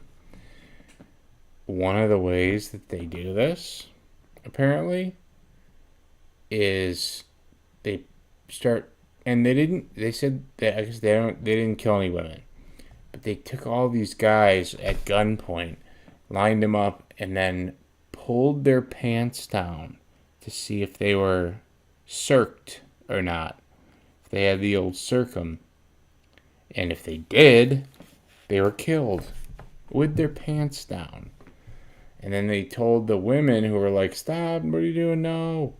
They said, "Oh, go tell Modi. Go tell Modi we did this. It was this group." So that's how it went down. We'll see this. So they came out of the woods. I don't know if they were wearing that, if they were just wearing plain clothes. Yeah, they're taking pictures. All good.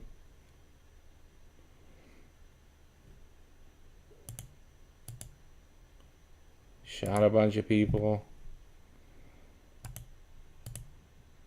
But I guess they didn't show the part with their, but that was confirmed by all the witnesses.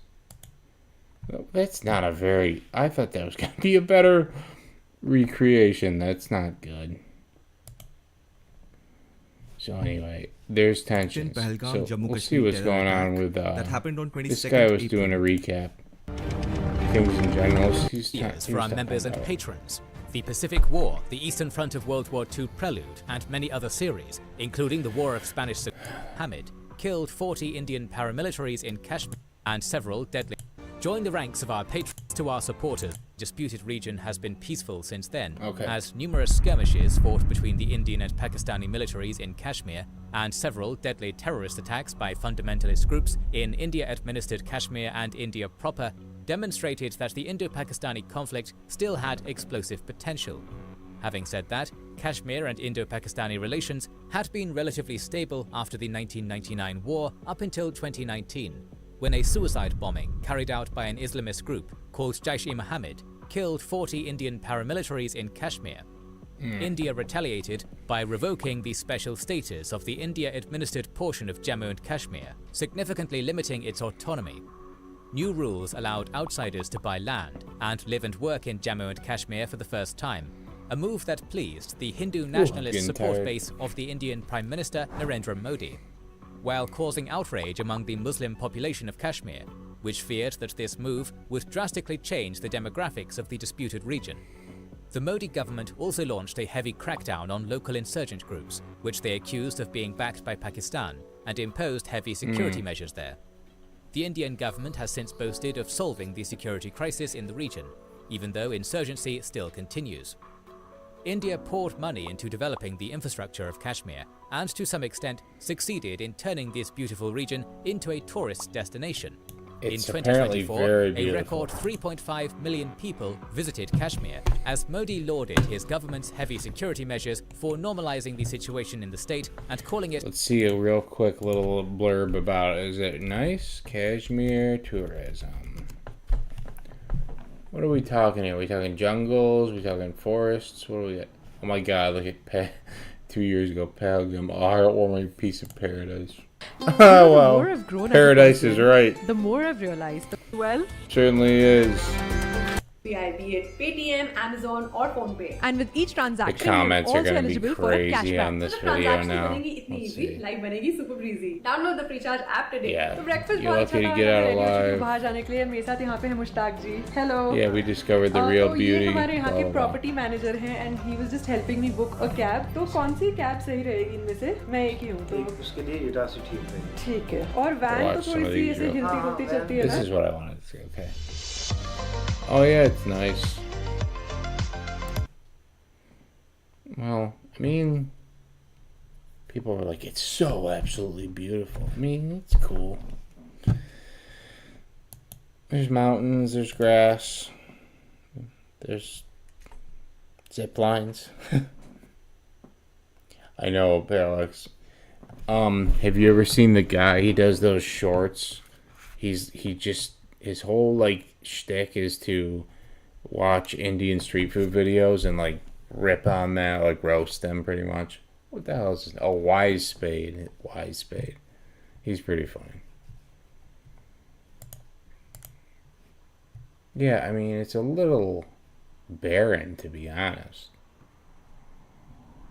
It doesn't look terrible, but I don't feel like I'm getting anything from... Like, I wouldn't feel like I'm getting anything that I can't get from watching a video on it. Because the scenery and the beautiful stuff that you're looking at is all miles away anyway. So what's the point of even going? Anyway, it looks nice. That's Kashmir. Alright, let's keep going. Open for business. But the brutal and heinous terrorist attack that took place on April 22nd True, free to game, shows that's that fair. the security problem in Kashmir is far from resolved. On this day, an organization called Yeah, the Resistance Front, he's pretty thought to funny. be an offshoot of a recognized terrorist organization We're called getting close to Lashkar-e-Taiba, the end now. which India accuses of being supported by the Pakistani government, Mar. killed 26 tourists near Pahalgam. All but one of the executed tourists were Indian, and this terrorist attack caused major outrage in India. Modi, who was on an official visit to Saudi Arabia, immediately returned home and ordered several retaliatory acts against Pakistan. India's foreign secretary announced that India was imposing a travel ban for all Pakistani nationals, cancelling their visas, shutting down the integrated border checkpost at Attari Wagah, expelling Pakistani military advisors at the Pakistan High Commission in New Delhi, and withdrawing their counterparts from Islamabad. But India's most significant and consequential retaliatory measure was the suspension of the 1960 Indus Waters Treaty. Pakistan has already called it an act of war. If I had one more computer, I would run it 24/7 again. But I can't really do it on if I only have one. Why is it such a big deal? This treaty, which was brokered by the World Bank, is a water-sharing agreement where India and Pakistan split the Indus River basin, with Pakistan controlling the westward tributaries and India the eastward ones. These rivers are vital for Pakistan's agriculture and food security. Even during the 1965, 1971 and 1999 wars, India refrained from blocking the flow of rivers to Pakistan. But this time, the Indian government intends to make sure that not even a drop of water goes to Pakistan, according to India's Water Power Minister Patil. But how are they going to do that in practice? According to a BBC article on this matter, India's existing water infrastructure currently lacks the capability to implement this plan. It does not have the storage capacity to hold the massive volumes of water they intend to keep from Pakistan. They do not have an extensive canal network necessary to divert so much water. Experts note that in the absence of such infrastructure, India risks flooding its own territory, since its dams are far from Pakistani territory. Sources from the Indian government say that they're working on mid-term and long-term solutions to implement the suspension of the treaty, which includes building up India's capacity to retain and divert water flowing to Pakistan, construction of new water storages, and desilting rivers. So in a nutshell, this component of India's retaliation will start hurting Pakistan not immediately, but only after and if India goes through with its plan to renovate and expand its water infrastructure. But India can immediately stop sharing hydrological data with Pakistan, which according to the BBC is crucial for flood forecasting and planning for irrigation, hydropower and drinking water. This would essentially make Pakistan blind about what is happening upstream, creating risks of floods, droughts and food shortages as a result. But Pakistani sources note that even before India suspended the treaty, they had not been sharing all of the expected data with them. Due to the vital nature of the treaty for Pakistan, its government released a strongly worded... The bombings happened. I don't know if you obviously probably saw that. One of the things that was funny is that the news is kind of like not really on board with Pakistan, really.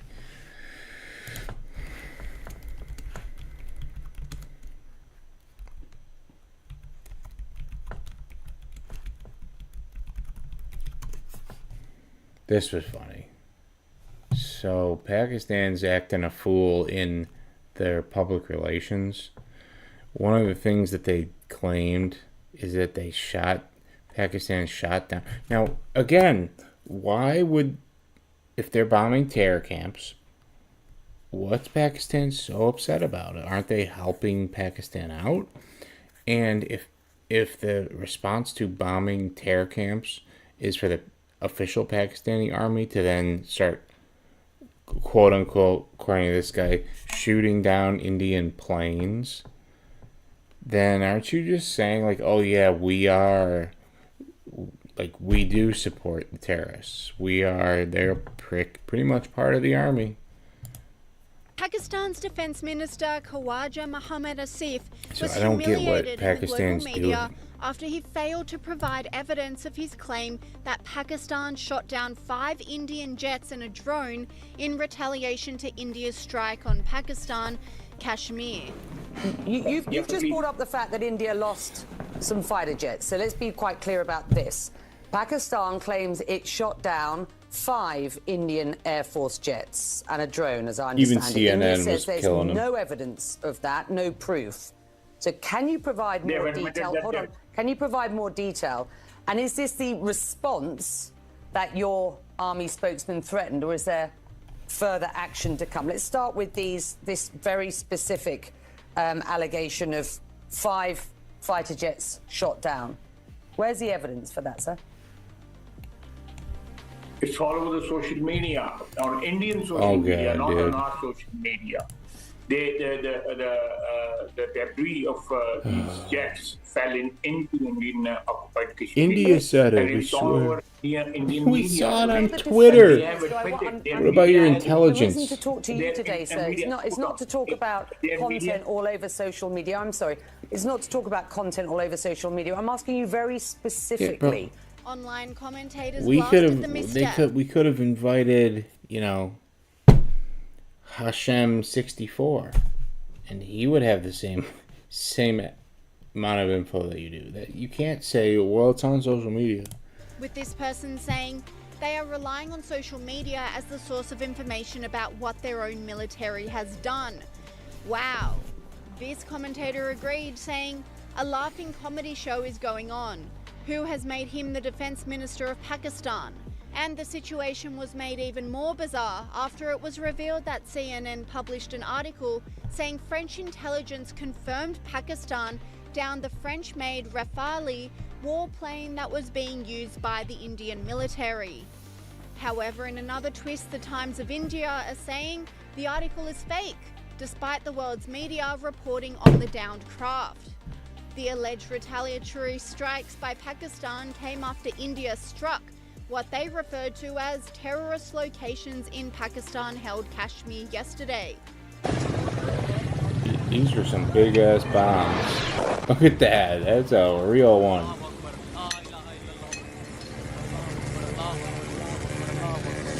And the intensification of It's this awesome. conflict is making the world very nervous because both nations have nuclear weapons, says podcaster Patrick Bet-David. Why don't you tell me the Islamic Kalima? They don't have it. Boom, kill them. Now, why does this matter? Because when you think about the top countries in the world with the most nuclear arsenal, you know where Pakistan and India are?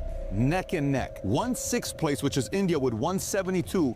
The other is 170. And by the way, do you know how a Pakistani official just responded to Al Jazeera named Wait, was Faisal? Israel on that place, list? which is India with one. Israel's on that list. Excuse me. We have 0 nukes here in Israel. We do not make nukes. Nor do we steal other people's research about them in the 1980s. 72. The other is 170. And by the way, do you know how a Pakistani official just responded to Al Jazeera Smelly named as far Faisal out Kundi? there. You know what he said about nuclear weapons? Listen to this. Our nuclear bombs are not meant to be displayed in museums. We will use them if attacked by India. All is fair in love and in war. He said this on April 30th. Today's the attack by India. This could escalate like this. And the reason why this has happened, a lot of people are talking about going back to, hey, when you think about, All is is this like a fair World in War love III and war? possibility? Because we can't have Fuck. those two guys go at it. Or is this more like Cold War, what happened where Russia was communism and they were behind all the Korean War, Vietnam War, all the, even some of the war that was happening with the Iran-Contra, they're behind of it? Or is this more like, in this situation, China's behind everything because they're instigating Pakistan? Is U.S. all of a sudden going to get involved with this? Russia's kind of involved because they got a very good relationship with India. 60% of the military equipment that India uses, they bought from Russia, and 40% of the oil that Russia sells, India is the customer. So there's a very interesting dynamic going on here. CNN reporter Nick Robertson agrees, explaining Pakistan's government are not letting this go. Yeah, we've heard a lot from government officials today, defense minister, military officials speaking, and the prime minister. And the prime minister been on TV quite a lot, having a meeting with his National Security Committee, speaking to Parliament. But he gave an address to the nation a couple of hours ago. It was pretty kind of emotive stuff. And it was very clear. This is still headed towards the very clear potential for escalation. He said, India has to pay. The blood of our martyrs will be avenged, basically at a time and a place of our choosing. And that's pretty much the language the military here are using as well. The defense minister did say today that he wants to avoid an escalation. And although everything seems quiet tonight, and it is at the moment, I think the country is on tenterhooks. There's been increased shelling across the line of control, that de facto border between the Indian and Pakistani bits of Kashmir. India says that 12 civilians have been killed on their side, dozens of others injured. And after the sort of dust settled in the overnight attack, which was just over 24 hours ago now, Pakistani officials say that 31 people were killed, and among them women and children, and dozens of others injured. So everyone now has a clear picture of what happened, and Pakistan's laid out its position, and it does seem to be a question of their move next. Nick, it's very odd.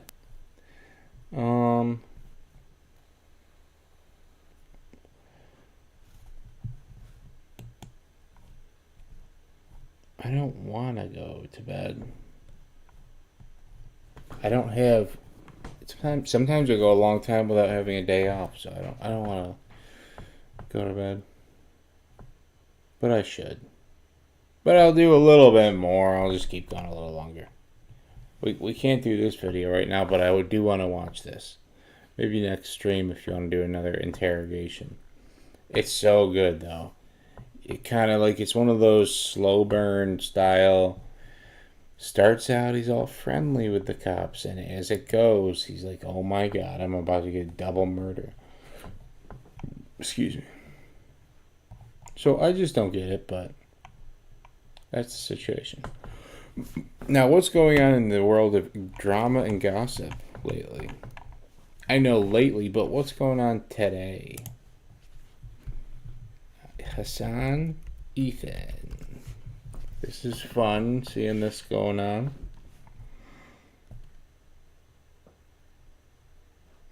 Nothing uploaded today.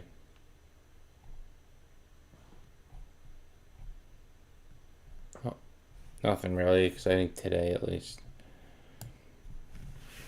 Let me see.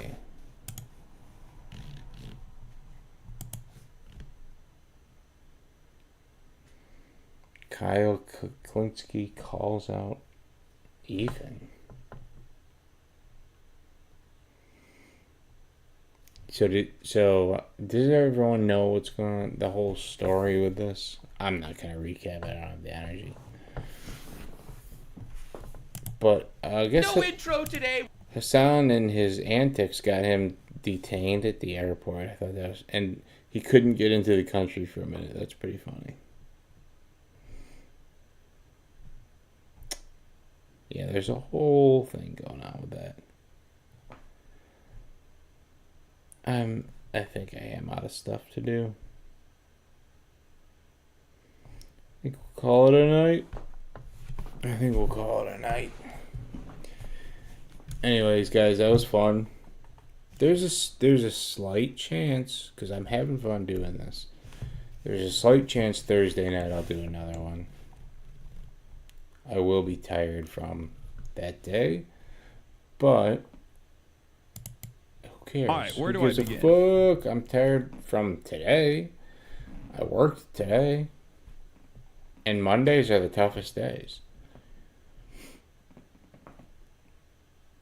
But you can't get me down. You can't bring me down. I don't stop. I don't pause. You're a freak show, dude. You're so desperate. Yeah, man. I'm desperate. I think that 15-year-old deserved it. He never should have brought up Ian's wife. I'm a little overweight. I don't like how... I don't know. I know this guy's like a douchebag, but I don't know anything about him, and I can't start learning about him with a 2-hour video. It's too bad I didn't have like a 5-minute fun thing to go out on. Nothing. Oh, guys, remember I was telling you about how much we hate Trap Laura Ross? This guy.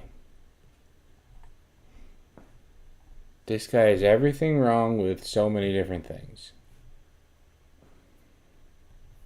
Let's see what's happening with the No Jumper. Hey, I'll give you a funny channel to watch. If you already kind of know No Jumper, like you vaguely know it, watch this guy point and shoot. If you like the red bar kind of stuff and you like all that, watch point and shoot. He basically just does a red bar sort of flavor of stuff about No Jumper. You don't really need to know that much about No Jumper to get it. It's pretty good though. Let's see this.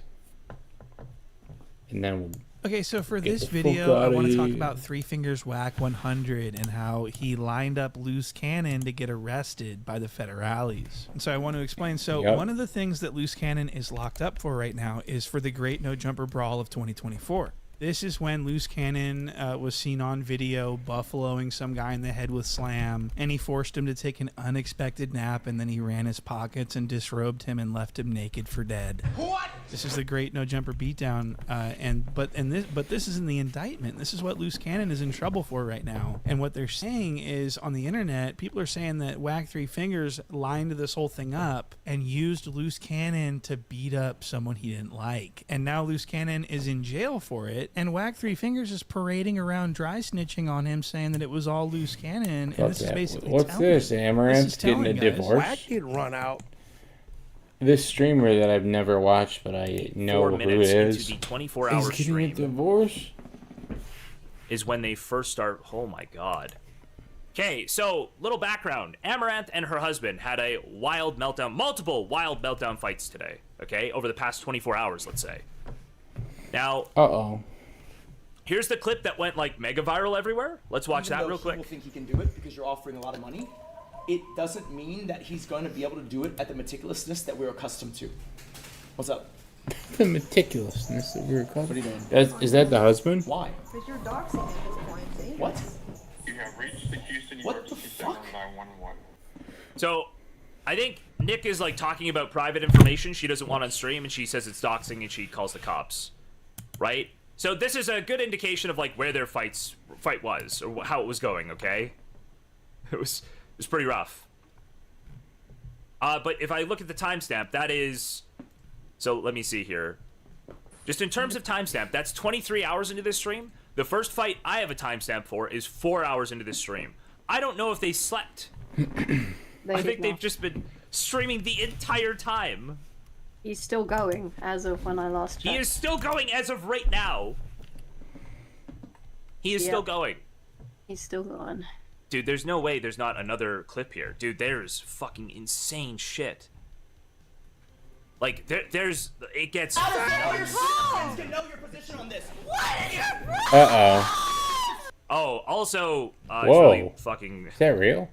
Strongly enough... Make these clips unreactable for Destiny, apparently, is the purpose. That seems almost too much to be real. Now, I'll be honest, once the fights get to this place, I stop finding them like as entertaining. So when we get to that, we'll see how I react to it. It's less good. I thought Nick was really berating her. Some people have the opposite read. That she was having, a real breakdown or something. I don't know. Because I've not seen enough yet. It's bullshit. We're gonna have to watch what and see. Kelly would be like. Kelly would be like what? Kelly is not like this. If you want to, Yeah, between me I'm and Kelly, confused. I'm probably closer to like the emotional person, the Amaranth of the friendship here. Okay. Well, I hope you don't go through a period of psychosis as well. Otherwise, I'm gonna be in trouble. Yeah. After yesterday, when I said on stream that I was gonna find you. Yikes. That was a joke. That was a joke. See, I'm laughing. Aren't we all laughing? We're all laughing, Kelly. It's just a funny little joke. I'm not. But mostly because I'm not scared of Canadians, so that's fine. Terrifying. Canadians are terrifying. All right. Okay. Here's where the first fight starts. Nick's talking Amaranth's ear off for about an hour about how to learn to play poker. Then he gives an example she doesn't understand about a guy who beats a machine pounding railroad nails, but dies after. Amaranth doesn't understand how it correlates to poker. So basically it's them talking about poker, apparently before this. Okay, apparently before this, talking about poker. And then Nick starts to get angry that Amaranth's not listening. The guy beat the machine, but he died. You know? Sure. I thought at first I was like, that's her like friend who's gay, I feel like and this they're crazy friends. struggle of man That's her versus husband. machine, or at least human versus. Good for her. Okay, so this is She Amaranth seems has really unlocked happy. new tech, which is to wear sunglasses, so you can't see how like disengaged she is. You don't see the like glazing over the eyes, where she's like trying to ignore this guy who won't stop yapping at all times, right? Now she's Between the Stars actually picked it up at basically the same time I did. Yes. To hide the fact that she's like disassociating from the situation, she doesn't want to be around this incredibly annoying motherfucker. Okay? She started to wear sunglasses on stream. Some form of very solid tech. AI.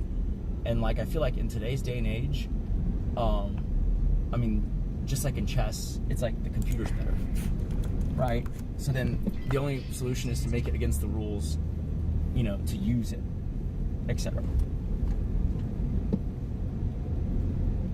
Okay. Yep. You don't seem particularly interested.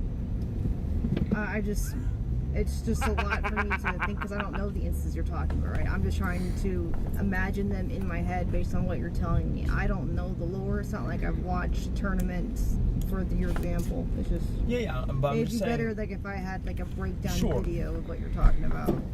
Because I don't even know if a solver refers to someone who solves problems or if that's like an AI cheating program. Interesting. I wonder if I think we're far enough away that the bangs aren't going to hurt our ears, but what do you think? You didn't bring... I did. Did you? No, I thought you had 2 pairs. So I don't have a pair. Dude. Okay, I can go buy you one, but like... Okay. I literally told you. Oh, dude. This is... Man. When my parents are mad at me because I don't get what's going on. I'm Dude, it's not even actually sitting up straight so anymore. annoying. It's time if to you've end ever it. done this to I'm somebody done. where it's like you ask them to do something, you're like I'm annoyed. trying to find and this then- song though. I can't What is find it? it. Oh, I packed my shit. Oh, did you pack your shit? And then if you don't actually pack shit for them, you're just a psychopath, okay? If you thought about it and you want to make this point where you packed only your stuff, you're going to like a pair event or something, dude, I used to have, I have an experience like this, okay? I used to go fishing as a kid, and my uncles or grandfather, we'd all go fishing together, right? And I'd like not pack something, and they'd go, wait, we brought our stuff. Did you not bring your stuff? And I'd be like, oh no. And then they'd be like, just kidding, we brought your stuff because we love you, right? But it's not funny if he didn't actually bring her like headphones or her earmuffs. But you were a to go shooting. child. She's Yes. an adult. Okay, but hold on, Kelly. It's her husband, and they're going shooting together. If he notices she didn't pack her shit, and he packs his, and he just wants to make a point, he's an asshole. No, right? he didn't say he noticed that she didn't take it. He just told her that he reminded her to take it. Okay. All right. That's not the same. If he had noticed, then yeah, that's an asshole. But also, she's an adult, so she kind of needs to do that stuff, right? No, I thought you had 2 pairs. So I don't have a pair. If she was a child, yeah. One, but like, I didn't hear where she said or where Nick said he didn't notice. You Hold didn't on. I did. Did you? No, I thought you had 2 pairs. So I don't have a pair. Dude. Okay, I can go buy you one, but like... Okay. I literally told you, I believe it was like in Earsoft stream, in the streaming room. Do you have... Unless you had the mic muted. I said, do you have or know where your, you know, eye protection and your, you know, ear You protection... said your gun range stuff because yesterday you couldn't find. All I forgot yesterday was my glasses and my gloves. dude, you assumed it was that. God damn it, dude. You assumed it was that. I literally said, you know, all your pro and, you know, iPro. Like, what the hell, dude? I didn't. I know, that. you assumed that gear meant a certain thing, but I actually... Bro, they're like, I can already tell. Night Triple Crown. Like, just from this fight, I know everything is fucked, right? Like, this is not a fight you have in a... By the way, some people are like, oh, they just made this up for stream. You can't make this up. This is like the level of, like, anger you get to in a relationship where you're, like, trying to make it work and it's not working. Dude, it's, You say this is fake. There's no way you can do this. You There can't it is. have this, like, There it manic is. fighting thing go on for 24 hours in a row. I like don't this think is a nice, relaxing song to leave on. People are like, oh, this is fake. Explain to me then how they're so fucking boring 99% of the time. We get it. Alright, guys. Good night. Love you. See you, next time. Soon. Sometime. We'll do something. Maybe another true crime. Maybe another something else. Maybe we'll just, you know, make fun of the prisoners again. We'll figure something out. It'll be fun. I'm thinking if I'm feeling good Thursday night, I'll do a stream. If not, I think I got a lot more time off next week. So anyway, thank you guys for coming. Remember to check out Jimmy on Sunday nights. And I had fun. I had a great time. Yeah. See you soon. I'll be around. See you soon. Peace. Where's my thing?